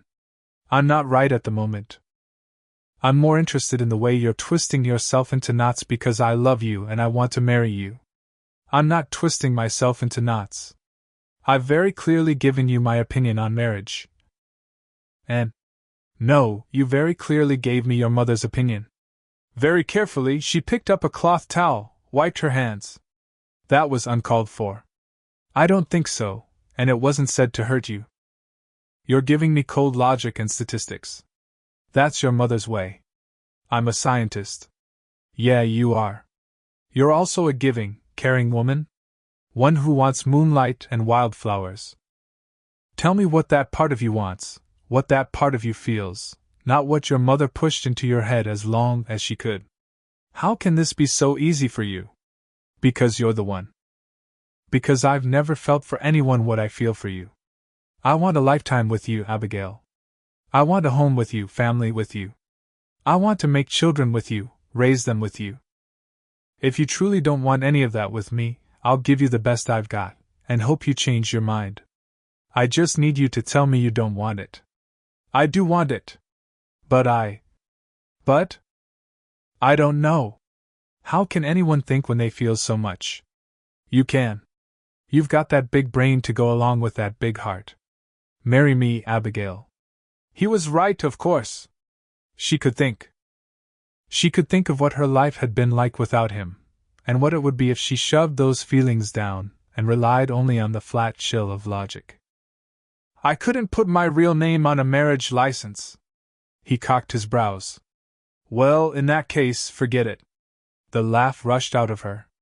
I don't want to forget it. I want to say yes. So say yes. Yes. She closed her eyes, felt dizzy with delight.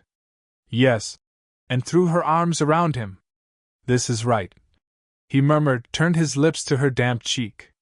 I'm the luckiest man in the world. He drew her back to kiss her lips, her other cheek. My mother says that women cry when they're happy because they're so filled with the feeling they want to let it out, share it. And teardrops spread that happiness. It feels true. I hope the potatoes turn out well. On a laugh, he dropped his brow to hers. You're thinking about the potatoes? Now? Because you asked me to marry you when I was creating the recipe.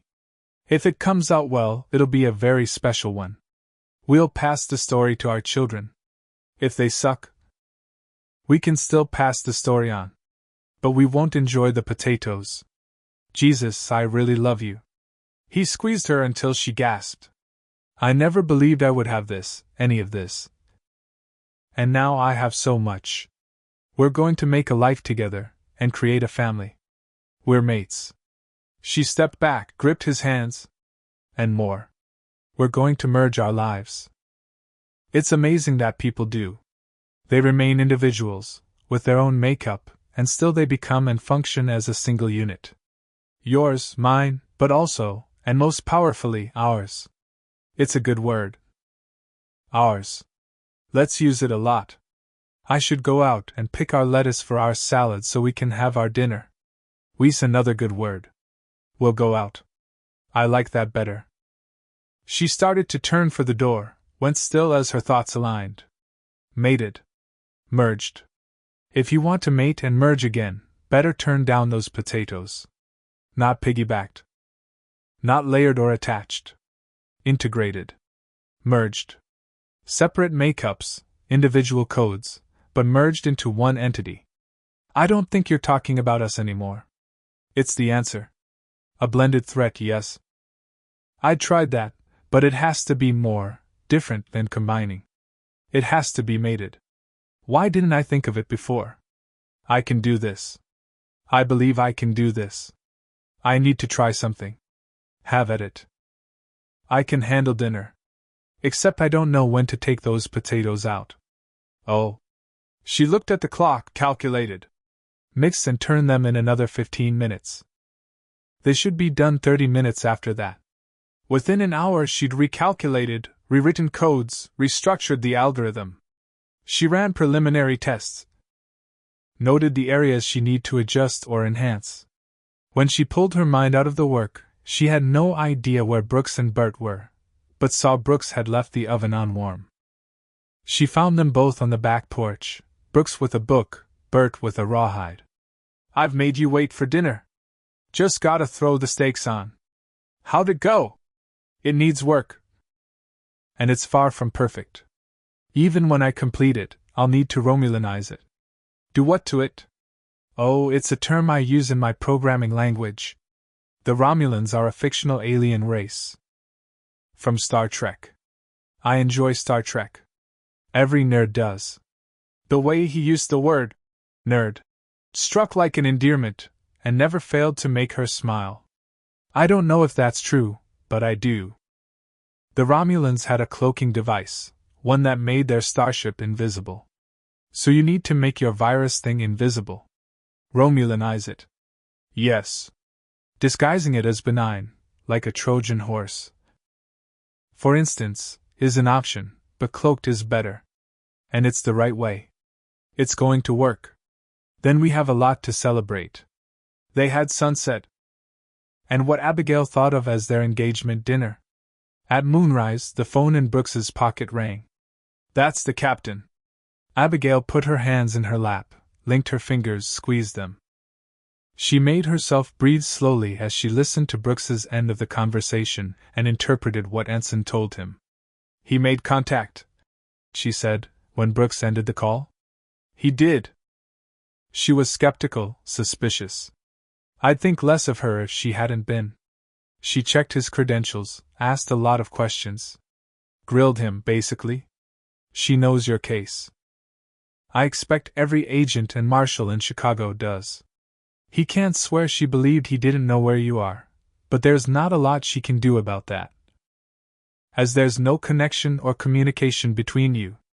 But they'll need me to come in. They'll want to interview me, interview Elizabeth Fitch, in person. You're in control of that. His eyes on hers, he laid a hand over her tensed ones. You go when you're ready. They talked over 2 hours, and agreed to meet tomorrow. We'll know more then. She's contacted her superior by now. 10 minutes after Anson left, she came out, got in her car. Again, he can't swear she didn't make the tail. But he followed her to the assistant director's house. Anson called to let us know right after she went inside. He's on the move. Didn't figure it'd be smart to sit on the house. They know I'm still alive now. They know I'm toy drug. Both of those things are in your favor from their point of view. Logically. She breathed deep. There's no turning back now. For either of us. I want to work, at least another hour or two. Okay, but don't push it too hard. We've got a barbecue tomorrow. Oh, but it's easy and it's normal. And it's a break I figure both of us can use. A couple hours away from all this. He stroked a hand down her hair. It'll be fine, Abigail. Trust me. And we've got news. We're engaged. Oh God. On a laugh, he gave a tug on the hair he just stroked. My family's going to do handsprings, I expect. I've got to take care of getting you a ring, he added. Shouldn't you wait to tell them? If something goes wrong, we're going to make sure nothing does. He kissed her lightly. Don't work too late. Work, she thought, when he left her alone. At least there she knew what she was doing. What she was up against. No turning back, she reminded herself, as she sat at her station. For either of them, from any of it. And still she felt more confident at the prospect of taking on the Russian mafia than she did attending a backyard barbecue. 27. She jolted out of the dream and into the dark. Not gunfire, she realized, but thunder. Not an explosion, but bursts of lightning. Just a storm, she thought. Just wind and rain. Bad dream? Brooks murmured, and reached through the dark for her hand. The storm woke me. But she slid out of bed, restless with it, to walk to the window. Wanting the rush of cool air, she opened it wide. Let the wind sweep over her skin, through her hair. I did dream. Through another sizzle of lightning, she watched the whip and sway of trees. You asked before if I had nightmares or flashbacks. I didn't really answer. I don't often, as much as I did, and the dreams are more a replaying than a nightmare. Isn't that the same thing? I suppose it is, basically. She stood where she was. The wind a gush of cool, the sky a black egg cracked by jagged snaps of lightning. He waited for her to tell him, she knew. He owned such patience, but unlike her mother's, his offered kindness. I'm in my bedroom at the safe house. It's my birthday. I'm happy. I've just put on the earrings and the sweater John and Terry gave me as gifts. And in the dream I think, as I did then. How pretty they are. I think I'll wear them, for the good, strong feelings they give me, when I testify. Then I hear the gunshots. She left the window wide as she turned around to see him sitting up in bed, watching her. Kindness, she thought again. She hoped she never took his innate kindness for granted. It happens very slowly in the dream, though it didn't happen slowly. I remember everything, every detail, every sound, every movement. If I had the skill, I could draw it scene by scene. And replay it like an animated film. The first shot startled me. Made my pulse skip, but I didn't fully believe it was a gunshot. Then the others, and there could be no mistake. I'm very frightened, very unsure. But I rush out to find John. But in this dream tonight, it wasn't John who pushed me back into the bedroom, who stumbled in behind me, already dying, blood running out of him. Soaking the shirt I pressed to the wound. It wasn't John. It was you. It's not hard to figure out. She could see him in a snap of lightning, too, his eyes clear and calm on hers. Not hard to put in its place. No, it's not. Stress, emotions, my going over and over all those events. What I felt for John and Terry, but particularly John, was a kind of love. I think. Now that I understand such things better, I had a crush on him. Innocent, non-sexual, but powerful in its way. He swore to protect me, and I trusted him to do so. He had a badge, a weapon, a duty. As you do. She walked toward the bed but didn't sit. People say, to someone they love, I'd die for you. They don't expect to, of course, have no plans to. They may believe it, or mean it. Or it may simply be an expression of devotion. But I know what it means now, I understand that impossible depth of emotion now. And I know you would die for me. You'd put my life before yours to protect me. And that terrifies me. He took her hands in his, and his were as steady as his eyes. He had no warning. He didn't know the enemy. We do. We're not walking into an ambush, Abigail. We're setting one. Yes. Enough, she told herself. Enough. I want you to know, if you're hurt during the ambush, I'll be very disappointed. She surprised a laugh out of him.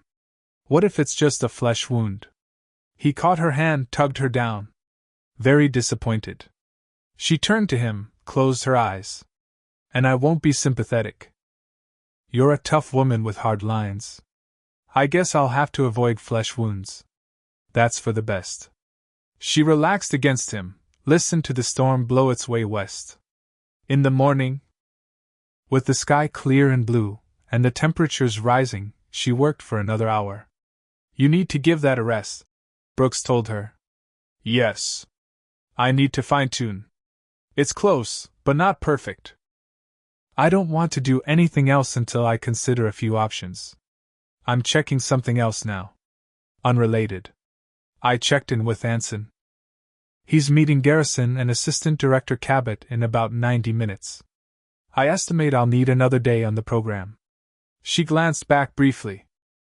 I can't divulge to the authorities what I plan to do. It's illegal. I got that much. Why don't you divulge it to me?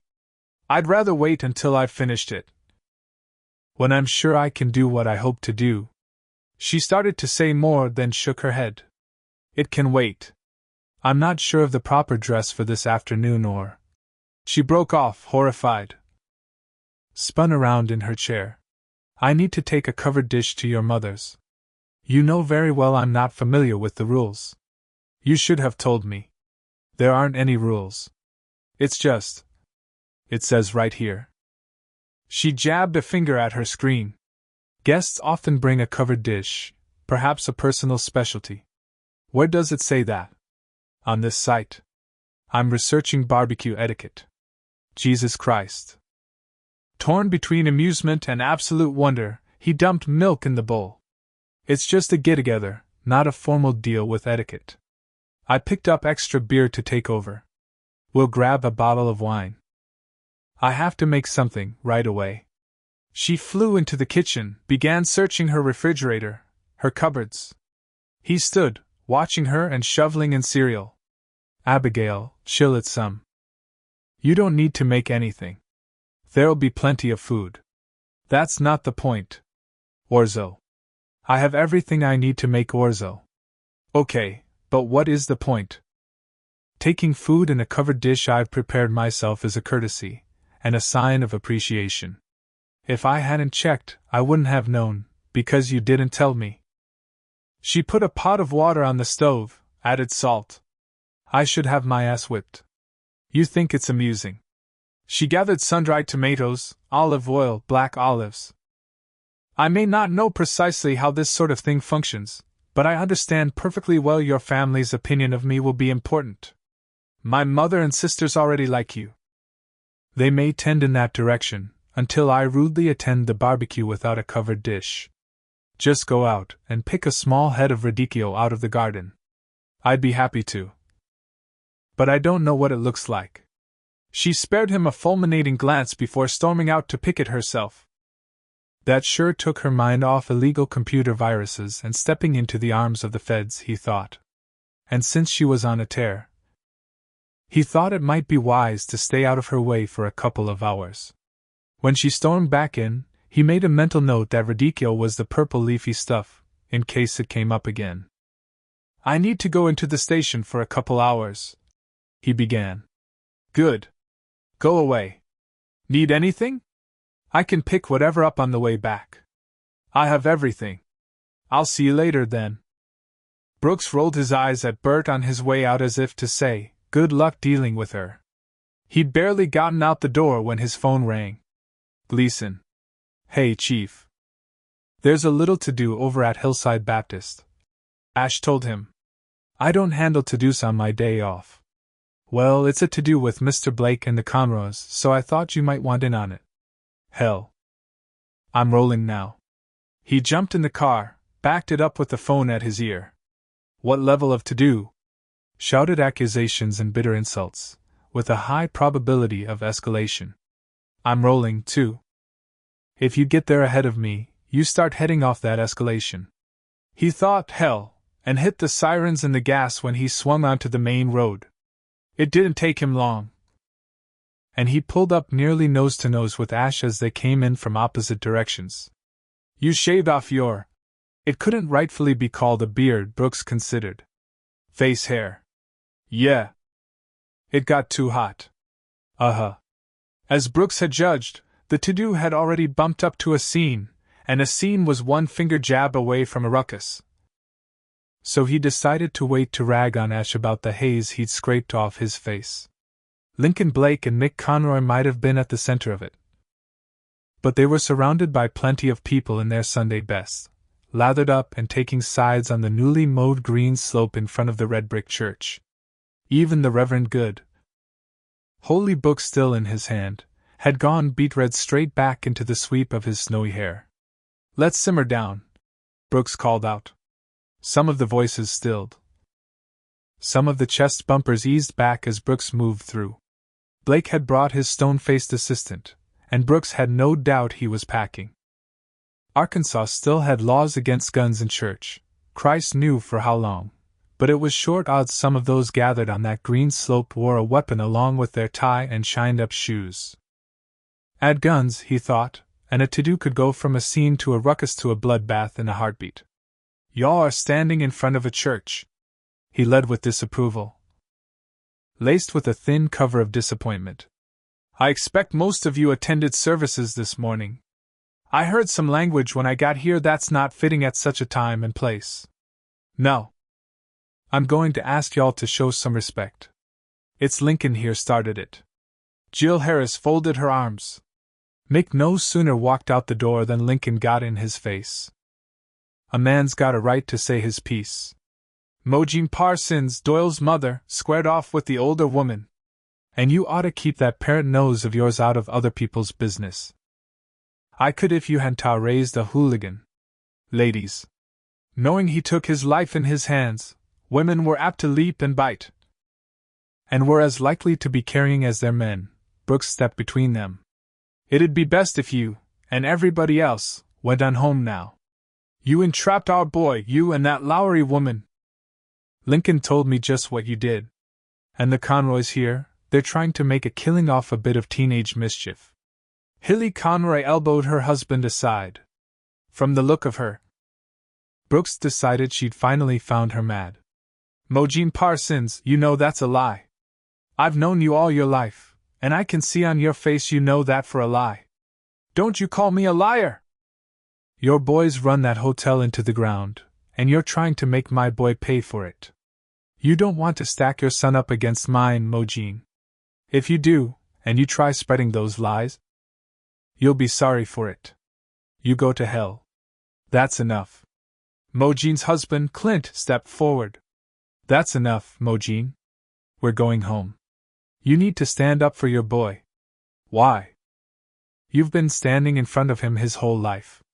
"I apologize, Hilly, Mick, for the part one played in making Doyle the embarrassment he is. Mojine, I'm going down to the car, and I'm driving home. You can come or stay, that's up to you. If you stay, I won't be home when you get there. Don't you talk to me that." But he turned, walked away. "Clint." After a quick, wide-eyed look around, she trotted after him. "This has about worn me out," Jill commented. "I'm going to walk on home. Why don't Hilly and I give you a ride, Ms. Harris?" Mick stepped forward, took her arm. "I'm sorry about this, Brooks. You just take Ms. Harris on home. This isn't finished, Conroy." Mick sent Blake a cold stare with weariness around the edges. "I'm telling you for the final time. I'll do no business with you. Stay away from me, my family and my properties. Keep your assistant and his like away from me, my family and my properties. If you think you can squeeze more money out of me, you're mistaken. I made you a fair offer. Go on home," Brooks told Mick, then turned to Blake. Here he didn't bother with disapproval or disappointment. He arrowed straight into disgust, and let it show. "I'm going to be talking to Mr. and Mrs. Conroy later. Getting your stories lined up. I'll be talking to Reverend and Mrs. Good as well. Do you want to imply your minister and his wife are liars too? The fact is, my deputies and I will be talking to everybody who witnessed or had part in this business this morning. If I find there's been any level of harassment on your part, I'm going to advise the Conroys to file a restraining order against you and whoever you've been using to dog them. You won't like it. You'll like it less if one's filed and you cross the line of it. You can't bully me. You know all about bullying, so you know that's not what I'm doing. I'm outlining the situation. You may want to talk it over with your lawyers before you do anything you might regret. For now, I'm telling you to move along. Your wife looks upset and embarrassed. My wife is none of your business. That's the truth. It will be my business if you cause another ruckus. Lincoln. His color down again, his voice calm, Reverend Good stepped forward. I understand you're in turmoil. I'm here if you want to unburden yourself. But I must ask you to take Jenny home. She looks ill. I must ask you not to come back to this house of God with an unchristian purpose. Go home now, Lincoln, and tend to your wife. I'll pray for you and your family. Keep your prayers. Blake strode away, leaving his assistant to help Jenny down the slope toward the waiting car. You're going to need some strong prayers, Reverend. Good sighed. We do the best we can do. She changed clothes 3 times. It was completely unlike her to worry about wardrobe unless it was for the purpose of establishing identity or blending in. Her research indicated that attire would be casual, unless specifically stated. But that could include a casual dress or skirt, either of which she currently owned. Now she felt she needed to acquire some. If they succeeded, when they succeeded, as it did no harm to employ Brooks's positive thoughts, she'd find use for a more expansive and varied wardrobe. Now she settled on dark blue capris and a red shirt and sandals she'd rarely worn and only bought in a weak moment. She spent some time with makeup, also rarely worn since she'd become Abigail. As blending and going unnoticed had been the goal. But she had a good hand with it, if she said so herself. She'd use that hand when she transformed to Elizabeth. To cooperate with the authorities and give testimony against the Volkovs. As she glanced to the monitor to watch Brooks come home, she put on John's earrings, worn when she felt the need for confidence. She went downstairs, found Brooks in the kitchen, scowling down at a can of Coke. Something happened.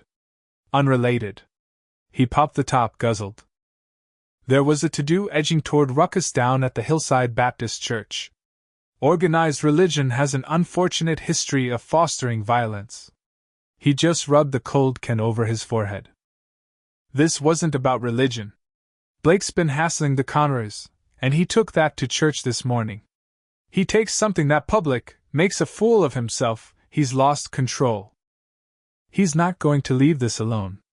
I'm going to have to talk to the Conroys about taking some legal steps too. He finally focused on her. You look really good. I have on makeup. I thought it was appropriate. Really good. When he smiled, the anger and stress she'd seen in his eyes warmed away. How do you do that? Relax so quickly? I'm taking a pretty woman to a barbecue. And it sure takes the edge off my bad mood. Where's the stuff you made? She took it, then a 6-pack of beer, out of the refrigerator. If you feel you should follow through on the problem now. I'm sure your family will understand. You're not getting out of this so easy. Colorful, he commented, as he picked up the bowl. Ready? I suppose. She clipped a leash on Bert. You could brief me on the areas of interest of people who'll be there. It would help me make conversation.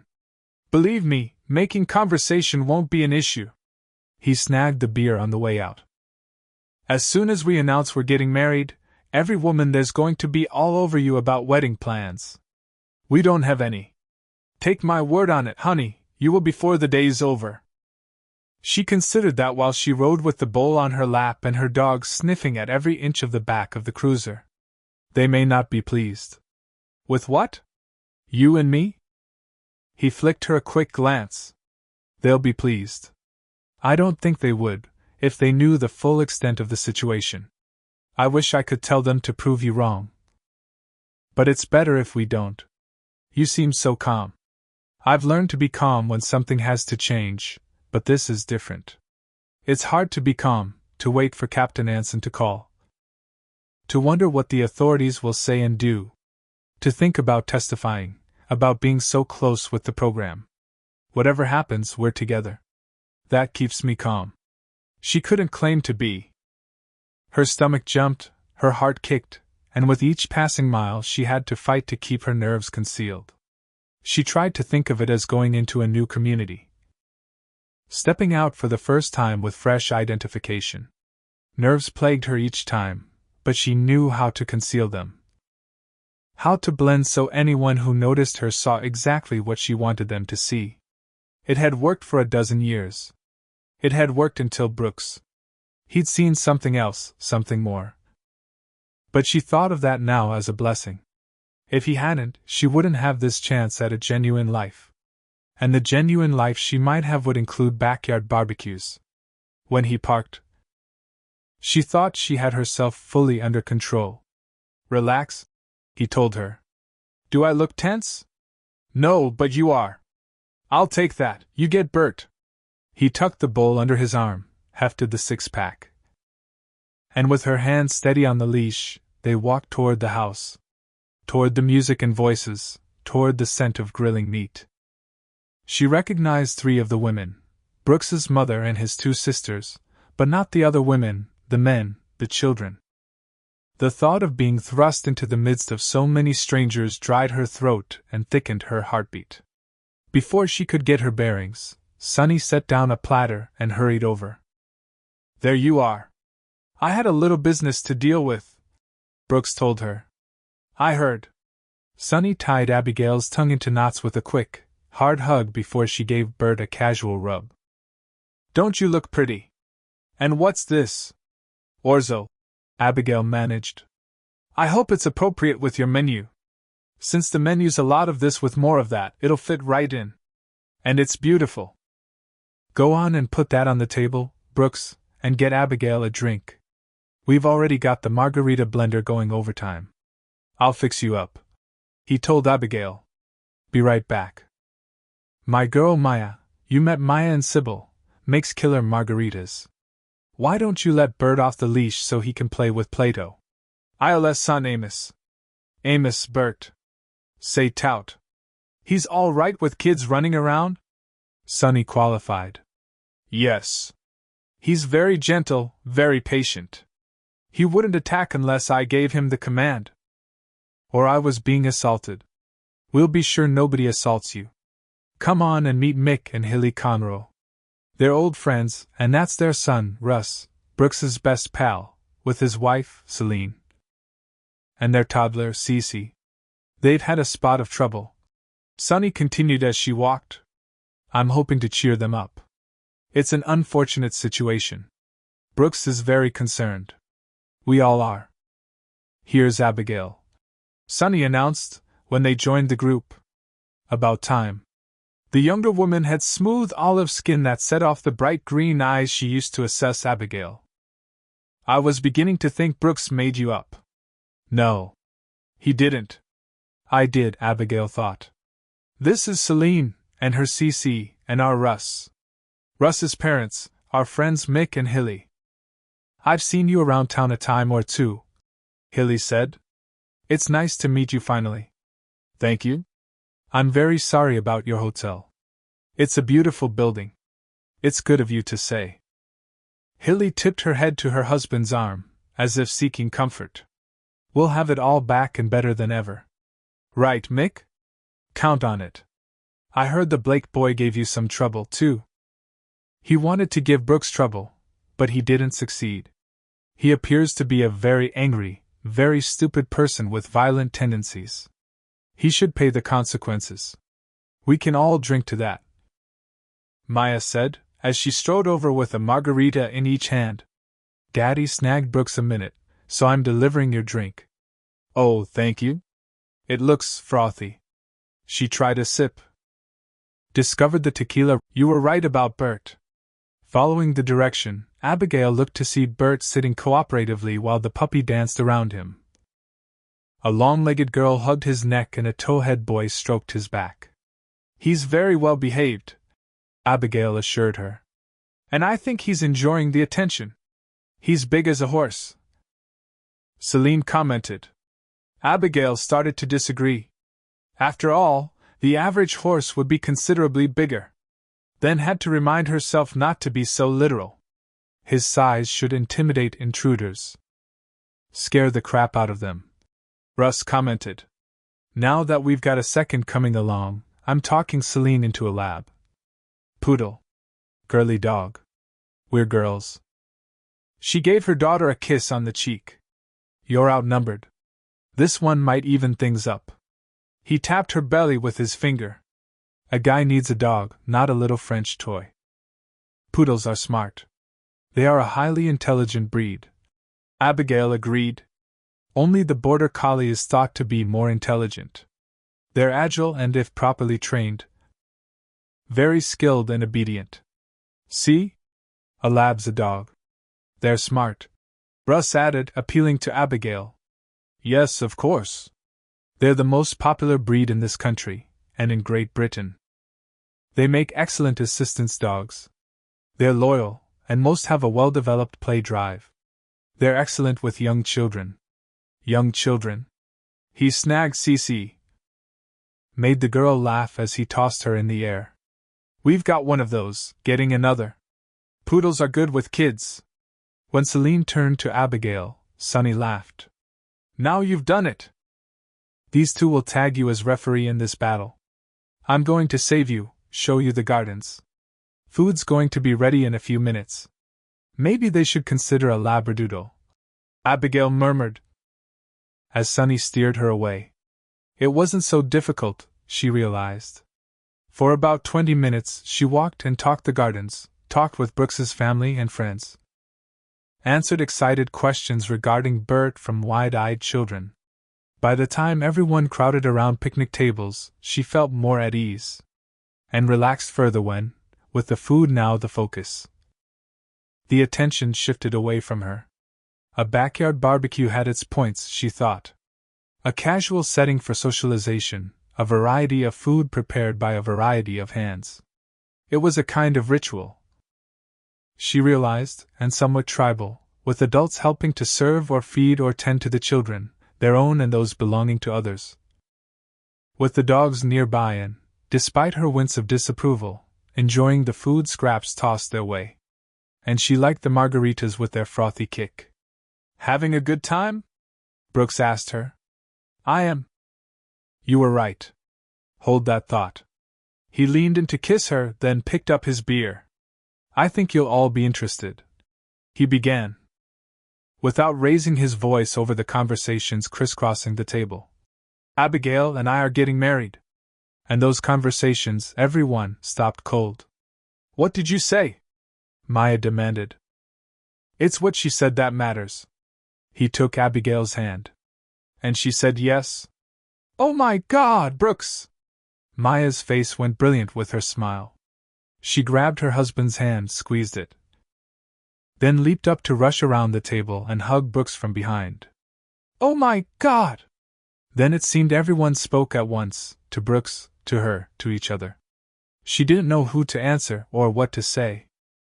Her heartbeat thickened again as, beside her, Brooks looked at his mother, and she at him. Ma, he said. Sonny nodded, let out a long sigh, then pushed to her feet. He rose as she did. As she reached out, folded him into her. My baby, she murmured, then closed her eyes. When she opened them again, she looked directly at Abigail, held out a hand. Unsure, Abigail got to her feet. Mrs. Sonny just shook her head, gripped Abigail's hand, pulled her into the fold. I'm going to cry, just half a minute, Sonny told them. I'm entitled. Then I'm going in and getting that bottle of champagne we had left over from New Year's Eve so we can toast this proper.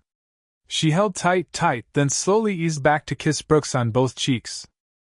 To Abigail's surprise, Sonny took her face in her hands, laid her lips on each of Abigail's cheeks in turn. I'm glad of this. I'm going to get that champagne. She needs a minute. Loren stood. Walked to his son. She's happy, but she needs a minute. He embraced his son, then turned to embrace Abigail. Welcome to the family. He laughed, then squeezed, lifting her to her toes. Everyone talked at once again, and Abigail found herself whirled between hugs, stumbling over the answers to questions about when, where, what about her dress. She heard the pop of the champagne cork over the questions, the laughter, the congratulations. She let herself lean against Brooks, looked up, met his eyes. Family, she thought. She could have family, and understood, now that she could touch it, that she'd do anything, everything to keep it. 28. Wedding plans? Abigail saw them as a small, shiny snowball rolled down a mountain. It grew and grew and grew, gathering weight, speed, mass, until it produced an immense, messy, thunderous avalanche. In the sun-struck afternoon in the Gleasons' backyard, that avalanche roared over her. So, are you thinking next spring? Maya asked her. Spring? No. Under the picnic table. Brooks patted Abigail's thigh. I'm not waiting that long. Spoken like a man who doesn't have the first clue what goes into doing a wedding. We had 10 months for Sybil and Jake's, and worked like dogs to get it all done in time. But it was beautiful. Sybil reminded her. I assumed we'd just go to the courthouse. Abigail began. And was rewarded with stereo gasps from the women. Bite your tongue. Maya pointed at her. Sybil gave her sister an elbow in the ribs. You want something simple? Yes. Very simple. She looked at Brooks. Simple, sure.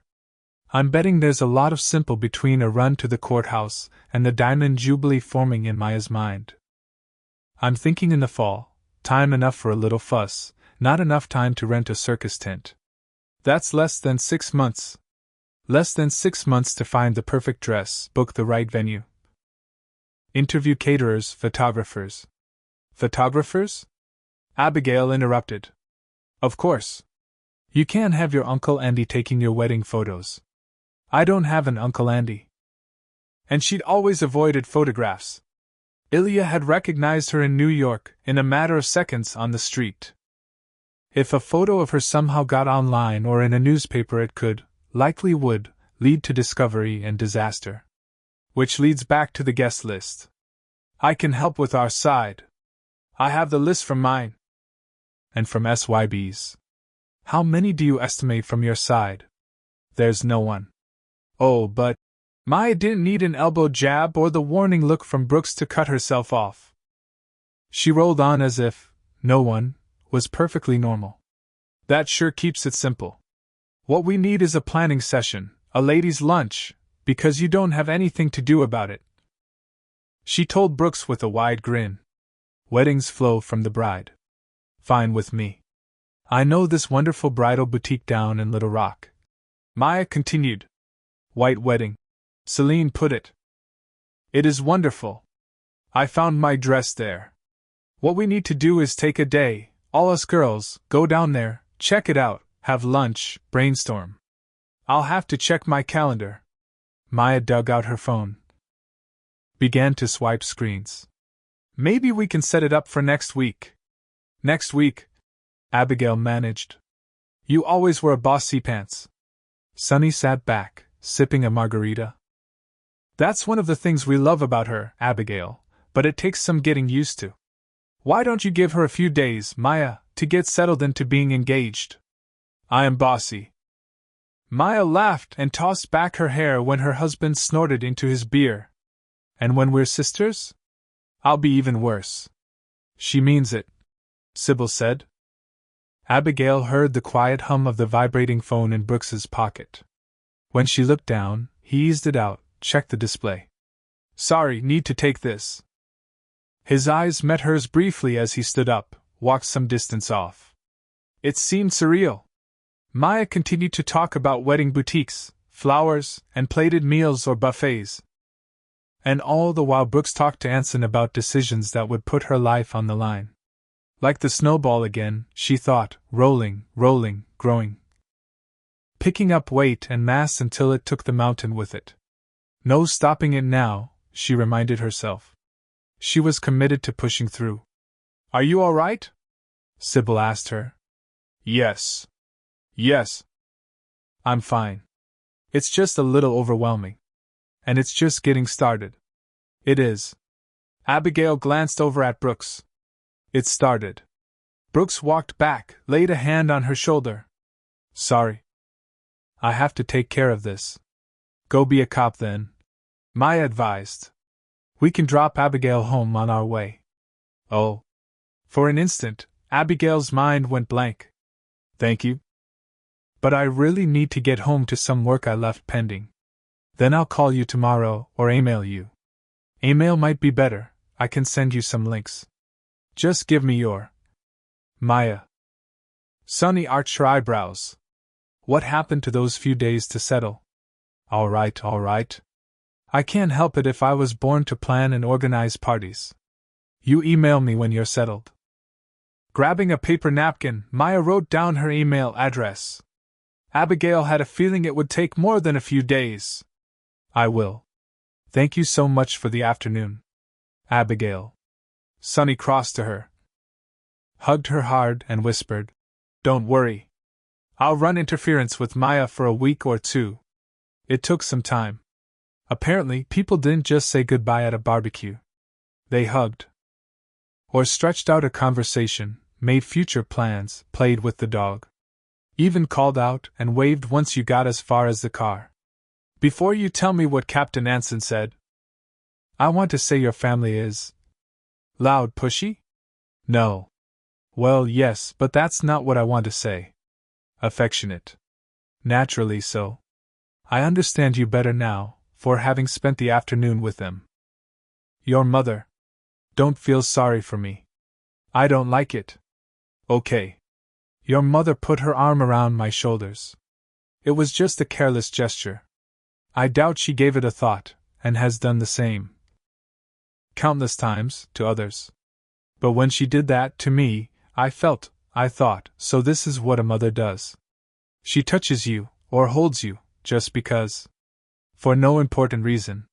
And then I thought, if there are children, I want to learn to be the kind of mother who can touch or hold without thinking, and for no important reason. I hope I have the chance to do that. You will. Anson talked with the FBI. For most of the day. His take is, initially at least, they'd hoped to do an end run around him, get to you. But he stuck with the out-of-left-field contact. They were careful what they passed on to him, but he's dead sure they'll be doing some surveillance on Cosgrove and Keegan. Does he think they believed my story? You'd laid it out step by step. Right down to what John said to you. And now you've been this very valuable source over the last couple years. Why would you lie about Cosgrove and Keegan? It wouldn't be logical. No, it wouldn't. They want to talk to you in person. They want you to come in. They promise you protection. They want to question me, to make certain I wasn't complicit in John's and Terry's deaths. If and when they're sure of that, they'll want me to agree to testify against Karakiai. Yeah, and they're going to want more. You've got an inside track on the Volkovs, access to data that can. Likely would put a lot of the organization in prison, fracture the rest. As long as the data comes from an anonymous source, the authorities can use it. Once it's known the data's been obtained by illegal means, they won't be able to. No, they wouldn't. They may be able to find a little wiggle room. She'd considered this, all of this. I won't give them the process, even if they grant me immunity for the hacking. I need the process to take down the network. They can't do what I hope to do, not technically nor legally. I'll be exposed again unless I can break their network and siphon off their funds. Siphon off. You have that kind of access to their money? I can have, to a great deal of it. I'd been considering where to funnel it once I'm ready to transfer funds from various accounts. I thought substantial anonymous donations to charities that feel most appropriate. He glanced away from the road, gave her a long look. You're going to clean them out. Yes. I thought you understood. If they have what's approximately 150 million in accounts to draw from, they can easily rebuild. And then there's the real estate, but I have some ideas on how to dispose of that. Dispose. Tax difficulties, a transfer of deeds, some property the authorities can and will simply confiscate, as they've been used for illegal purposes. But others are rather cleverly masked. They won't be when I'm finished. It's not enough to testify, Brooks, she said, when he pulled up at her cabin. Not enough to put Karakiai, potentially Ilya, even Sergei, in prison. With their resources, their money, they'll regroup, rebuild, and they'll know I caused the trouble. I don't intend for them to know how their network was compromised. And I don't intend to tell the authorities. They couldn't sanction what I planned to do. She stepped out of the car, looked at him over the roof. I won't go into a safe house again. I won't let them know where I am, even if and when I agree to testify. I don't trust their protection. I trust myself, and you. Okay. He opened the door for the dog, then held out a hand for hers. We find a location in Chicago when that time comes. You and me? We're the only ones who know where it is. We'll stay there. For the meet, you pick a place. A hotel, I'd think. Maybe in Virginia or Maryland, and you don't tell them the location until you're in. That's very good. You can't be with me. Yes, I can. As long as they don't see me. It stopped now. Every bit of it stopped, unless he was with her through it.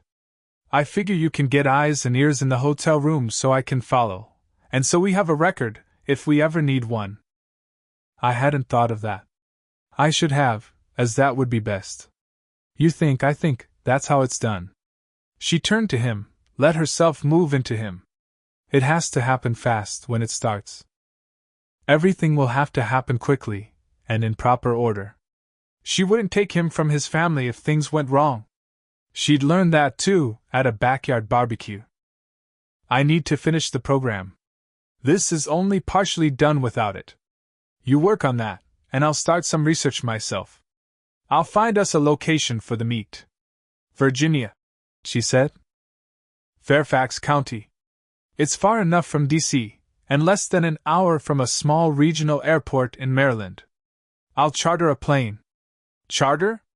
No shit. Perhaps you forgot you have a rich girlfriend. He laughed. I don't know how that slipped my mind. If they want to back up the meeting, have me followed, we'd be able to lose them on those roads, and they'd most likely look at Dulles Airport. Or Reagan National. That's a plan. He kissed her. Go play with worms. He stayed out of her way, for the most part. But Jesus, after a couple hours on the computer. Hands in her lap, staring at her screen. He eased open the fridge, took out a beer, glanced her way, eased open the cabinet where he'd stashed the chips. Sour cream and onion. And she turned. I'll be out of your way in a second. I did it. He studied her face, set the beer aside. You finished the program? Yes. It works. Theoretically. I've tested it several times. I can't actually run it into the network until it's time, so I can't be absolutely certain. But I am certain it will work. He grinned, came over, boosted her up by the elbows for a kiss. You're a genius. Yes. Then why don't you look happy? I'm numb, I think. I believed I could do it, but when I did, I realized I hadn't really believed I could do it. Because it ached a little, she pressed her fingers to her left temple. That doesn't make sense. Yes, it does. Brooks. I can take down their network, corrupt every file, every program. I can shut them down, no matter what operating system or computer any individual uses. I can do it, and doing it immediately after I siphon the funds, they'll be ruined. Broken. Now she pressed her hand to her heart. And before I do that, I can give the authorities enough to shut down a string of operations, use that to prosecute other lieutenants and soldiers. Until the Volkov Bratva is in pieces, they can never put back together. Humpty Dumpty them. She let out a breathless laugh. Yes. Yes. I didn't really believe I could do it. She murmured. If I had, I'd have done it before I agreed to testify. He kept his face blank. Do you want to step away from that? You'd let me. As he often did with her, she framed his face in her hands. I love you so much. You'd let me step away, even though it's against your code. But no, I won't. I can't. It's part of the whole, part of who I want to be. Part of who you expect me to be. I only expect you to be who you are. I expect more now. I expect more of Elizabeth. I expect more of Abigail. And I want you to expect more of me now. My testimony, my data, the hacking, the supervirus. It's all one. When it's finished, Elizabeth can go with a clear conscience. She closed her eyes, then opened them, smiled into his. And Abigail can marry you with one. I want to marry you so much. I might even want to go to a wedding boutique. Oh. I'm a little afraid of it, but I might. Now you look happy. I am. I'm very happy. As soon as we find a hotel, I could arrange for transportation. We could have your captain set up the meeting. We could start the next stage. I've got the hotel. In Tyson's Corner, Virginia. Middle range, right off the highway.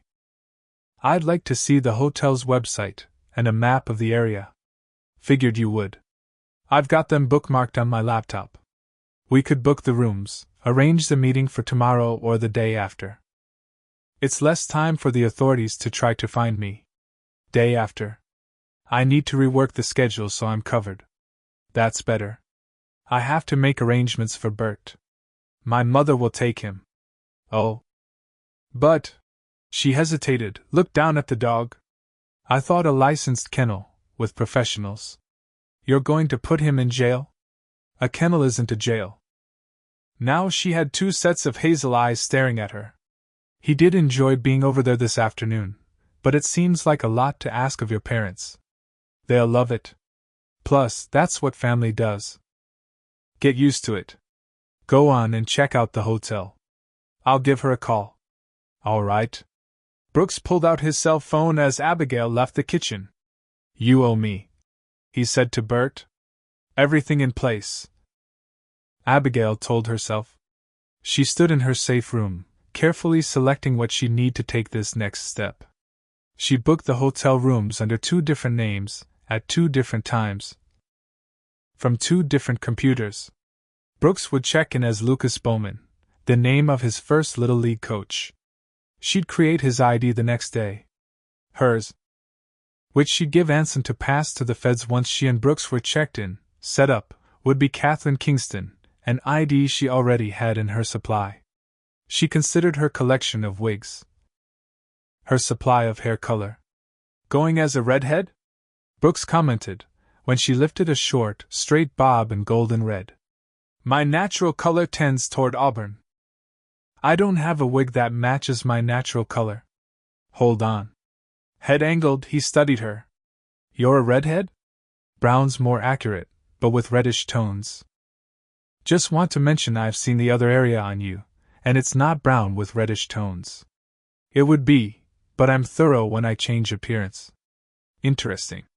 Really interesting. Maybe you should have aimed for the CIA. It didn't capture my interest. I think they'll expect me to alter my appearance somewhat for the meeting. This should be just enough. Along with some slight changes with makeup and some padding. Larger breasts. You can hardly ever go wrong with larger breasts. I believe my natural breasts are more than adequate. Let's see. He cupped them, considered. More than. Obsession with breast size is as foolish as obsession with penis size. I believe my natural penis is more than adequate.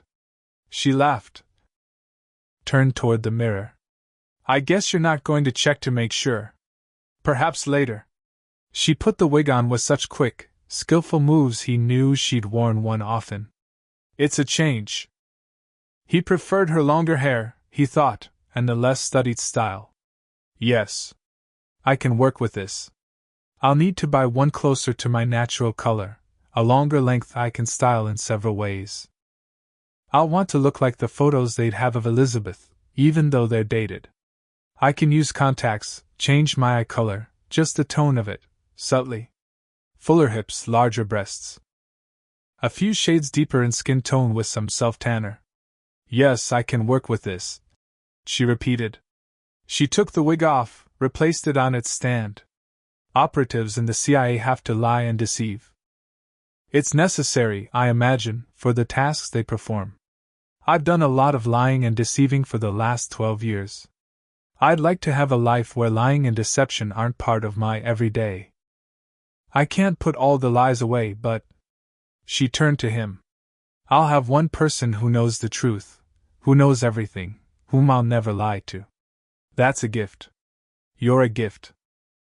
I've got one person who believes in me enough to tell me the truth, to trust me with everything. That's a gift, too. Then we're both very lucky. She crossed to him, took his hand. I think we should go to bed. I need to run a few tests to verify your penis is adequate. Lucky for both of us, I've always tested well.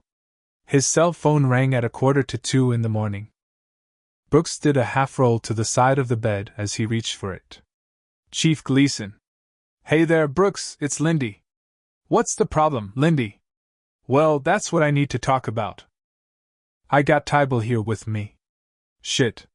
Yeah, it's some shit, but not the kind you're thinking. You're going to want to hear what Ty has to say. Brooks shoved himself up to sit. Where are you? Right now, we're in my truck about a half mile from the Lowry place. Since your car isn't in town, I figured you're there. That's like police work, Lindy. Why don't I meet both of you at your place? Rather not do that under the shit we're talking about. It's going to be best if we come on over there, talk this out in private. People tend to see things in town, even at an hour like this. Maybe especially. That's a point. Hold on. He put his hand over the phone. I've got Lindy, from the diner? Yes, I know who he is. He's telling me he's with Tybal Crew, and they need to talk to me in private. Here? If it wasn't important, and didn't need to be private, Lindy wouldn't be calling me at 2 in the morning. I'll get dressed. I'll keep them downstairs, out of your way. I think if someone needs to come here at this hour to talk to you, I should hear what they have to say. All right then. He put the phone back to his ear. Is Ty sober? He is now, or near enough. Come on ahead. Shoving one hand through his hair, Brooks set the phone aside. I'm sorry about this. Even days ago, I wouldn't have let anyone come here like this. But I don't feel nervous, not really. I feel more curious. Should I make coffee? It wouldn't hurt my feelings. It pleased her to do it.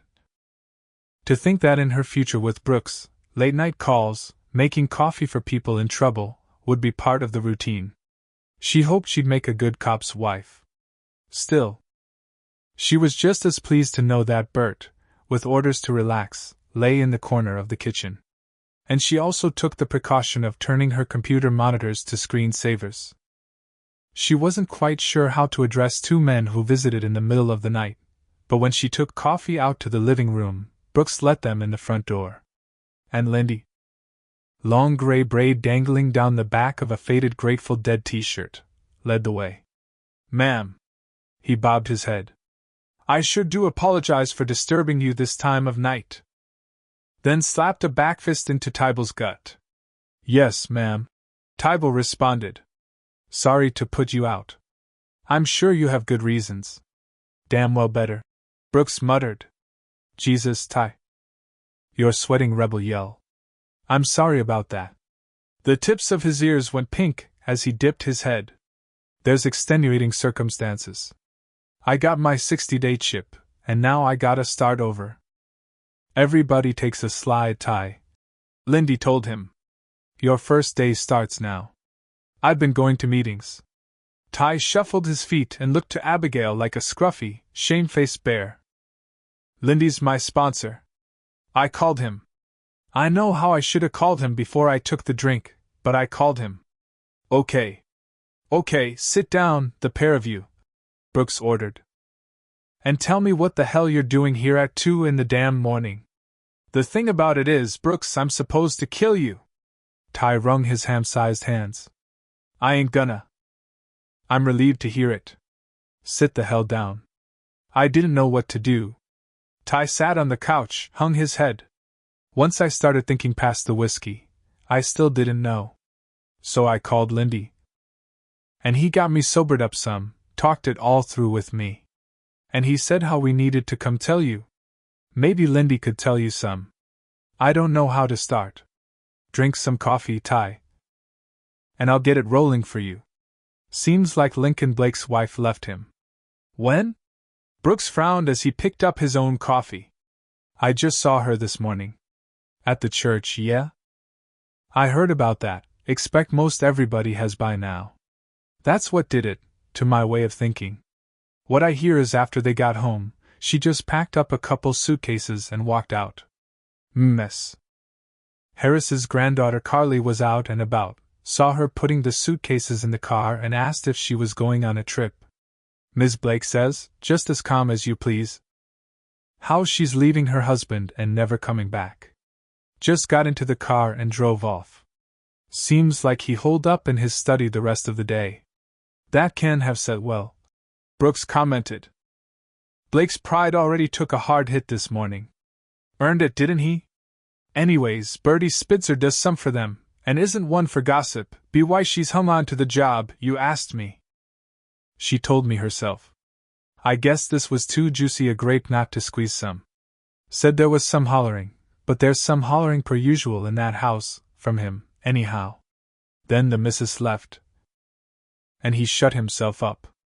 Bertie knocked on the door some time later, to see if he wanted his supper, and he yelled out for her to get the hell out of his house and not come back. Blake fired Bertie? Surprised, Brooks raised his eyebrows. She's worked in that house for 20 years. 24, she says, come August. Guess that's another reason she carried the tale to the diner. She doesn't know if she's got a job or not, doesn't know as she wants it. Should he expect her back, even so? Now he's alone. Abigail said quietly. I'm sorry. I shouldn't interrupt. That's all right, and you got the truth of it. He's alone in that big house with his son in a cell and his wife gone. Speculating, I'd say he sat and brooded some on that, and came to the conclusion the reason for his situation rested right here on Brooks. That's an inaccurate conclusion based on faulty criteria. She began. Mr. Blake's conclusion, I mean, not yours. Yes, ma'am. Lindy grinned. That's a pretty way of saying he's full of shit, if you don't mind plain speaking. No, I don't. Yes, he's full of shit. Brooks took a sip of coffee. Shifted his attention to Ty. How much did he pay you to kill me, Ty? Oh, well, God. Abigail managed, and surged to her feet. Relax, honey, Ty isn't going to hurt anybody. Are you, Ty? No, sir. No, ma'am. I come to tell you. Lindy said that was best, so here I am. Tell me what happened with Blake. Okay. See, he called me out there, to the house. I ain't never been in there. And it's sure something. Like out of a movie. I thought maybe he had some work for me, and I could sure use it. He had me come right into that study of his, and sit right down in this big leather chair. Offered me a drink. I said no, thanks. But he just poured it, set it there beside me. My brand, too. I got a weakness, Brooks. I know it. But I haven't had one drop since you arrested me, God's truth, not till tonight. I was kinda nervous, sitting there in that fancy house. He kept saying how one drink wouldn't hurt me. I was a man. Wasn't I? I didn't take it. All right, Ty. But he kept saying it, and saying how he had some work, but he didn't hire pussies. And what was that word I told you, Lindy? Eunuchs. Fucker, sorry. More plain speaking. I agree with your opinion. Abigail told him, then looked at Ty. He tied your weakness to your manhood, and tied both to your desire for work. It was cruel and manipulative. It made me mad, but it felt true when he said it. How you tried to make me feel less of a man, Brooks, and how you humiliated me, and castrated, he said you'd castrated me, and it made me feel bad. Mad, too. And that glass of Rebel Yell was right there. I only meant to have the one, just to prove I could. But I had another, and I guess another after that. Ty's eyes filled, and when he lowered his head, his shoulders shook. Abigail rose, left the room. I just kept drinking, 'cause the glass was right there, and it never seemed empty. I'm an alcoholic. And I know I can't have one drink and not take another. Carrying a tray of cookies, Abigail came back in. She set the plate on the table. As he watched her take one, pass it to a teary Tybal, Brooks thought he loved her more than breath.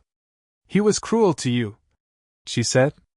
"He should be ashamed of what he did to you." I kept drinking and getting mad. He kept talking about what Brooks done, making me look weak and gutless in front of my own wife, how he was trying to run this town into the ground. Look how Brooks framed his son.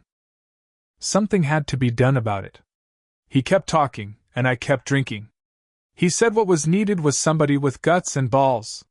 He asked if I had guts, if I had balls. "Goddamn right I do." That's what I said. "Maybe I'd just go kick your ass, Brooks." Ty shook his head, hung it again. "I've been going to meetings, and I've been going to group. I'm getting to understand when I've been drinking I just want to go beat hell out of something. I hurt Missy cause of it. And between what he said and the drink, I was wound up good and proper. It seemed like a good thing when he said how ass kicking wasn't enough. It had to be permanent. You'd killed my manhood, that's what you'd done. The only way to get it back was to kill you. Since he'd be grateful, he'd give me $5,000. Like a reward, he said. He gave me half of it there and then. "He gave you money?" Brooks asked him. "I took it too. I'm ashamed to say. It was cash money and I took it. But I didn't keep it. Lindy's got it. What he said, Mr. Blake said, to do was go on home, get my gun. How I oughta wait till after dark, sit on out here, on the road. Then I oughta call you up, tell you there was trouble. And when you drove out, I'd just shoot you. I went home to get my gun. Missy wasn't there, as she's over to her sister's. I got my rifle. Loaded it up, too, and I started thinking why the hell wasn't Missy home. Started thinking she'd earned herself a couple good smacks. I don't know how to explain. But I heard myself thinking those things, and it made me sick. It made me scared. I called Lindy, and he came over. You did the right thing, Ty. No, I didn't. I took the drink. I took the money. And you called Lindy. You have an illness, Mr. Crew, Abigail said. He exploited your illness, used it against you. Lindy said the same, thank you, ma'am. I'm ashamed to tell Missy. She's still some pissed at you, Brooks, but she's glad I'm not drinking. Things are better with us, and she knows it. She'll be more pissed if you put me in jail. Lindy said you wouldn't? Lindy's right. I'm going to need the money, Lindy. It's locked up in my truck. And I'm going to need you to come in, make an official statement, Ty. Missy's going to be pissed. I think she might be a little pissed about the drinking, but when she hears it all, start to finish, I think she's going to be proud of you. You think so? I do. I'm proud of you. I'm glad you didn't try to kill me. So am I. What are you going to do, Brooks?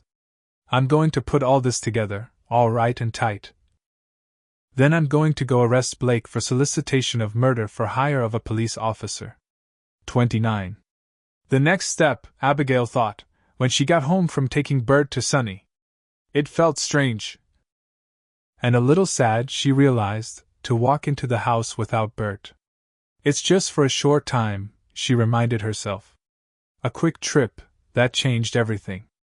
When Brooks came home, they'd drive to the airport, take the private plane to Virginia, check into their 2 rooms. She'd have plenty of time to set up the cameras and video feed. Plenty of time to obsess, worry, overthink. If she let herself. So she wouldn't. She focused on the task at hand and began to transform herself into Catherine Kingston. When Brooks arrived, he called out, "Where's my woman?" and made her smile. She was someone's woman. "I'm upstairs. Is everything all right?" "As it can be. Blake's got his lawyers scrambling, and I expect a deal's coming along. He might even slip out of this. Seeing as Ty was admittedly impaired, but even so, he'll be done in this town. I don't expect." He trailed off as he got to the doorway and saw her. "I repeat, where's my woman? It's a good job," she decided, studying herself in the mirror. The hairstyle and the careful makeup sharpened the angle of her jaw. Contacts darkened the green of her eyes. The careful padding transformed her from slim to curvy. They'll probably ask the hotel for any security feeds, once they know the hotel. We'll be in by then. But they'll run them to see when I checked in, and if I came alone. That's the reason we take separate cabs from the airport, have different check-in times. You look taller. Eyeing her. He walked over, kissed her. Definitely taller. I have lifts in my shoes. Just an inch, but it adds to the illusion. If any of this leaks to one of Volkov's moles, they shouldn't be able to match me. Abigail's not in the system, and that'll make it very hard to connect Catherine Kingston or Elizabeth Fitch to Abigail Lowry. I'm ready whenever you are. I'll get the bags. He'd never flown private, and decided he could get used to it. No lines, no delays, no crowds, and the flight itself smooth and quiet. And he liked the wide leather chair's position so he could face Abigail. Or Catherine, he supposed, and the way the light played over her face as they winged north. They've started a fresh file on Cosgrove and Keegan, Abigail told him, as she worked her laptop. They've applied for warrants to monitor their electronics and communications. They may find something. Cosgrove especially tends to be careless. He gambles, she added, both online and in casinos. How's he do? He loses more than he wins. From what I've gathered through his finances, and his gambling pattern, it was the gambling, and the losses, that allowed the Volkovs to pressure him into working for them while I was under protection. Gambling problem, Brooks speculated. And he caves when pressured. How would he respond to an anonymous source claiming to have information about his connection to the Volkovs? She glanced up, tipped down the large framed sunglasses she'd added to her illusion. That's an interesting question. If he folds under pressure, blackmail might push him into making a mistake. He's not as smart as Keegan, which is why he hasn't moved up the ranks as smoothly, I believe, in the Marshals or the Volkov organization. I calculated the Volkovs would have eliminated him by now. But apparently he's seen as having some value. Have you ever done any fishing? Brooks asked her. No. It appears like a tedious pastime or occupation. I don't understand what fishing has to do with Cosgrove or the Volkovs. He pointed at her. First, I'm going to take you fishing sometime, and you'll see the difference between restful and tedious. Second, sometimes you hook a little fish, and it can lead to a bigger catch. I don't think, it's a metaphor. Cosgrove is the little fish. There you go. Hooking him might be worth a try. Yes. It might. Greed responds to greed, and his primary motivation is money. A threat, something with just enough information that proves the source has evidence. And if he uses his electronics or phones to communicate, they'd have enough to question him. Which could lead to that bigger fish. And it'd add more weight to your testimony. He held out the bag of pretzels he opened, but Abigail shook her head. What's your bait? Because you need bait to hook even a little fish. With a nod, he bit into a pretzel. Wait till you drown your first worm. I don't even like the sound of that. However, there was a woman in witness protection after testifying against her former boyfriend. A low-level gangster involved with the Volkovs' prostitution ring in Chicago. She was found raped and beaten to death in Akron, Ohio, 3 months after the conviction. Was Cosgrove her handler? No, he wasn't assigned to her, but everything I was able to gather at the time pointed to his being the one to pass her information on to his Volkov contact. I know enough to compose a believable and threatening message. Another pebble in the river. What river? The one with the fish? Laughing, he gave her foot a bump with his. Could be. Except if we were sticking with that metaphor, you don't want to be tossing any pebbles. Might scare those fish away. I'm confused. In this metaphorical river, we toss the pebbles because we want a lot of ripples. Oh. A pebble then?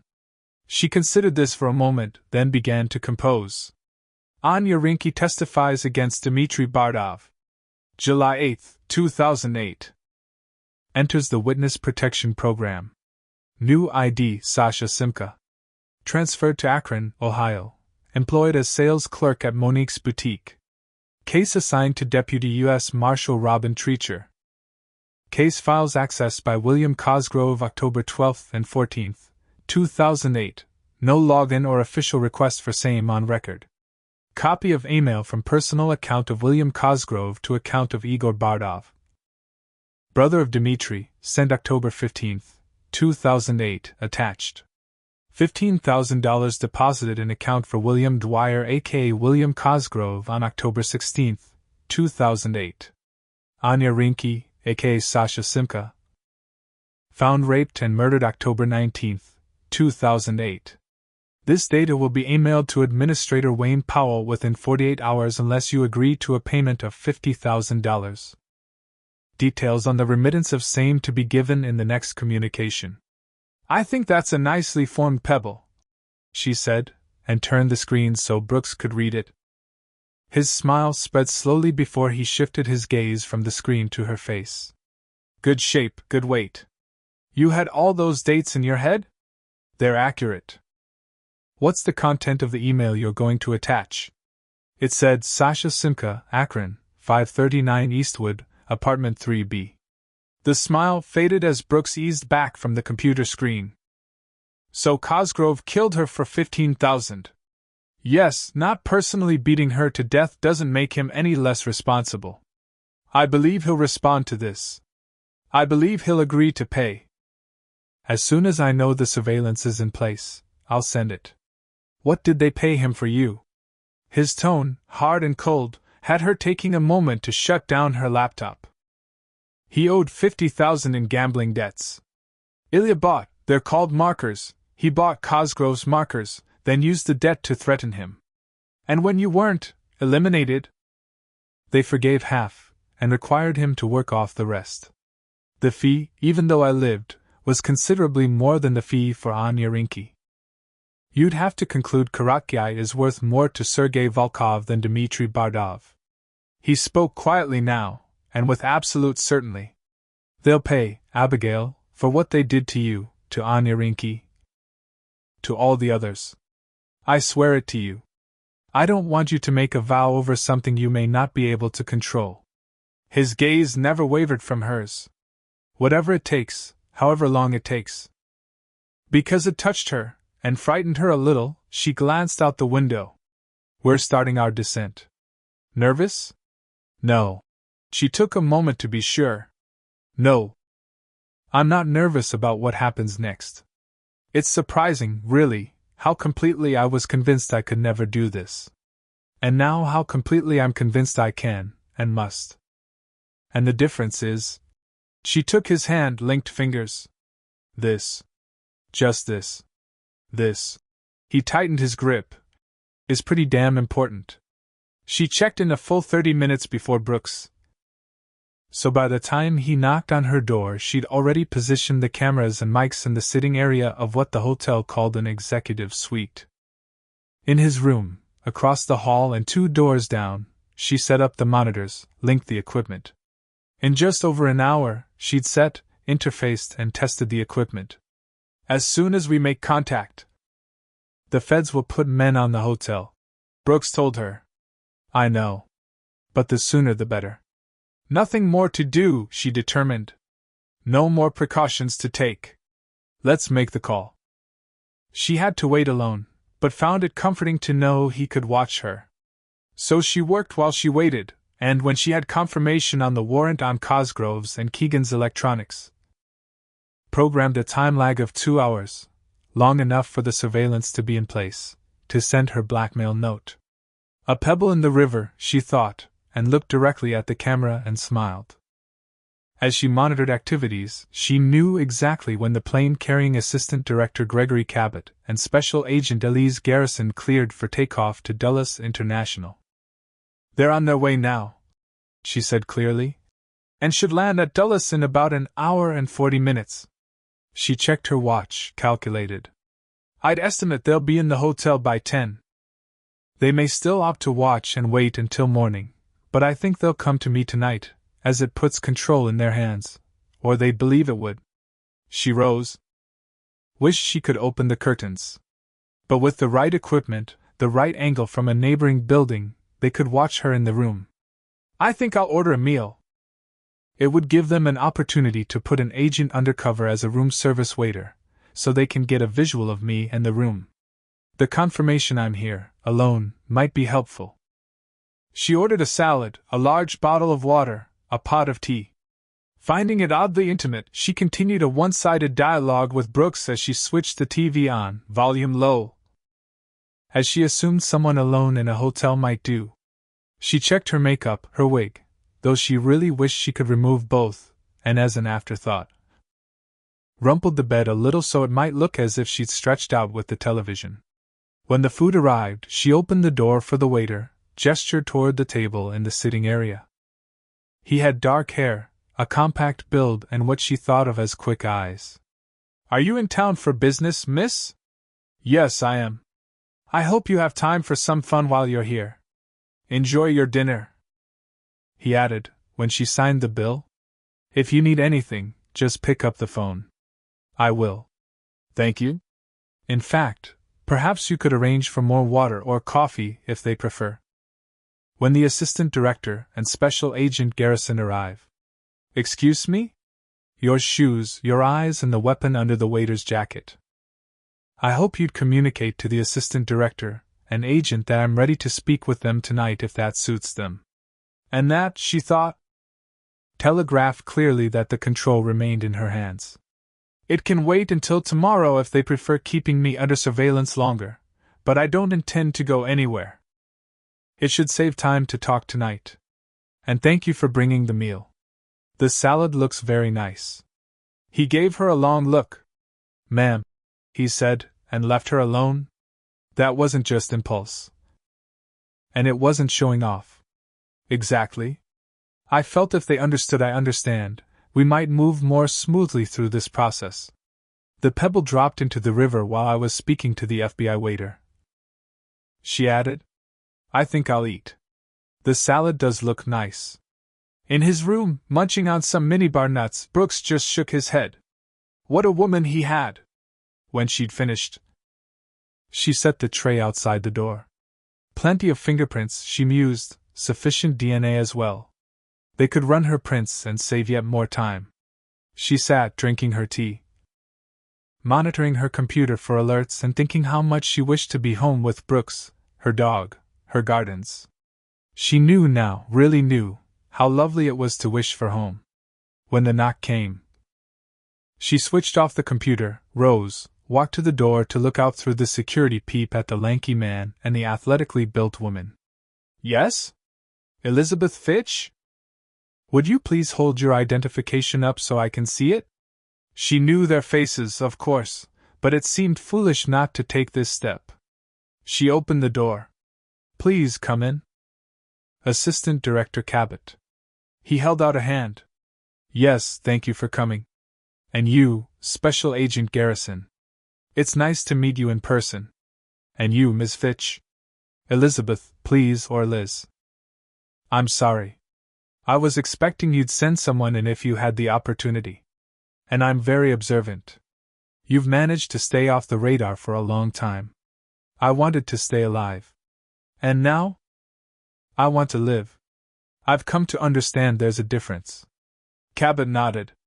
We'll want to record this meeting. Yes, I'd prefer you did. Set it up, Agent Garrison. I'll get that, he said.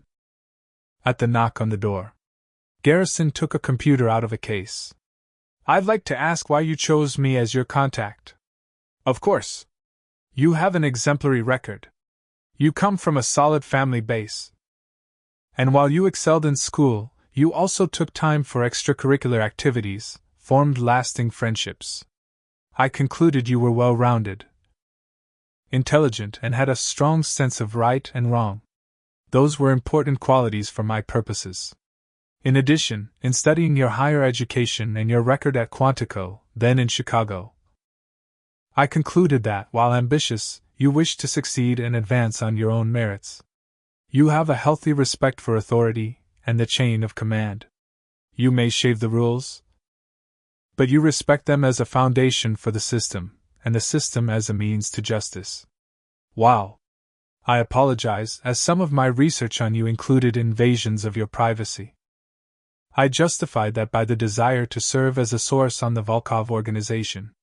The ends justify the means. That's often no more than an excuse for doing the wrong thing, but in this case. At that time, I believed it was my only viable option. Would you like me to pour the coffee, Assistant Director? I've got it. Abigail held her silence a moment as she took a self-evaluation. Nerves, yes, she admitted. Her pulse beat rapidly, but without the pressure of panic. I assume you verified my identity from prints on the room service dishes. Again, Cabot nearly smiled. You assume correctly. Agent? Yes, sir.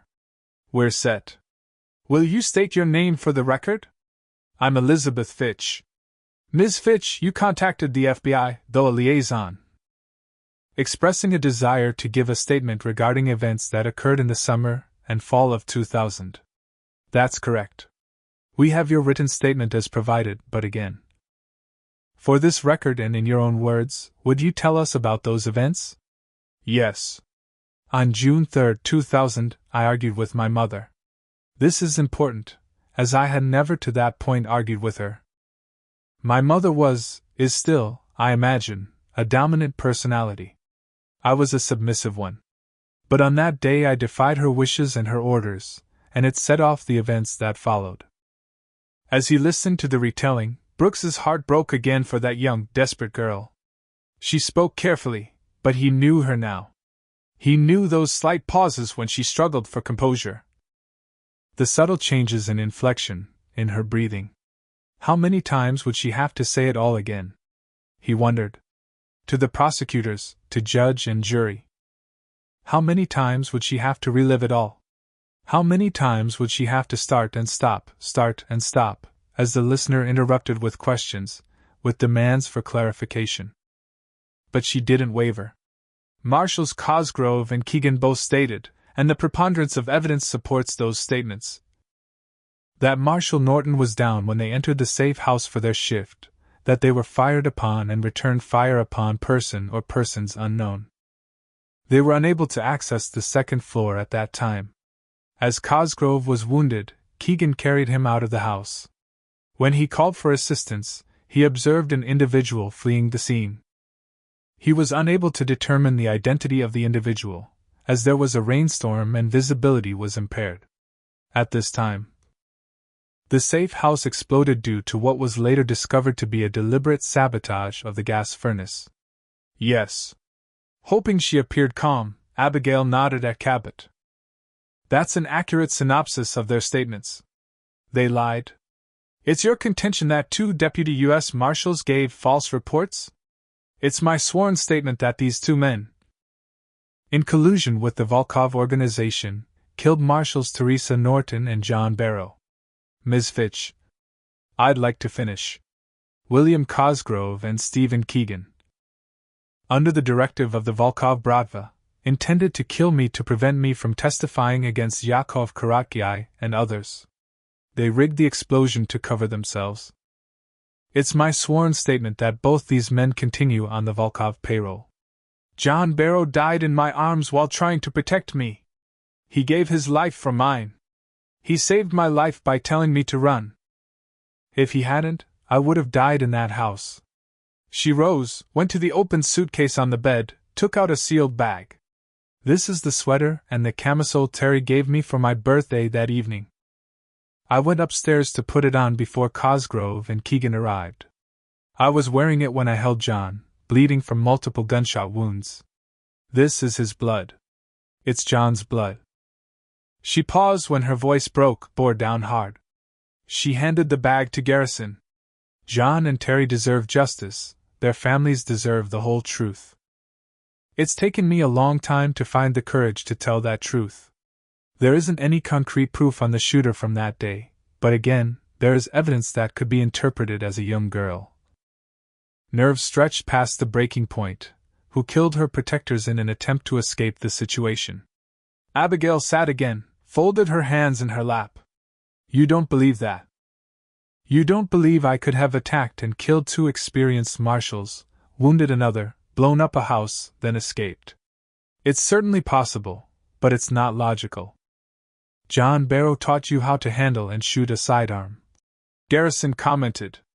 Yes, and he taught me very well, considering the limited time we had. And yes, I asked for and received $5,000 in cash from my trust, she added before Garrison could. I wanted the security and the illusion of independence. I know the explosion damaged some evidence. But you would have been able to reconstruct. You would know Terry died in the kitchen, and John on the 2nd floor. You would also know from their reports, and from the reports, interviews and statements from the Child Services representative assigned to me, that I exhibited no signs of that kind of stress. She took another moment before going on. If you've studied my background at all, if you know anything about my home life before that June, you'd understand that rather than stressed, I was, in fact, more content than I'd been in my life. If Cosgrove and Keegan are responsible for the deaths of Marshals Norton and Barrow, they will be brought to justice. Your testimony in the murders of Alexei Gurevich and Julie Masters, and in the death of Deputy U.S. Marshals Norton and Barrow, is essential to the investigations. We'll need to place you in protective custody and transport you back to Chicago. No, Ms. Fitch. You're a material witness and a suspect. Suspect is stretching credulity, and we all know it. If you put me in protective custody, you're killing me. They will get to me. And through whoever you put in their way. Elizabeth. Liz, Garrison said, leaning forward. You've trusted me with key information that's led to arrests, to convictions. Trust me now. I'll personally take the lead in your protection. I won't be responsible for your death, for your parents' grief. I promise you, if I live long enough, I'll run again rather than testify. I'm good at hiding, and you'll never have my testimony. You have to believe we won't let anything happen to you. No, I don't. Who else might you trust with my life? What about Agent Pictou? Garrison sat back. What about Pictou? Special Agent Anthony Pictou, age 38, assigned to Chicago Bureau. Divorced, no children. His weakness is women. He enjoys them more when they're reluctant. He's funneled information on investigations in exchange for access to women the Volkovs bring to the States from Russia, then force into prostitution. They pay him, too, but that's secondary. He's digging for the FBI contact, you, Agent Garrison. He's getting closer. If he learns who's receiving the data that's led to these arrests, to these busts, you'll be taken. Questioned, tortured, raped. They'll threaten you with the torture and death of everyone you love, and perhaps will select one as an example to demonstrate how serious they are. When you're of no further use, they'll kill you. Agent Pictou reports to you, Assistant Director. Yes, Cabot confirmed. He does. You're making very serious accusations about an agent in good standing. They're not accusations, they're facts. And only one of the reasons I won't put my life in your hands. I'll help you put these people away, help you break the Volkov organization, but I won't tell you where I am. If you don't know, you can't divulge the information under duress. She reached into her pocket, took out a flash drive. Check the information I've correlated on Pictou, then ask yourself if, before reading it, checking it, you would have trusted my life. This agent's life, others under your command, others in the marshal's service to this man. You would never have found me, but I came to you. I'll give you everything you need. And all I'm asking is you let me live. Let Elizabeth Fitch live to help get justice for Julie and Terry and John. And when she's done, let her die. I can't promise to do this your way. I have people to answer to. Impatience shimmered through. Do you think I'd have come to you if I didn't know you could authorize exactly what I'm asking? You have power, you have evidence. And considerable leverage. My way, and the Volkovs will be done in Chicago, in New York, New Jersey, Miami.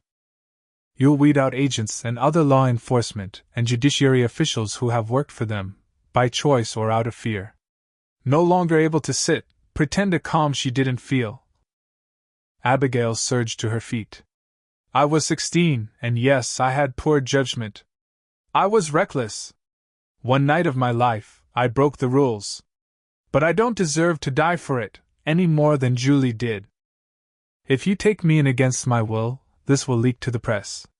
And they'll talk of that young girl, of 12 years in exile, and coming forward to offer help at great risk.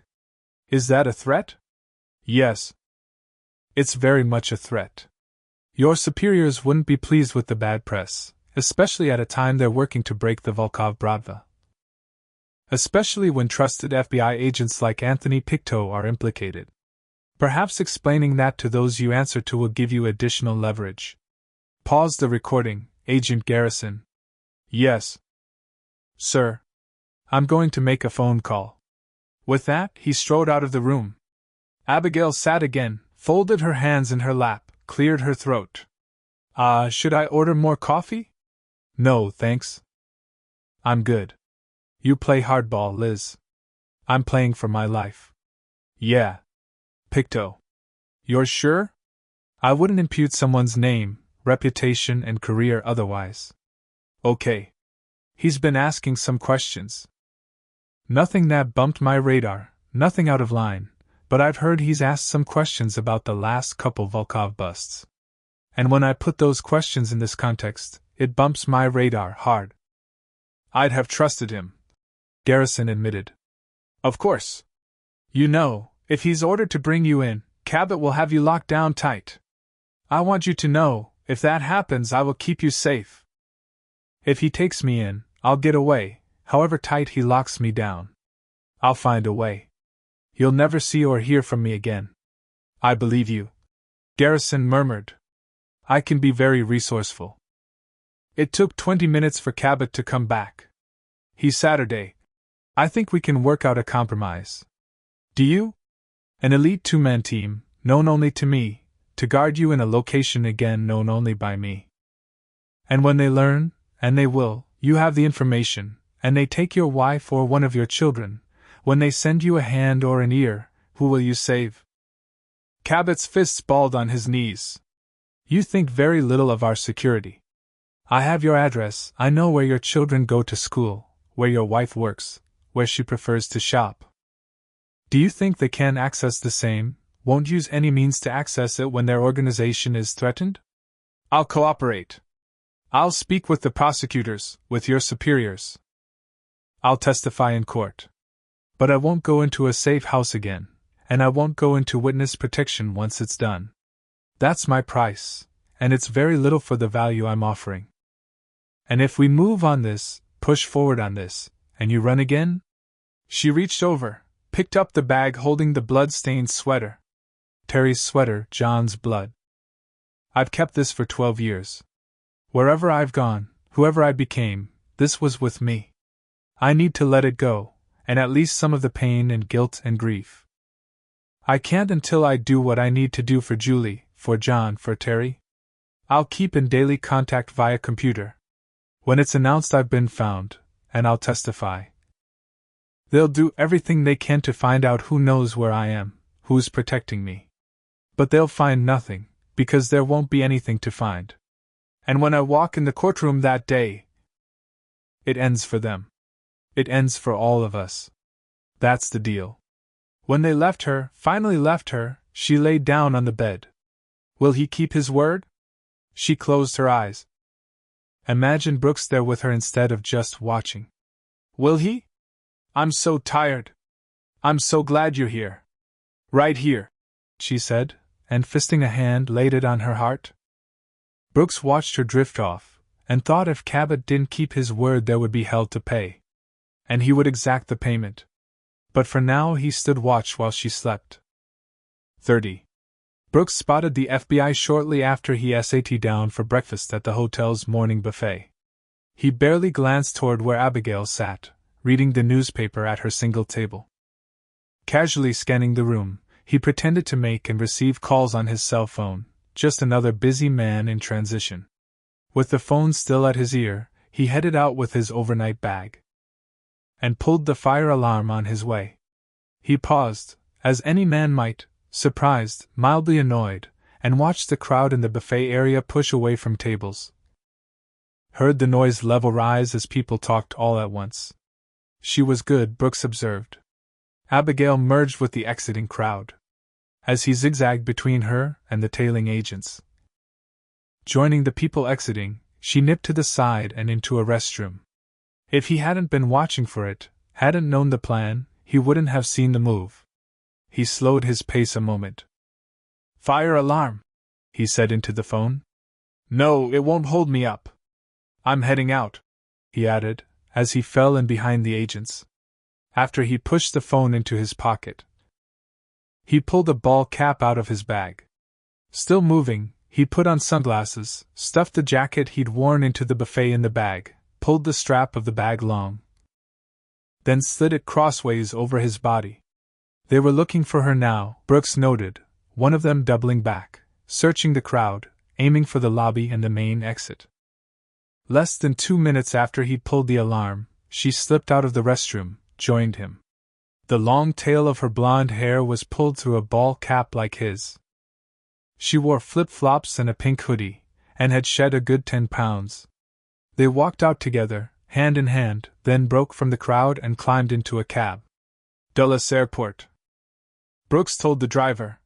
"American Airlines." "Geez, you think there's a real fire?"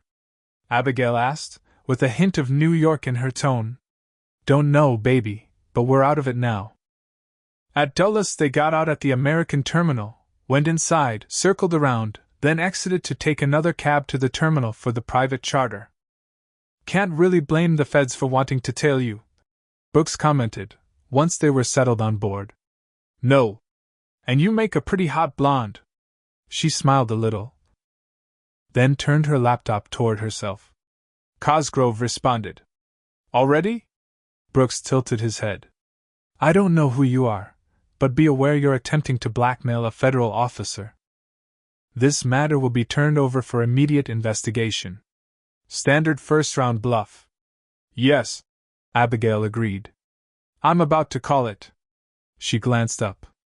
"I'm a very good poker player. And it's ironic he's the one who taught me." Brooks watched the text come on screen. "The student becomes the master. Rudolf Yankovich was your Volkov connection on the incident. He is currently serving 10 to 15 in Joliet. I'm sure your commanding officer would be interested in this information. The payment has now increased to $75,000. And will continue to increase by $25,000 for each scoop of bullshit you serve. You now have 37 hours. Scoop of bullshit? Yes, I believe harsh language is appropriate at this time. I'm so in love with you." The sentiment made her smile. "I know how to say bullshit in several languages. I'll teach you. Looking forward to it."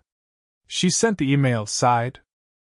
"I can't wait to pick up Bert and go home. It could be like this, would be like this," she corrected, as she sat on the back porch with a glass of wine, the dog at her feet. "Peaceful, quiet." "Yes, but not solitary, not with Brooks sitting in the second chair, which he'd bought on the way home. Will I get used to it, do you think? Being one person, being safe, being with you? I hope you will, even to the point where you take it all for granted now and again. I can't imagine that." She reached over for his hand. "It should happen quickly now. We'll be ready." She sat for another moment, her hand in his, looking out over her thriving garden, the quiet woods. Just another soft evening, she thought, as spring drifted towards summer. "I'm going to make dinner. You don't have to bother. We can forage around for something. I feel like cooking. Like routine. Like every day." She saw understanding when he looked at her. Every day sounds good. To her mind, no one who hadn't done without every day could fully appreciate how precious it was. She gathered what she needed.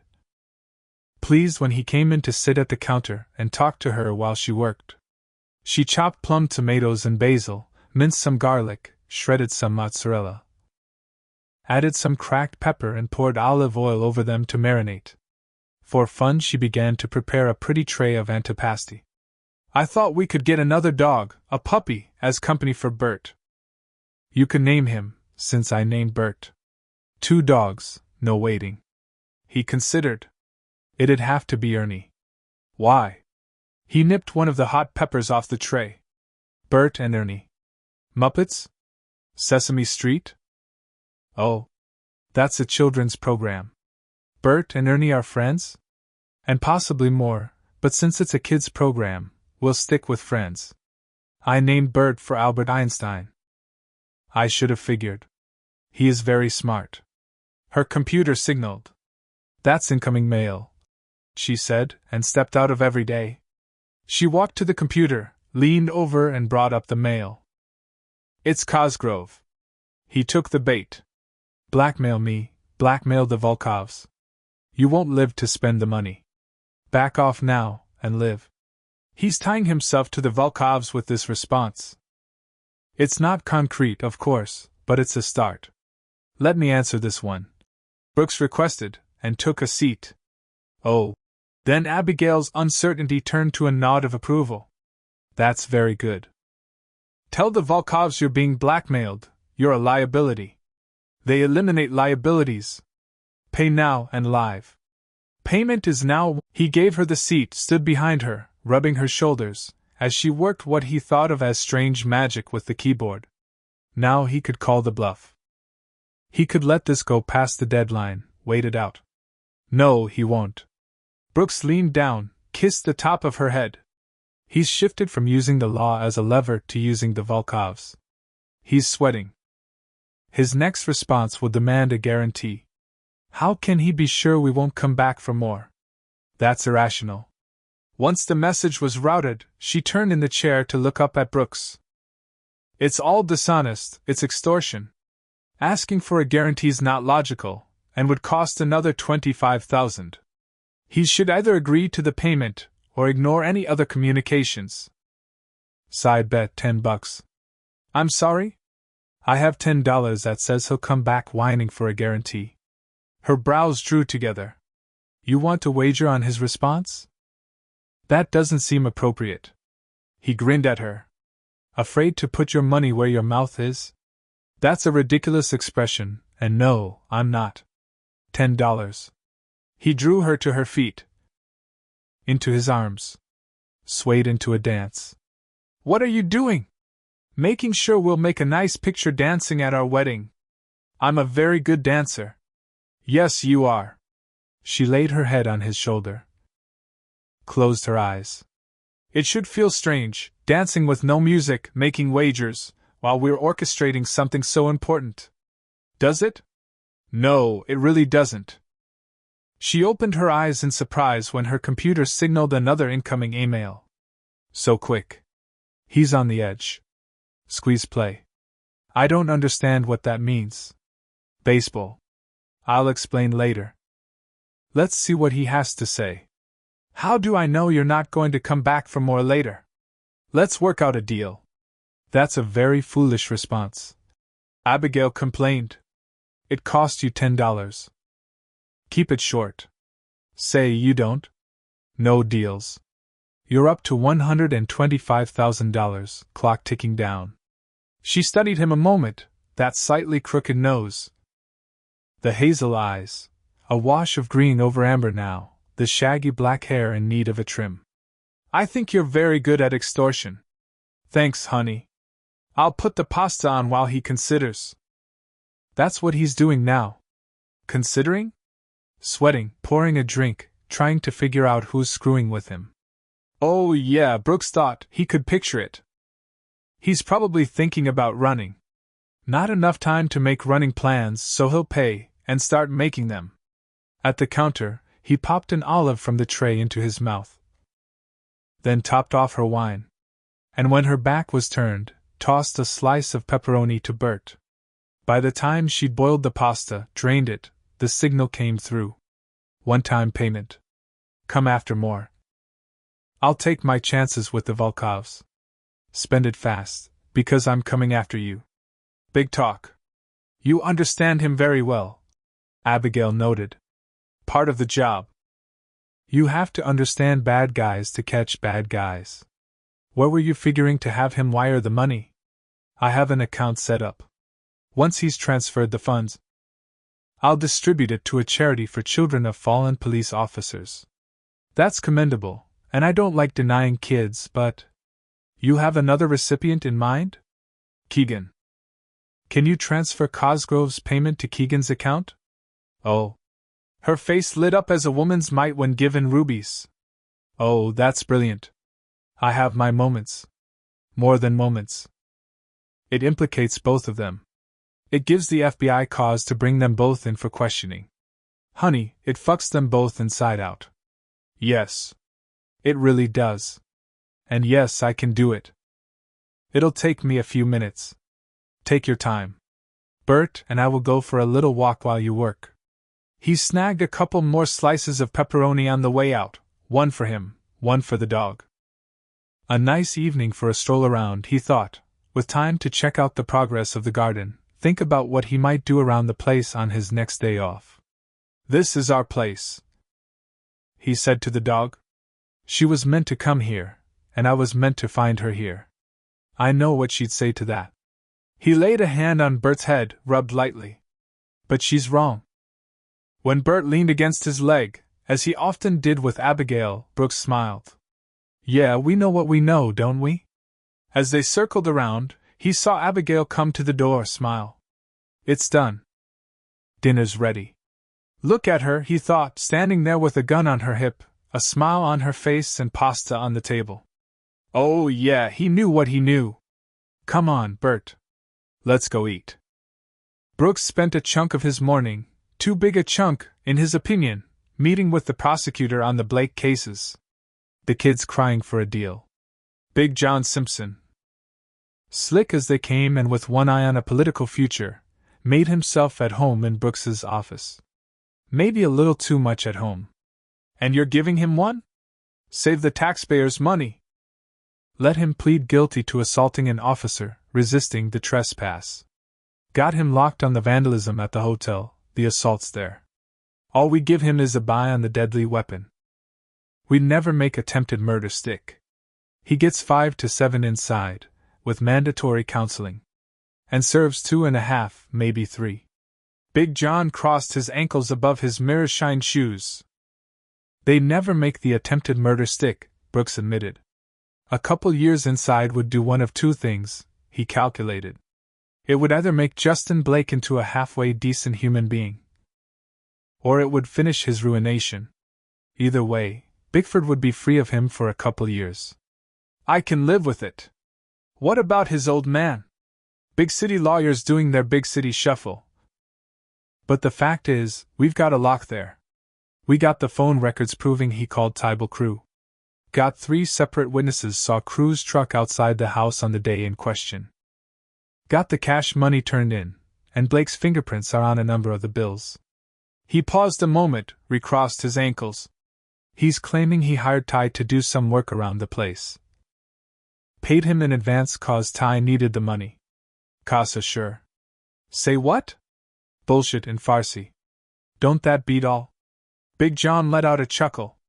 Yeah, it's bullshit in any language. We can bring in a couple dozen witnesses who'd swear Blake never pays in advance, never pays cash, always gets a signed receipt. True enough, Ty was pretty damn impaired by the end of it. But he hasn't changed his story by an inch. So. He shrugged, drank more coffee. If Lincoln Blake wants to push it to trial, it won't hurt my feelings. Make a nice splash. He's charged with solicitation of murder for hire of a police officer. They're going to want a deal before it's done. Any way it's sliced, he'll do time. I can live with that, too. Good enough. He unfolded his 6'6" frame. I'll make the deal with the boy's lawyer. You did good, clean work with both these arrests. Good, clean work's the way it's supposed to be. Supposed to and is aren't always the same. I'll be in touch. No, they weren't always the same, Brooks thought. But he'd like to get back to that good, clean work. Just that. He wanted the rest over and done, however intriguing parts of it were. The everyday, Abigail called it. It surprised him how much he'd learned to value the everyday. He stepped out of his office. There was Alma at dispatch, a pencil behind her ear, a pink tumbler of sweet tea at her elbow. Ash at his desk, brows knitted as he pecked away at the keyboard. Boyd's voice over the radio reporting a minor traffic accident off Rabbit Run at Mill's Head. He'd take this, Brooks realized. Yeah, he'd take just this. Every day. Abigail walked in.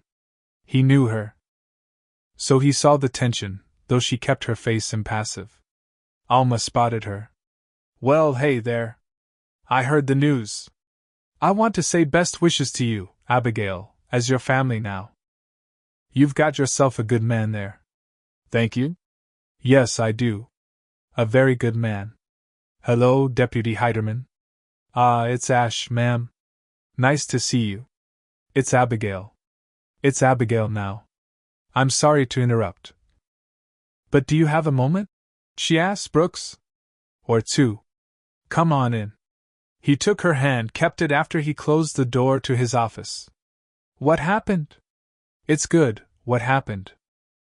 The good made her a little breathless. Garrison contacted me. Her report was very brief, considering, but inclusive. Abigail, spill it. Yes. They've picked up Cosgrove and Keegan. They've arrested Karatkai for the murders of Julie and Alexei, and Ilya as accessory after the fact. Sit down, honey. I can't.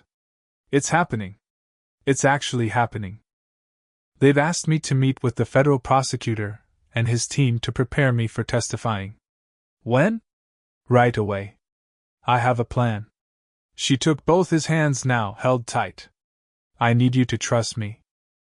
Tell me. On a bright July morning, 1 month and 12 years from the day she'd witnessed the murders, Elizabeth Fitch entered the courtroom. She wore a simple black suit and white shirt, and what appeared to be minimal makeup. A pair of pretty dangling earrings were her only jewelry. She took the stand, swore to tell the truth, and looked directly into Ilya Volkov's eyes. How little he'd changed, really, she thought. A bit fuller in face and body, his hair more expertly styled. But still so handsome, so smooth. And so cold under it all. She could see that now. What the young girl hadn't. The ice under the polish. He smiled at her, and the years dropped away. He thought the smile intimidating, she decided. Instead, it made her remember. And helped her forgive herself for being so dazzled that night, for kissing a man complicit in the murder of her friend. Please state your name. My name is Elizabeth Fitch. She told the story she'd recounted now almost too many times to bear. She skipped no detail and, as instructed, allowed her emotions to show. These events happened 12 years ago. The federal prosecutor reminded her. Why has it taken you so long to come forward? I came forward that night. I spoke with Detectives Brenda Griffith and Sean Riley of the Chicago Police Department. They were in the courtroom, too. She looked at them, both of them, saw the faint nods of acknowledgement. I was taken to a safe house, then transferred into the protection of the U.S. Marshal's Service and transferred to another location, where I remained under the protection of Marshals John Barrow, Teresa Norton, William Cosgrove and Linda Pesky for 3 months as there were delays in the trial. Until the evening of my 17th birthday. What happened on that date? Marshals Barrow and Norton were killed protecting me when Marshal Cosgrove, and a Marshal Keegan who had arranged to replace Marshal Pesky, attempted to kill me. Hands tightly clenched in her lap. She sat through the objections, the jockeying. How do you know this? The prosecutor demanded. She talked, and continued to talk, of a pretty sweater and a pair of earrings, of a birthday cake. Of shouts and gunshots, of her last moments with John Barrow and his last words to her. He had a wife and 2 sons whom he loved very much. He was a good man, a kind one and a brave one. He gave his life to save mine. And when he knew he was dying, when he knew he couldn't protect me, he told me to run, because 2 men he trusted, 2 men who'd taken the same oaths he had, betrayed their oath. He couldn't know if there were others, or whom I could trust other than myself. He spent his last moments doing everything he could to keep me safe. So I ran. And for 12 years you've lived under an assumed name, and remained hidden from the authorities. Yes, and from the Volkovs, and from those within the authorities who work with the Volkovs. What changed, Ms. Fitch? Why are you testifying here and now? As long as I ran, the life both John and Terry died for was safe. But as long as I ran, there could be no justice for them. Or for Julie Masters. And the life they saved could only be half a life. I want people to know what was done, and I want to make the life they saved worthwhile. I'm finished running. She didn't waver through the cross. She'd assumed it would pain her to be called a liar, a coward, to have her veracity, her motives, her actions, twisted and warped. But it didn't. It only made her dig in deeper, speak more concisely. She kept her eyes level, her voice strong. Testimony completed, she walked out under escort and into a conference room.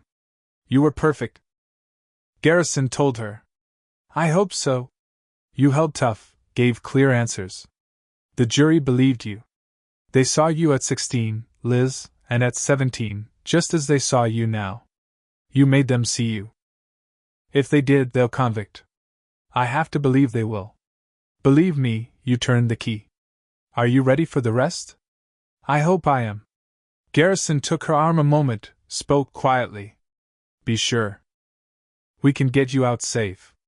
We can protect you. Thank you. She held out a hand to Garrison. For everything. I'm ready to go.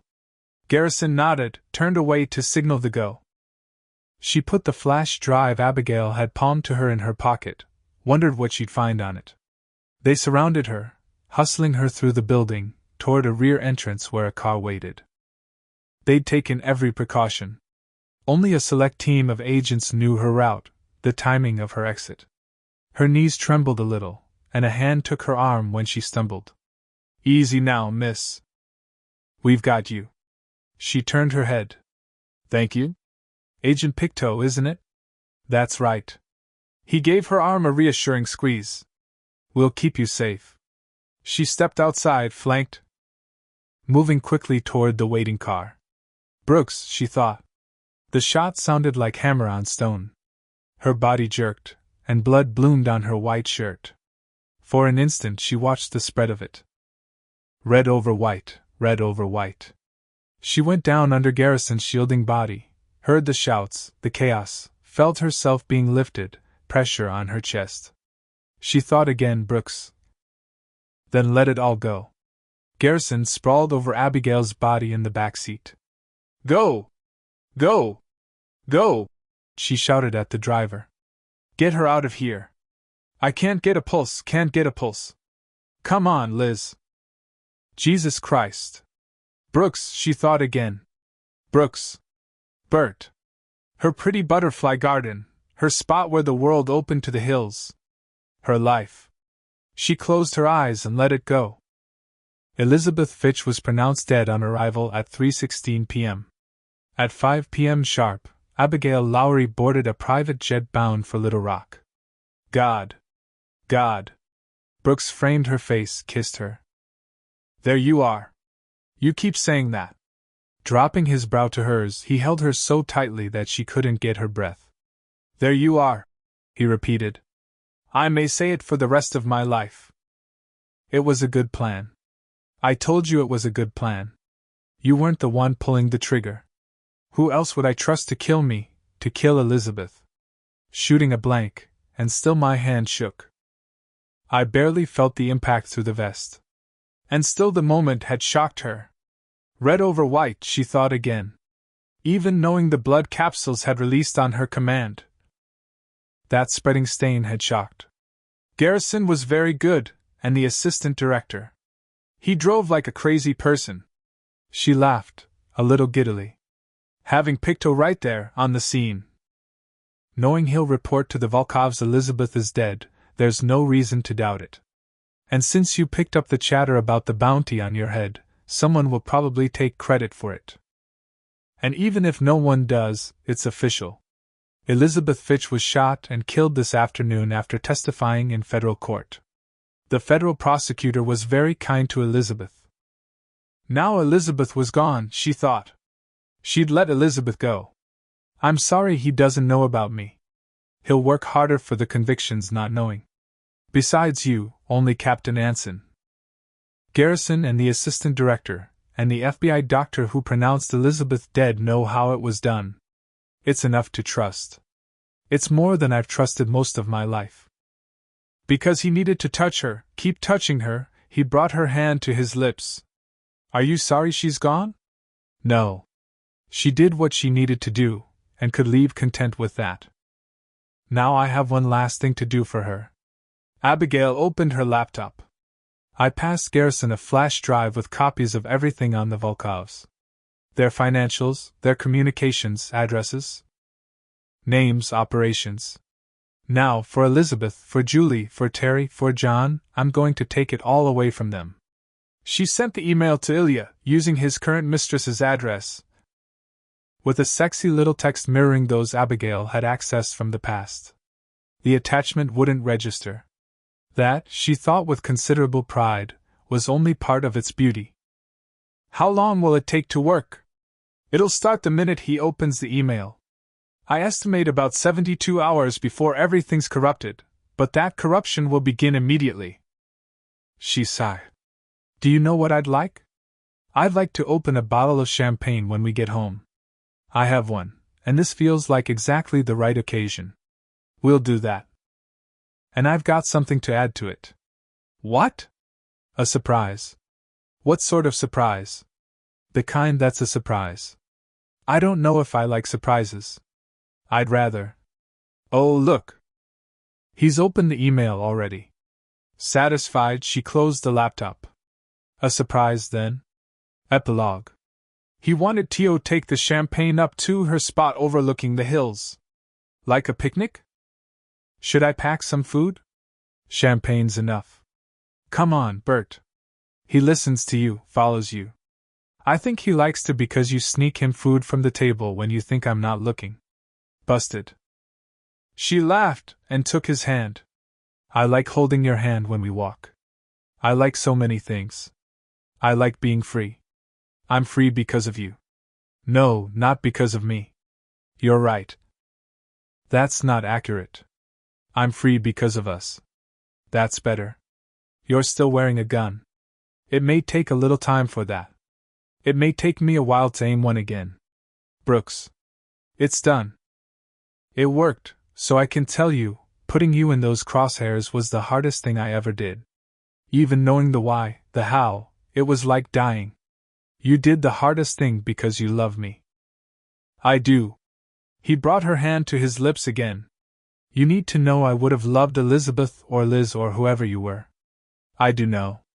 It's the best thing I know, and I know a great deal. Smarty pants. She laughed, realized she could spend hours just laughing. I've been thinking. As smarty pants are inclined to do. Global Network is going to close. The head of the company is going into seclusion. I want to start fresh. Doing? I want to go back to developing software. And games. I really enjoyed that. I don't want my whole world revolving around security and safety now. She grinned, and this time brought his hand to her lips. I have you for that. Damn right you do. I'm chief of police. And maybe, one day, the Bickford Police Department will need or want a cybercrimes unit. I'm very qualified, and I can forge all the necessary documents and degrees. I was kidding about the last part, she said, when he gave her a long look. No more forging. None. Or hacking. Her eyes widened. At all? Ever? Can I qualify that? I'll want to know how the virus is working over the next couple days, and after that, no more hacking unless we discuss and agree. We can talk about it. It's compromise. Couples discuss and compromise. I want to discuss having your friends and family to dinner, and wedding plans, and learning how to. She trailed off, stopped. There's a bench. She murmured. There's a beautiful bench exactly where I wanted one. That's your surprise. Welcome home, Abigail. Her vision blurred as she stepped forward to run her hands over the smooth curve of the back. The arms. It looked like a log, hollowed out, polished to a satiny gleam, and on the middle of the back was a carved heart with the initials AL and BG in the center. Oh, Brooks. Corny, I know. But, no, it's not. That's a stupid word. I prefer romantic. So do I. It's a beautiful surprise. Thank you. Thank you. She threw her arms around him. You're welcome, but I get to sit on it. 2. She sat, pulled him down. Look at the hills, so green as the sun lowers, and the sky just starting to hint at reds and golds. Oh, I love this spot. Can we get married here? Right here? I can't think of a better place. Since I can't, he pulled a ring box out of his pocket. Let's make it official. You got me a ring. Of course I got you a ring. He flipped the top open. Do you like it? It sparkled in the softening light, like life, she thought, like the celebration of all that was real and true. I like it very much. She lifted her eyes, drenched now, to his. You waited until now to give it to me because you knew it would mean more. No one's ever understood me the way you do. I don't believe in fate, or in things being meant. But I believe in you. I believe in fate, and in things being meant. And I believe in you. He slipped it on her finger. He kissed her to seal it, then opened the champagne with a quick, happy pop. She took the glass he poured for her, waited while he poured a second plastic cup. Then frowned when he added a small amount to a third, and set it on the ground for the dog. He can't have that. You can't give champagne to a dog. Why not? Because. She stared at Bert as he tilted his head, watched her with his pretty hazel eyes. All right, but just this once. She tapped her cup to Brooks's. Soon, and for the rest of my life, I'll be Abigail Gleason. And while the dog happily lapped at his share of champagne, she leaned her head on Brooks's shoulder and watched the sun lower over the hills of home.